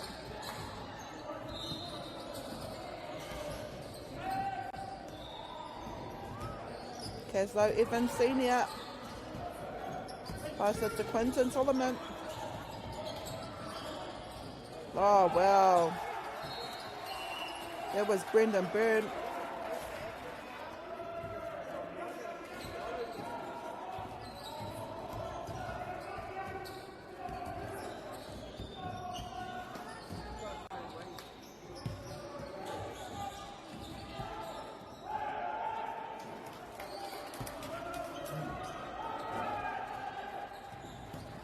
Brendan Byrne again.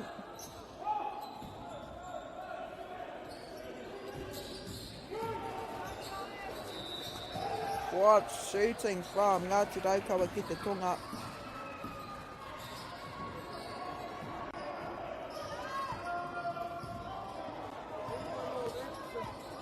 Leading by 22 now.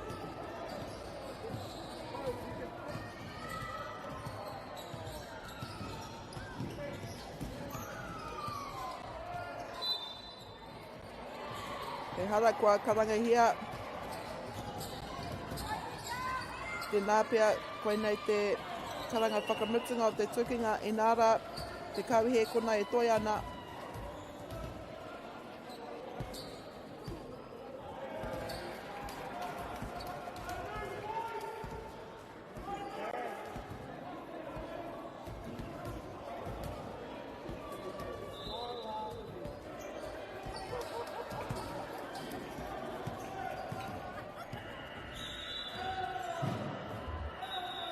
So Raukawa lead 56 points to 32. Kia utone mai e Huama.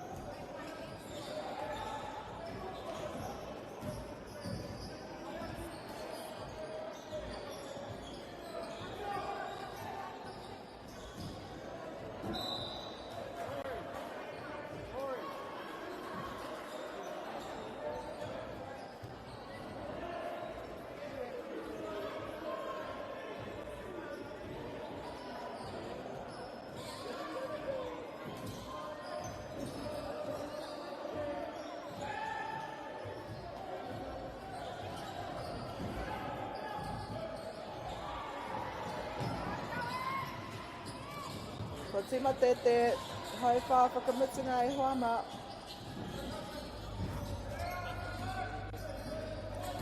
Ko Ngāti Raukawa tērā, i arahi ana, mā ngā tauranga rua tika marua, Jason Smith off the ball.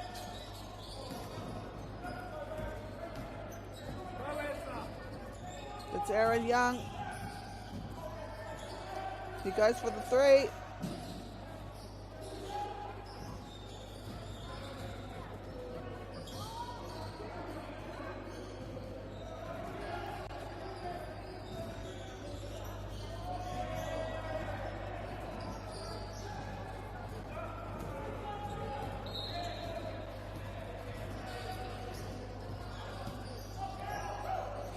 Quinton Solomon with the ball, pushed out.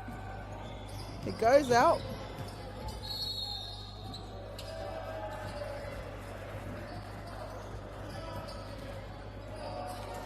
Goal was Caslow Evans.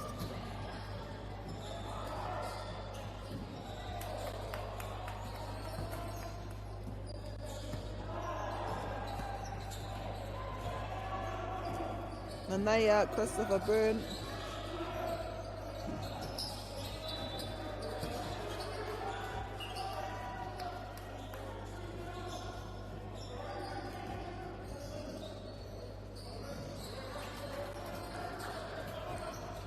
There was Richard Robinson there. Here comes Ngāti Raukawa. Another three. Caslow Evans Senior.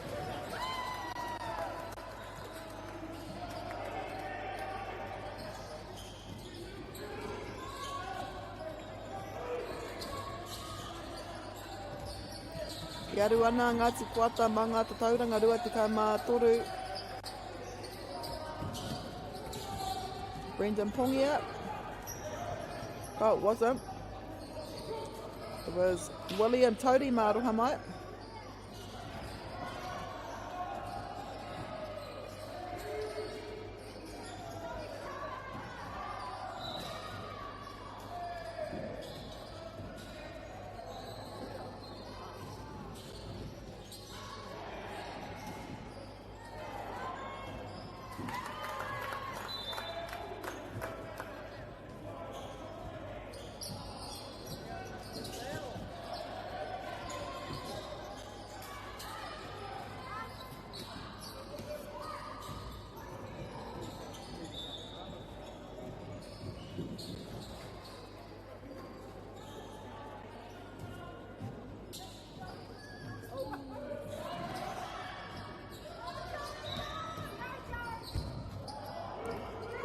Nei a Ngāti Raukawa, ono minute e toi ana I tēnei tukinga whakamutunga mō rātou.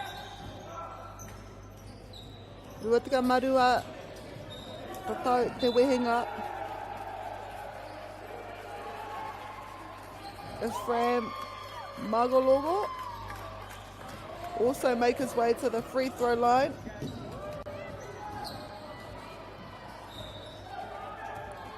For one.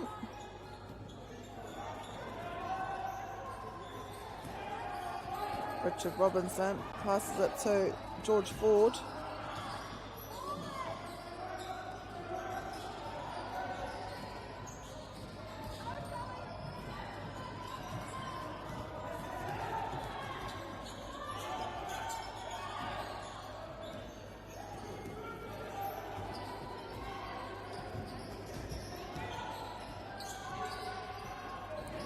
Nei Ngāti Raukawa I ngā miniti whakamutunga. We are halfway through the final quarter already.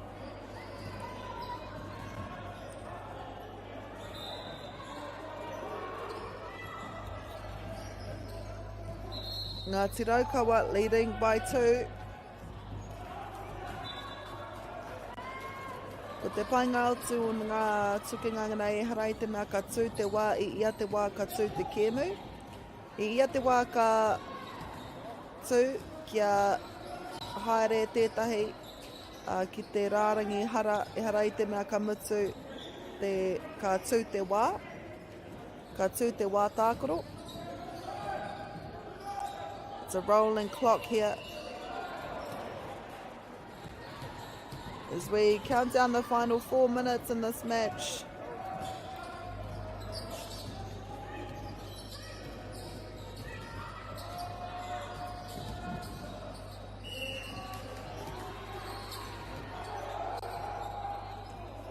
Te raukawa.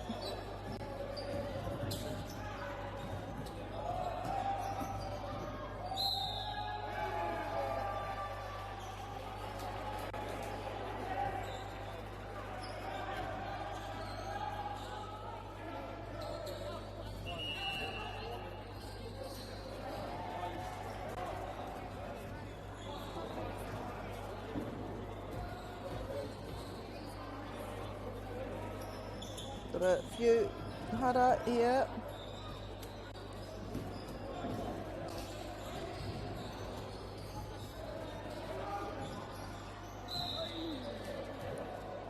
Tore miniti kei te toi tēnei tukinga whakamutunga.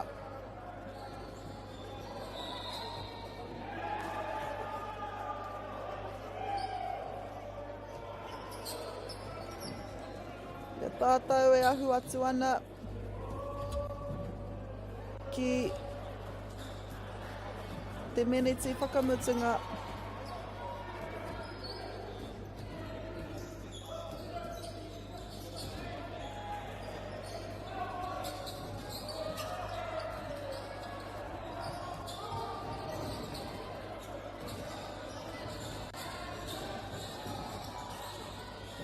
Rua me te hawhenai nei. E arahi tonu ana a ngā tiraukawa mā ngā whatauranga 20 matahi.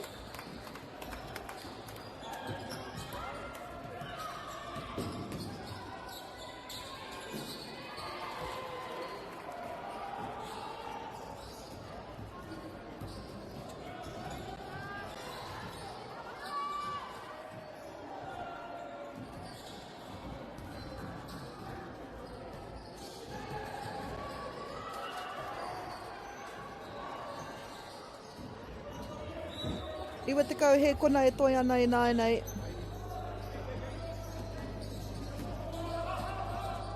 Kei reira e tahi o nau hoa tākoro. Jason Smith with the ball. Brendan Ponia.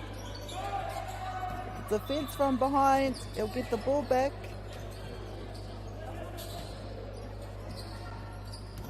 Brendan Ponia here. Passes it in. To his teammate. Intercepted. Grant Simmons there. Grant Simmons will go to the free throw line.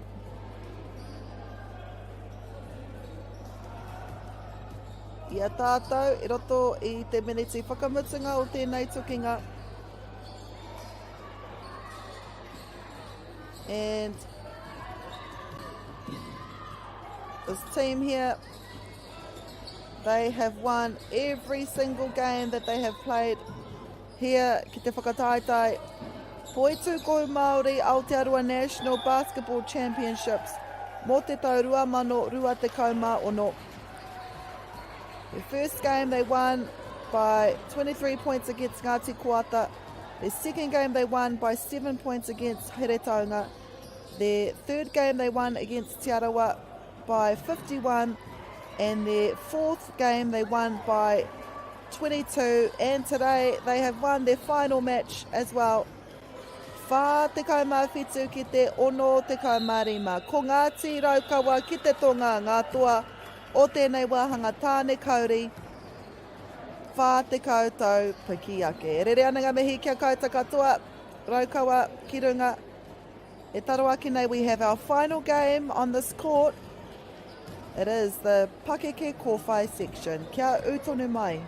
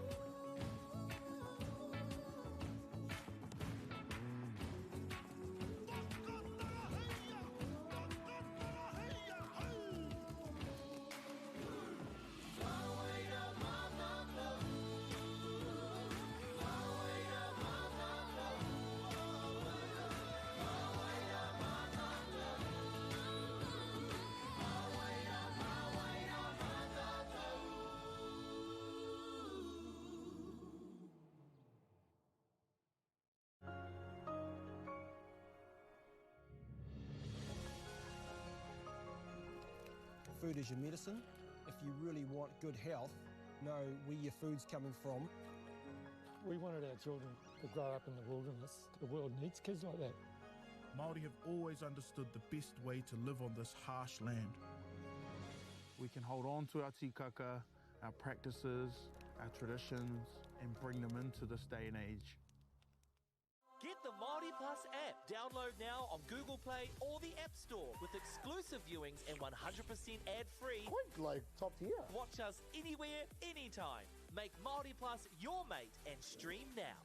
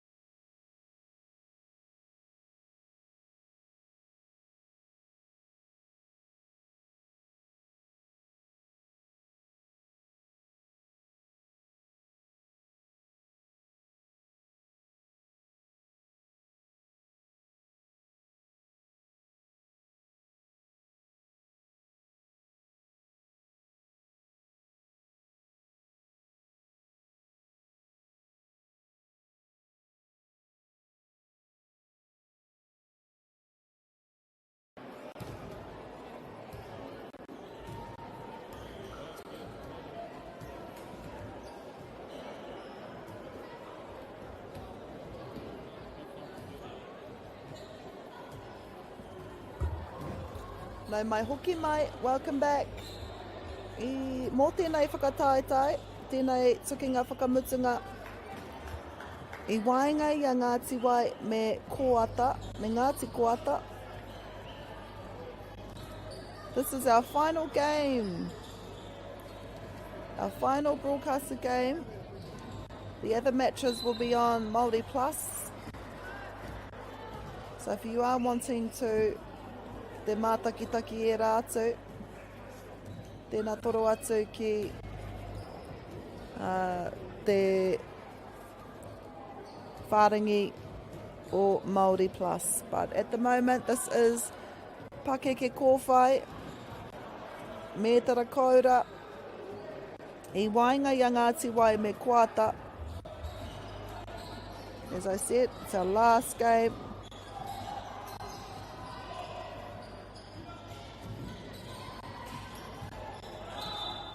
Ngāti Wai. In the white, Kuata in the blue.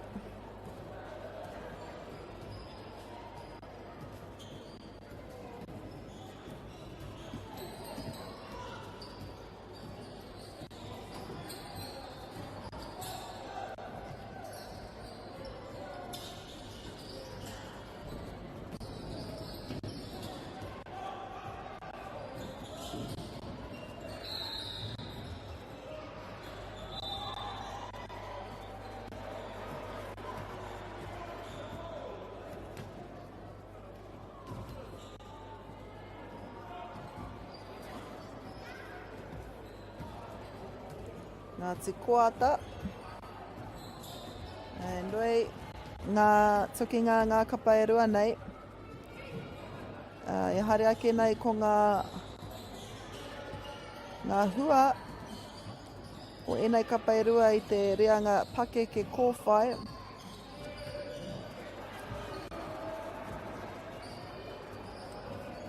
Nō reira,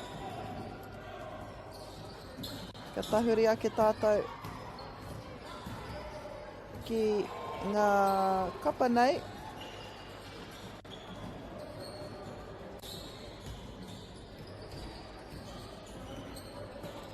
Nō neira ko Ngāti Wai, kei te tihi o te tēpu whakataitai. Kua toa I a rātou, I waho I ngā tukinga e whā, I ngā tukinga e whā, kua toa I a rātou ngā tukinga e whā. Ngāti Kuata, so they were in pool 1. And Ngāti Kuata are the same. They played 4 and they also won 4, winning their pool 2. In their pool they had Rakaipaaka, Muopoko, Here Taunga, Ngāti Raukawa ki te Tonga Karaka. And in Ngāti Kuata,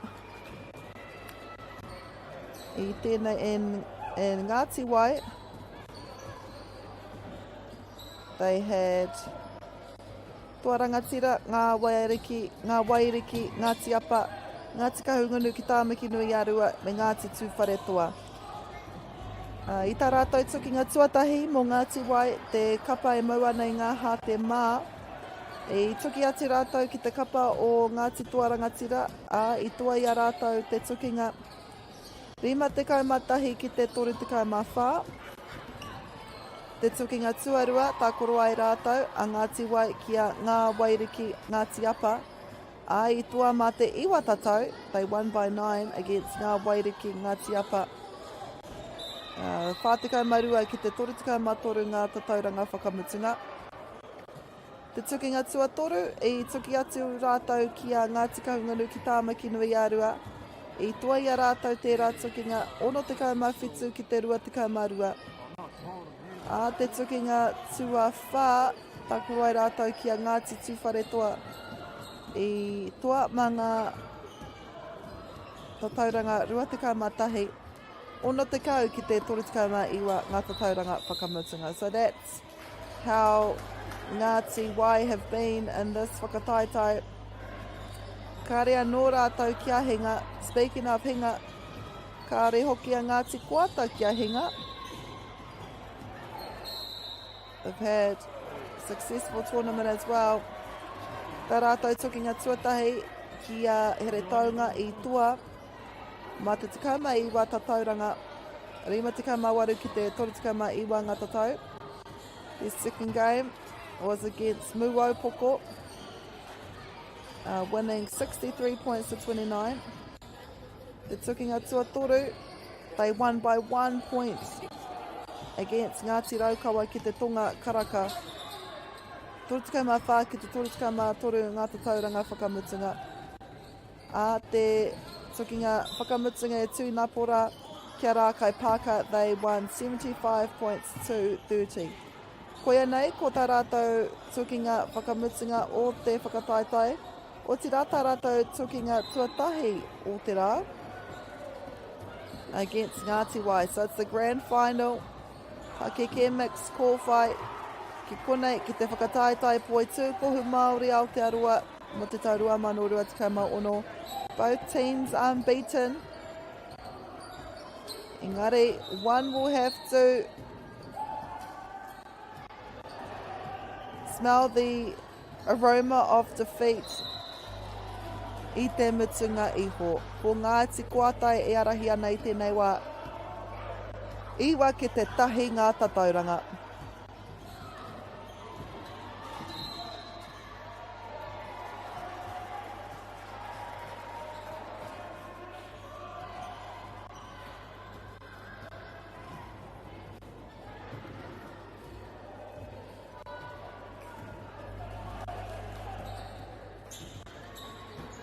And then Ngāti Wai. Ranginui Lau Gabba gives the ball. Successful. It's their third point. Thanks to Mia Kahi. E toru miniti e toi ana i tēnei hauwhātua tahi.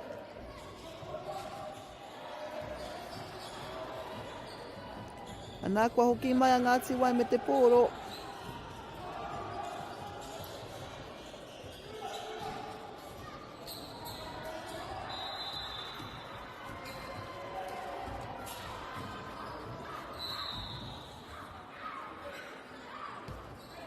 I think that was Kane Robson there.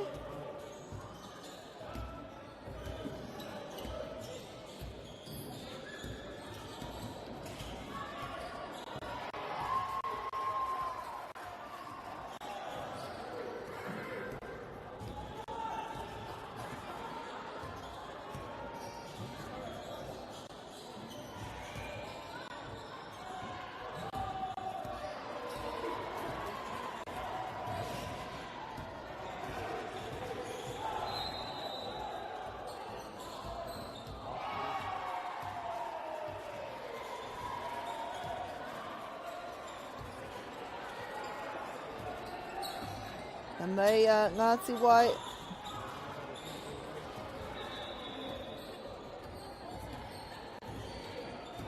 I watekau he kona e toi ana I tēnei hauwhātua tahi.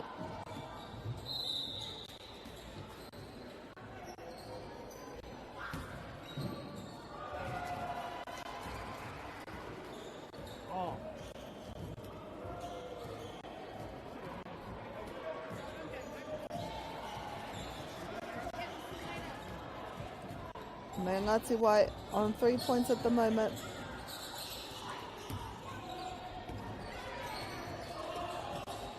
Oh wait, a ball's on the court.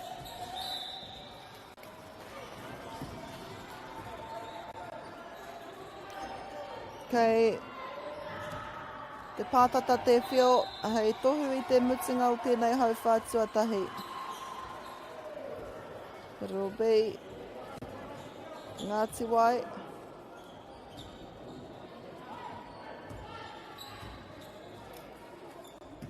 Get attempts at scoring. Kua piki ake ki te ono.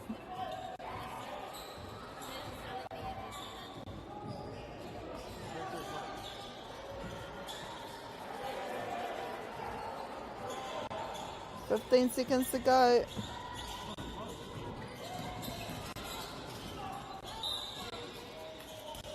This will be the last play of the first half quarter.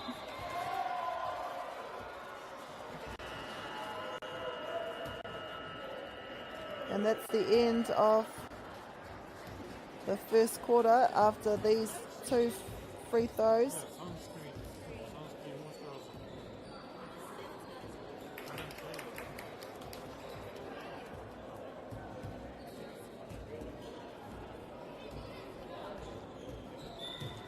So, ko te wehenga, te kaumatahi tatau ki te whitu, I haere ake nei ko te hauwhātua rua.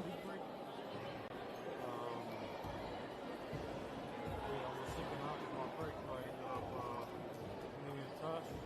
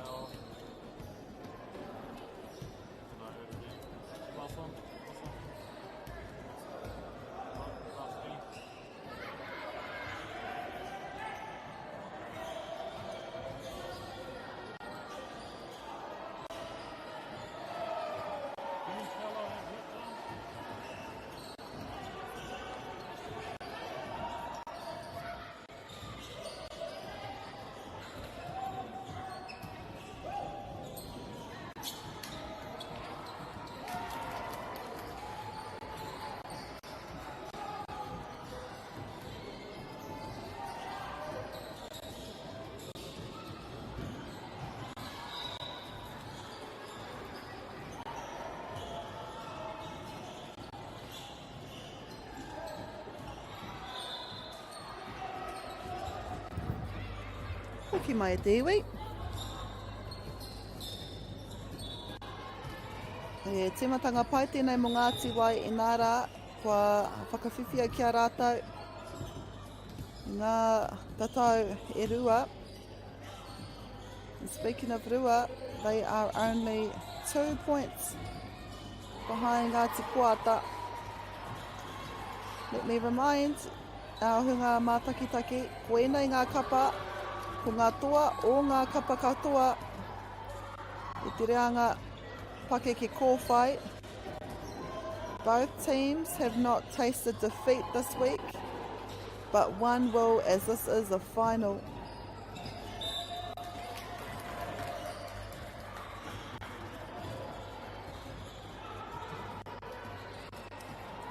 There's one Rawiri there who will also go to the free throw line.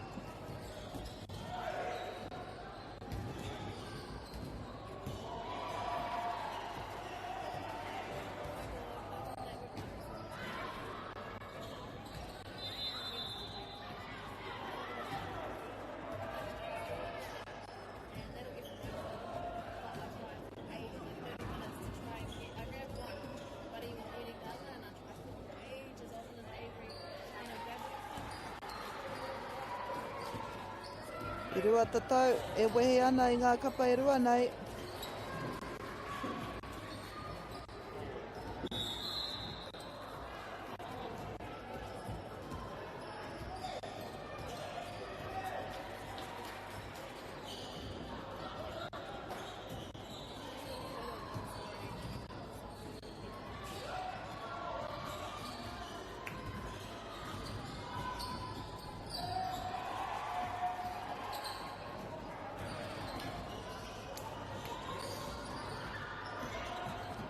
Anei, Ngāti Wai.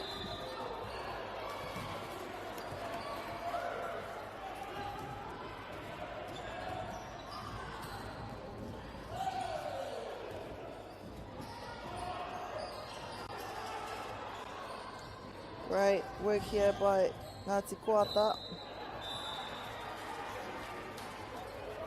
And just like that, we do have a tied game. We knew it was going to be close.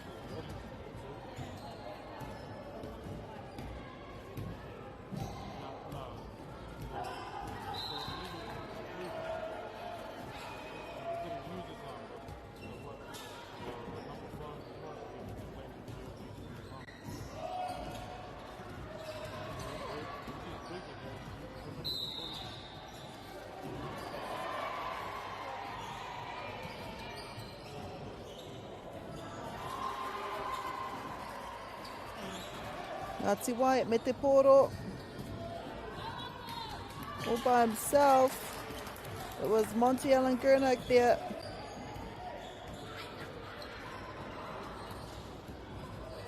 Ngāti Koata. Now Ngāti Wai are leading for the first time in this match.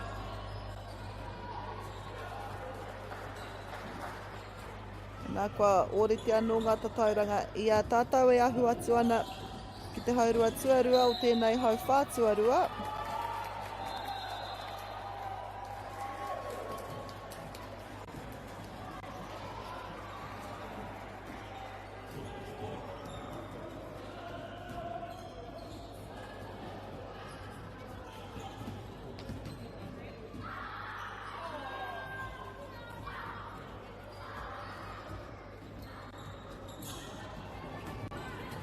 He collected while he was on the ground.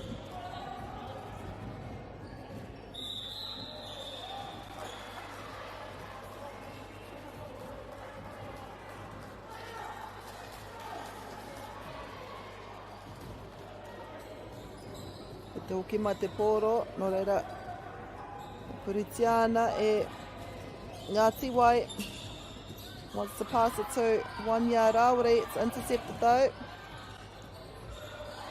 by Jackson Kaka. Long shot there. Jackson Kaka with another intercept.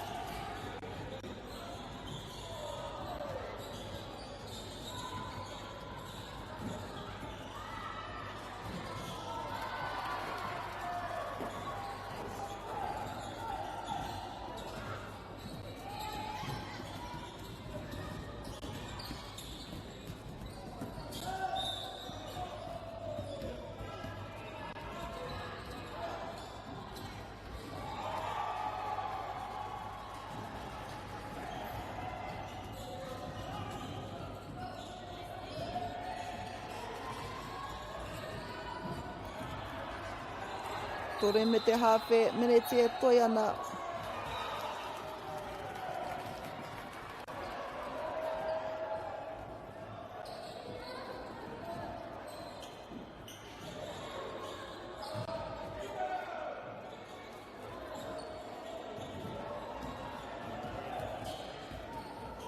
I think that was Javan Kaka that took the shot, number 11.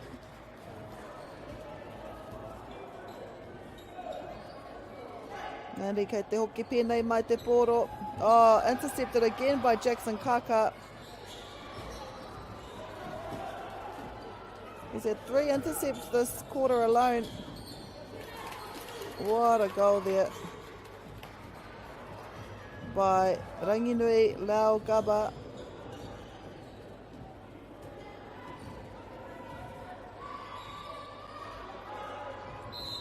Nice point there. Nice net ball. Push shot.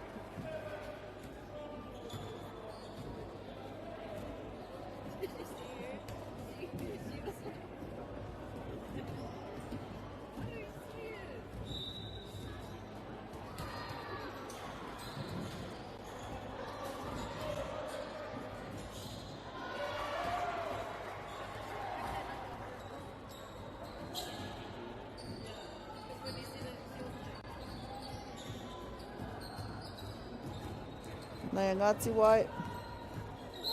Few screens here. Oh, bit of hustle bustle down here too.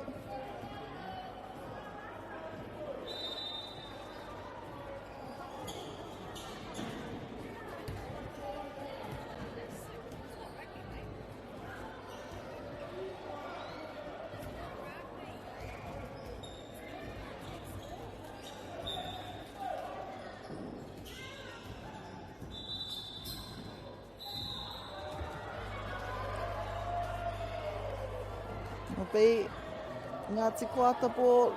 We've got just over a minute 10 left in the second quarter, and then we'll see in the second half Ngāti Koata scoring on this side. So if you are a supporter of Ngāti Koata, your team will be scoring closest to us, aku ake nei. But at the moment, if you are a supporter of Ngāti Wai, kei te hara mai o tangata. 3. Oh, just off. Looked like it was going in.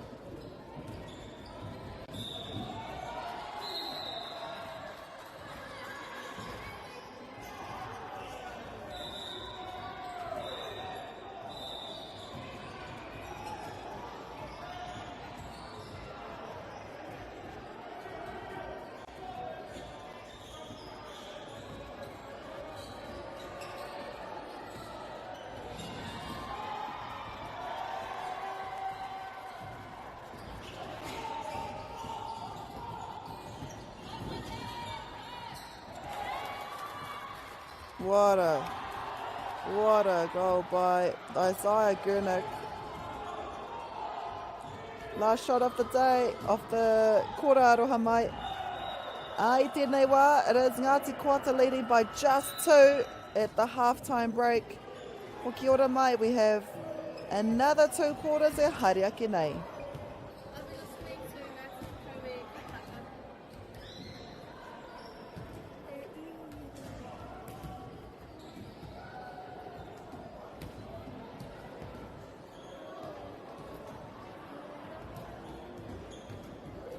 She's my favourite player.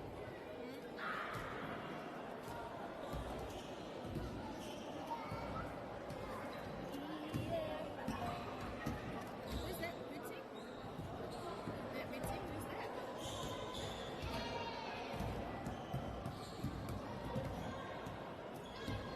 Rongo mai wāhine. Rongomai. Rongo mai wāhine. Rongomai. Rongo mai wāhine. There's men in there. Yeah, but that's the name. Yeah. Rongomai.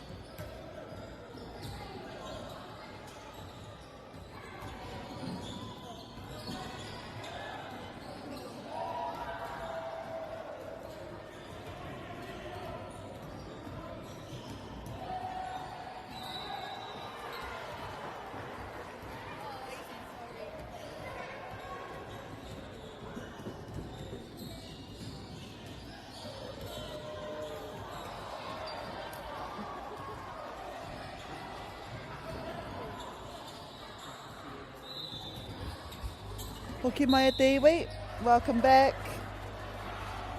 Ki tēnei haurua tuarua. I wainga i ngā kapa toa o te reanga pake ke kōwhai.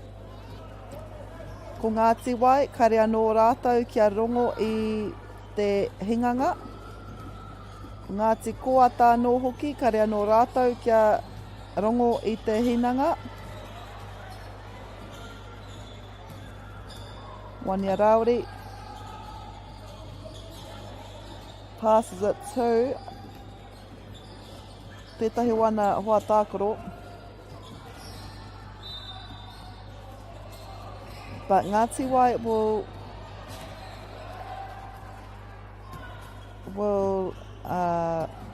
shoot on that end for the remainder of the match. Ko Ngāti Koata will shoot on this end. The leadership of the game has gone both ways. Ngāti Koata have led for some of the match, for most of the match I should say, and Ngāti Wai have led as well. But just before that halftime hura, I hoki mai a Ngāti Koata ki te arahi anō i te tukinga. Nā waira, kei te arahi rātou mā ngā tatau te kau.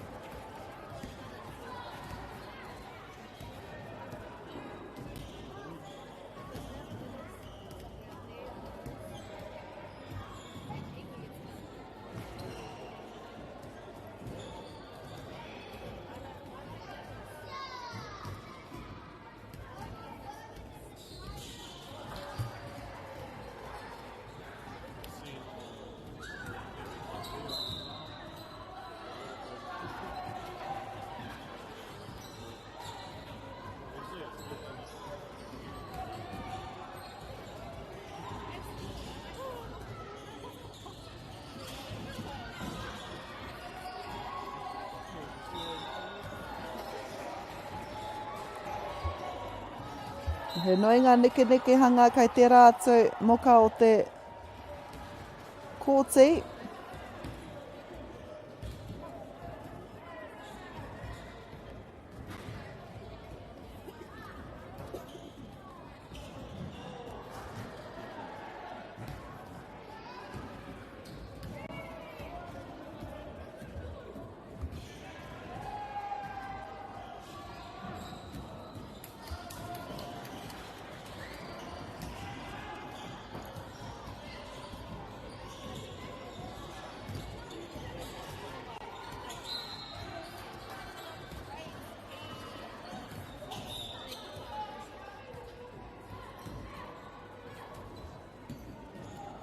Ngāti Koata, e arahi tonu nei me ngā tatauranga e iwa.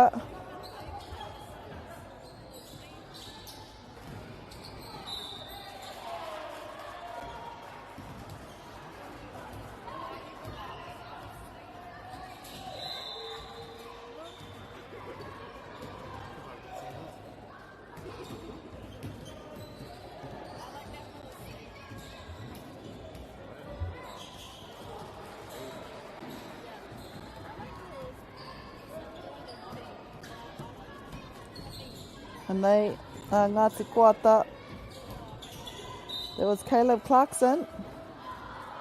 Rua me te hawhi miniti e toi ana I tēnei hau whā tuatoru. Just like that, we are nearing the final quarter of this match. Hei, whakamahara ia koutou, koe nei ngā toa o te reanga pakeke, kōwhai, ngā kapa e rua nei I toa I a rātou tukinga katoa.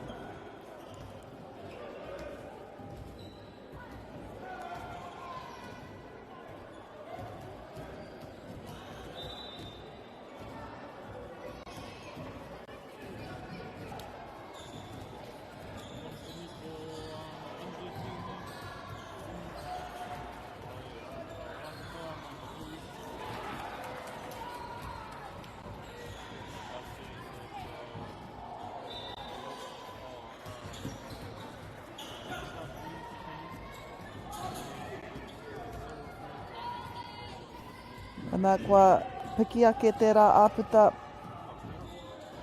kua heke I ho tērā āputa mā te ono I nainei. So the lead lengthens and then shortens. Engari, ko Ngāti Koata tonu e arahi ana. I roto I tēnei miniti whakamutunga o tēnei hau whātua toru. But Ngāti Wai get the ball.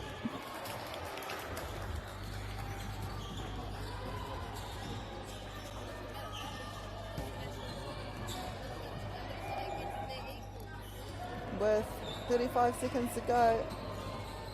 This might be the last play. Kyla Leary here.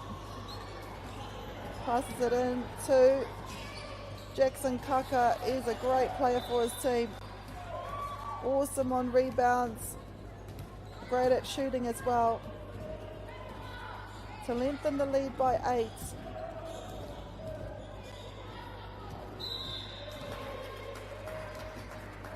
And that might be the last play of the third quarter.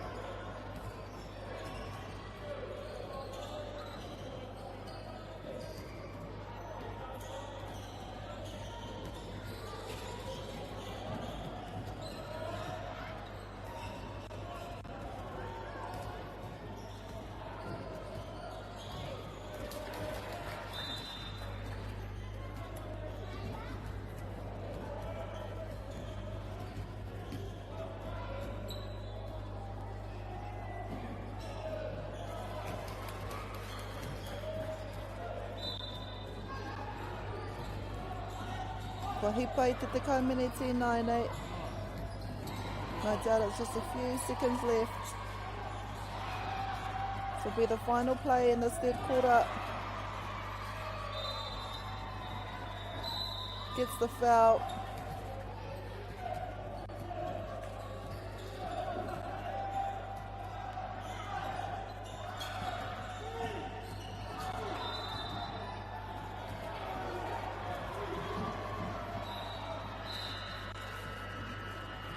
And that's the third quarter time.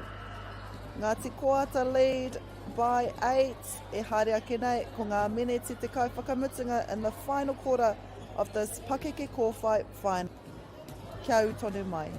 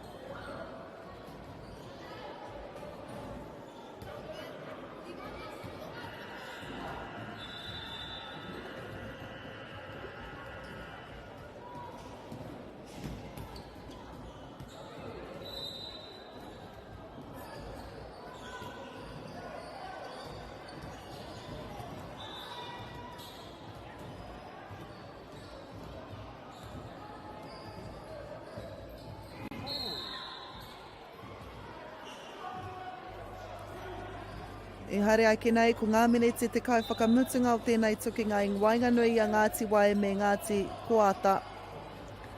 Ki tēnei whiringatua, Pakeke Kōwhai, ki te whakataetai Poitūkohu Māori Aotearoa mō te tau 2020. Ngāti Koata were of course the winners of Pool 2 in the Pakeke Mix Kōwhai at this year's competition, playing 4 and winning 4. I tuki atu rātou ki a Ngāti Raukawa ki te tonga karaka, here taunga, muau poko me Rakaipaaka. And then in Pool 1, Ngāti Wai, they were unbeaten. They played 4, won 4. I tuki atu rātou ki a Ngāti Tūwharetoa, ngā Wairiki, Ngāti Apa, Ngāti Tuarangatira me Ngāti Kahungunu ki Tāmaki Nui a Rua. And this is why they have made it here today. this match mō te metara kaura te whakataetai 2026 Poitūkohu Māori o Aotearoa. It's been a very tight match so far. Ko Ngāti Koata tērā I arahi ana mā ngā tauranga te kau.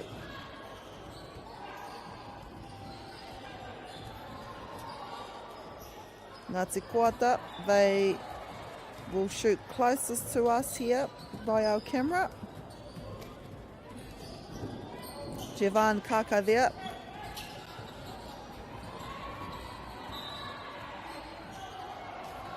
Rebounded.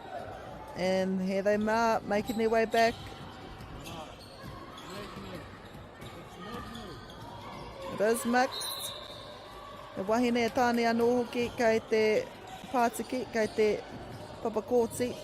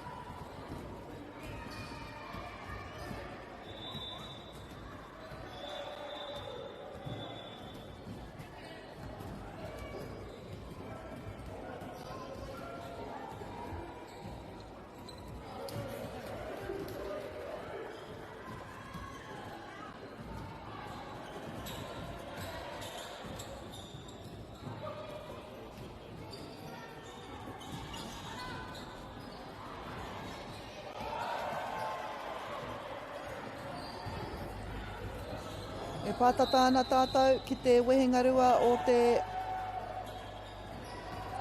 hauwha whakamutunga. Te kau, piro, te kau, ngā tatau, e wehi ana I ngā kapa e rua nei, ko Ngāti Koata tērā.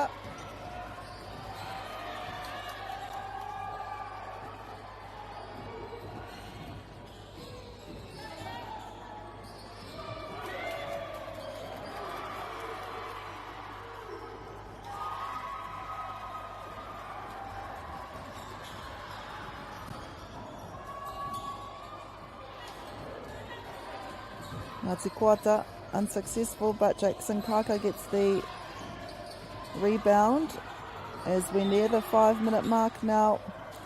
We are halfway through this final quarter. You can feel the tension.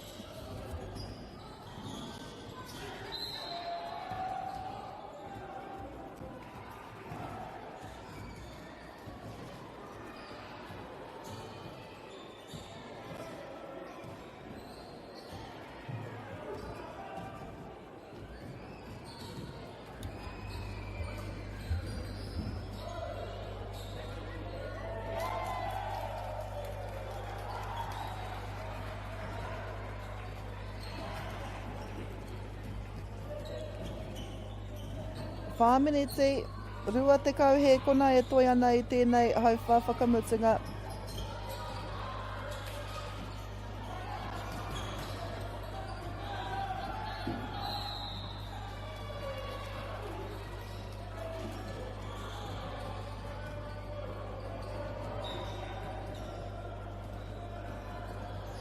Nei whakangai hare ake nei. Engari karere tonu te wā tākaro. Koira te pai o te noho ki konei, ki tēnei kōti, karere tonu te wā.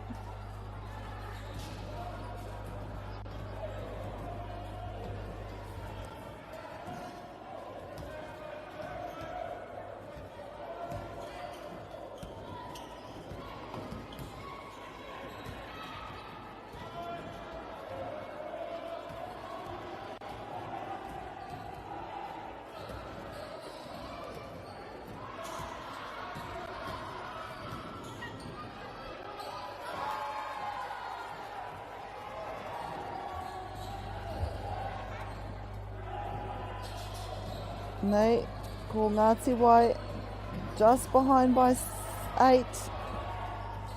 Anything is possible. We have 3 more minutes to go.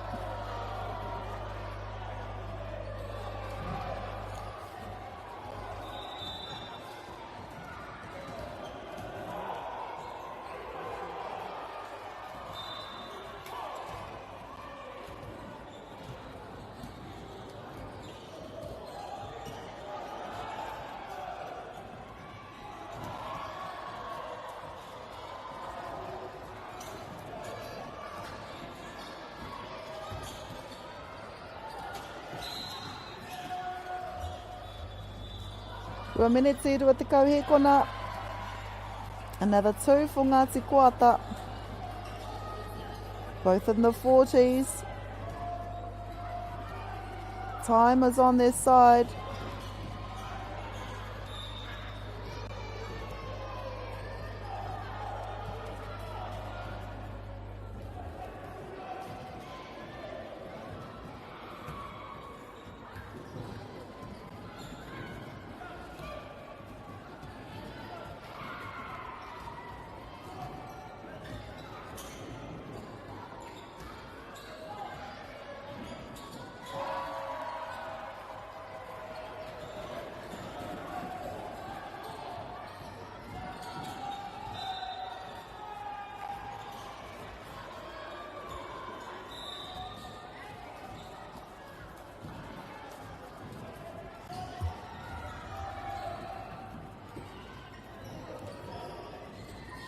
E tāria ana te miniti whakamutunga o tēnei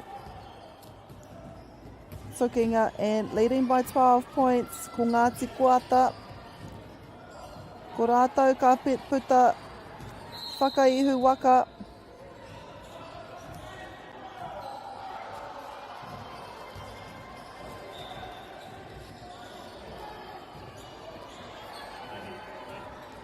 With a 3-pointer there, but unsuccessful. All Ngāti Koata need to do is score on their own ball, or just keep Ngāti Wai. Te ara ia Ngāti Wai. Ehara i te mea me whai tētahi piro anō.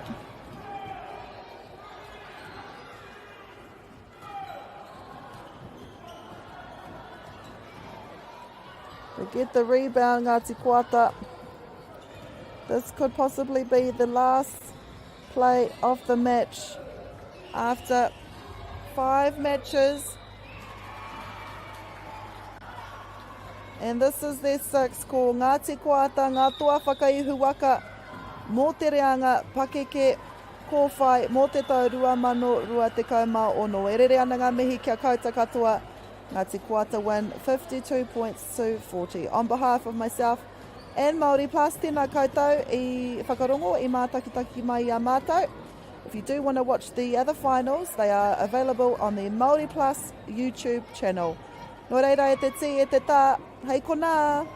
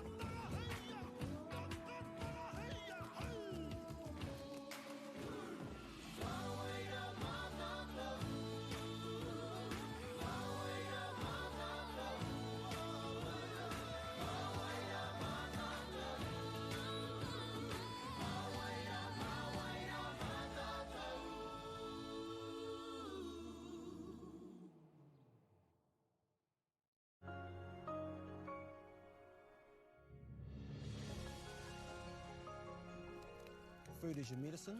If you really want good health, know where your food's coming from. We wanted our children to grow up in the wilderness. The world needs kids like that. Māori have always understood the best way to live on this harsh land. We can hold on to our tikaka, our practices, our traditions, and bring them into this day and age. Get the Māori Plus app. Download now on Google Play or the App Store with exclusive viewings and 100% ad-free. Quite like top tier. Watch us anywhere, anytime. Make Māori Plus your mate and stream now.